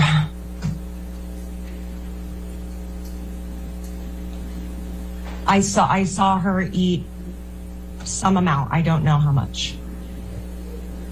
Did you see her consume any MDMA? No. You testified that Mr. Depp said words to the effect of, quote, get off my woman, end quote, to your friend. Is that right? I testified that. Did you personally hear Mr. Depp say that? Yes. Is this the, quote, angry and aggressive, end quote, conduct by Mr. Depp that you testified to? Yes. Other than telling Kelly Sue Milano to, quote, get off his woman, end quote, what did you personally observe Mr. Depp do that was, quote, angry and aggressive, end quote?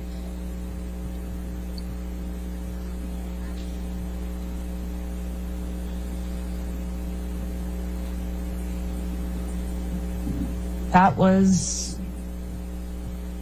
what happened. Then I think Kelly and Amber were hugging on a chair out by the fire. He came out of nowhere, said that, and then I think that Amber and Johnny went back to their trailer. Other than hearing Mr. Depp say something to the effect of get off my woman, what did you personally observe Mr. Depp do that was, quote, angry and aggressive? That's it. Did you hear Amber say anything to Mr. Depp? I don't remember her saying anything. Did you hear Amber raise her voice when speaking to Mr. Depp? No. What, if anything, do you remember about Amber's reaction to Mr. Depp's behavior? Wow. She was trying to comfort him. This evening in Hicksville, did you ever see Amber Heard consume any drugs or alcohol? I didn't see it. You didn't see Ms. Heard drink any wine? Yeah, I don't remember a specific time watching her take a sip of a drink.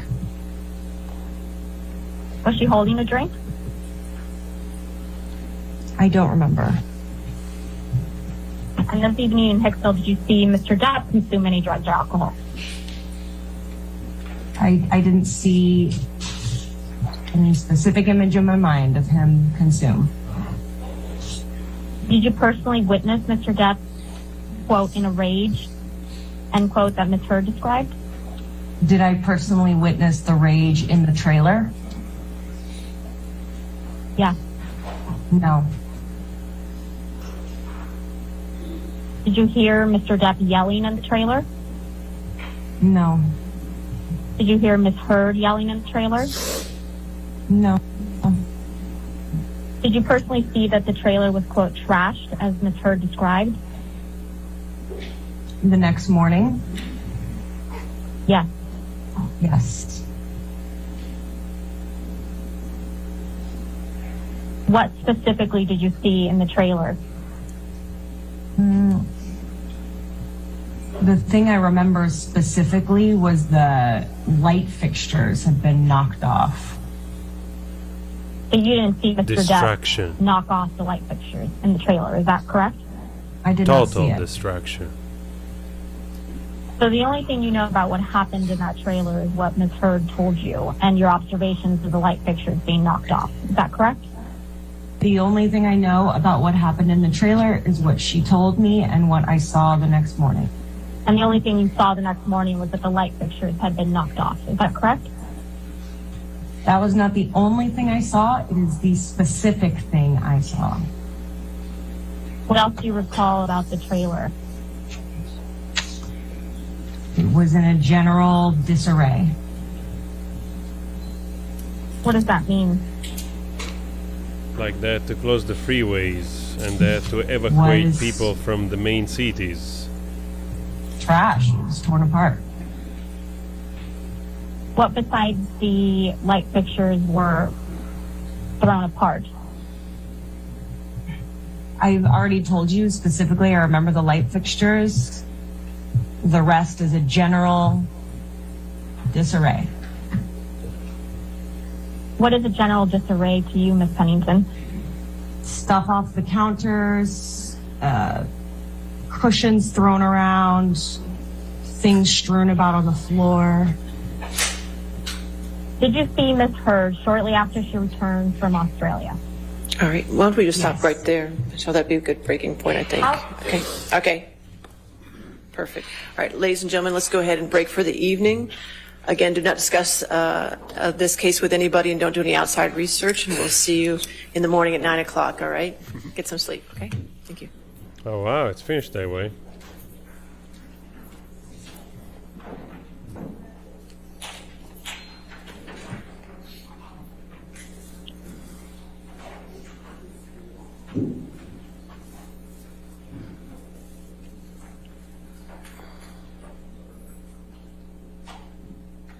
She must be in love with one just of have the a few items. one of the Just jury. for the She record, I can want to make keep- sure exhibit plaintiff 1248 from yesterday actually should be corrected in the record to plaintiff's 1248A. Is that correct? That's correct, Your Honor. Thank you. Okay, good. All right. And so the witnesses tomorrow, are they live, remote, or do we need a We have web link? one live witness tomorrow. The rest are all video depositions. So they're all depositions, so we don't need a WebEx link? No. Okay. All right. Other than that, jury instructions and verdict forms. I have received jury instructions from both parties. Thank you for that. However, I have not received agreed upon jury instructions as requested. So I'm not sure if that has happened or not happened as far as getting an agreed. Your Honor, we have been trying to meet and confer with them for a week. Well, you know, Your Honor, they're identified and emailed to Sammy. Okay, so the ones that you agreed upon? Yes. Okay, that's fine. So if you could do the same and just give me which ones you agree upon, I'd appreciate that. If we can get also by Thursday your objections to the ones that you don't agree upon in writing to me by Thursday morning, okay? Yes, Can we get that, just so I know what you're objecting to? Because I only have 2 hours on Friday morning from 8 a.m. to 10 a.m. to deal with this issue, so I want to make sure we're all prepared to get that done at that time frame, okay? Understood, Your Honor. All right, Yes. great. Anything? Your Honor, I just want to make clear, we haven't seen what they sent until they sent it today. So Okay, we've been that's trying to fine. meet and confer about this for a week and have I'm not Made no interested in progress. anybody's finger pointing, but I understand, but we'll just go forward from here, and if I can get them Thursday morning, that would be fantastic, okay? I'm All not right, interested great. in All right, have a anybody good finger evening, and see you in the pointing. morning. I like this judge. I like this judge. It's like, hey, just get it done. Move. All right. Let's see, the usual bye that everybody's waiting for JD to give to the audience. Look at that, everybody. Look at the bird. Ciao, ciao, JD. Look, everybody. Everybody's happy to say bye to JD. Huh? Oh, wow. So, yeah, guys, I think it's good to, stop. I'll try to do a recap of something or repost something with some commentary. Also, of course, for the audience that doesn't watch the live, or just to do some shorter recap. I think I've been live. This has gone live from 3 o'clock on for me. So I don't know how I feel about those last two. I'm happy that Camille was able to stop in the track Helene and the other lawyer quite well on the last redirect of Amber Heard. So those are the two depositions. I don't know. The Io one was kind of, seems like a lot of hearsay or whatever, a lot of speculations. Nobody saw this guy do nothing in the end, At the end of the day, there's a lot of speculation. He was paranoid, he was violent, he was this, he was witty, he was charming, and then he would just mix drugs and it would be nasty and nasty witty, and there was a ton of this and that they did together, and I happened to be there just by chance because I love to peek in. I'm a voyeuristic fantasizer.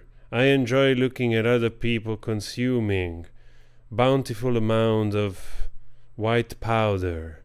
That's how I get my kick in writing.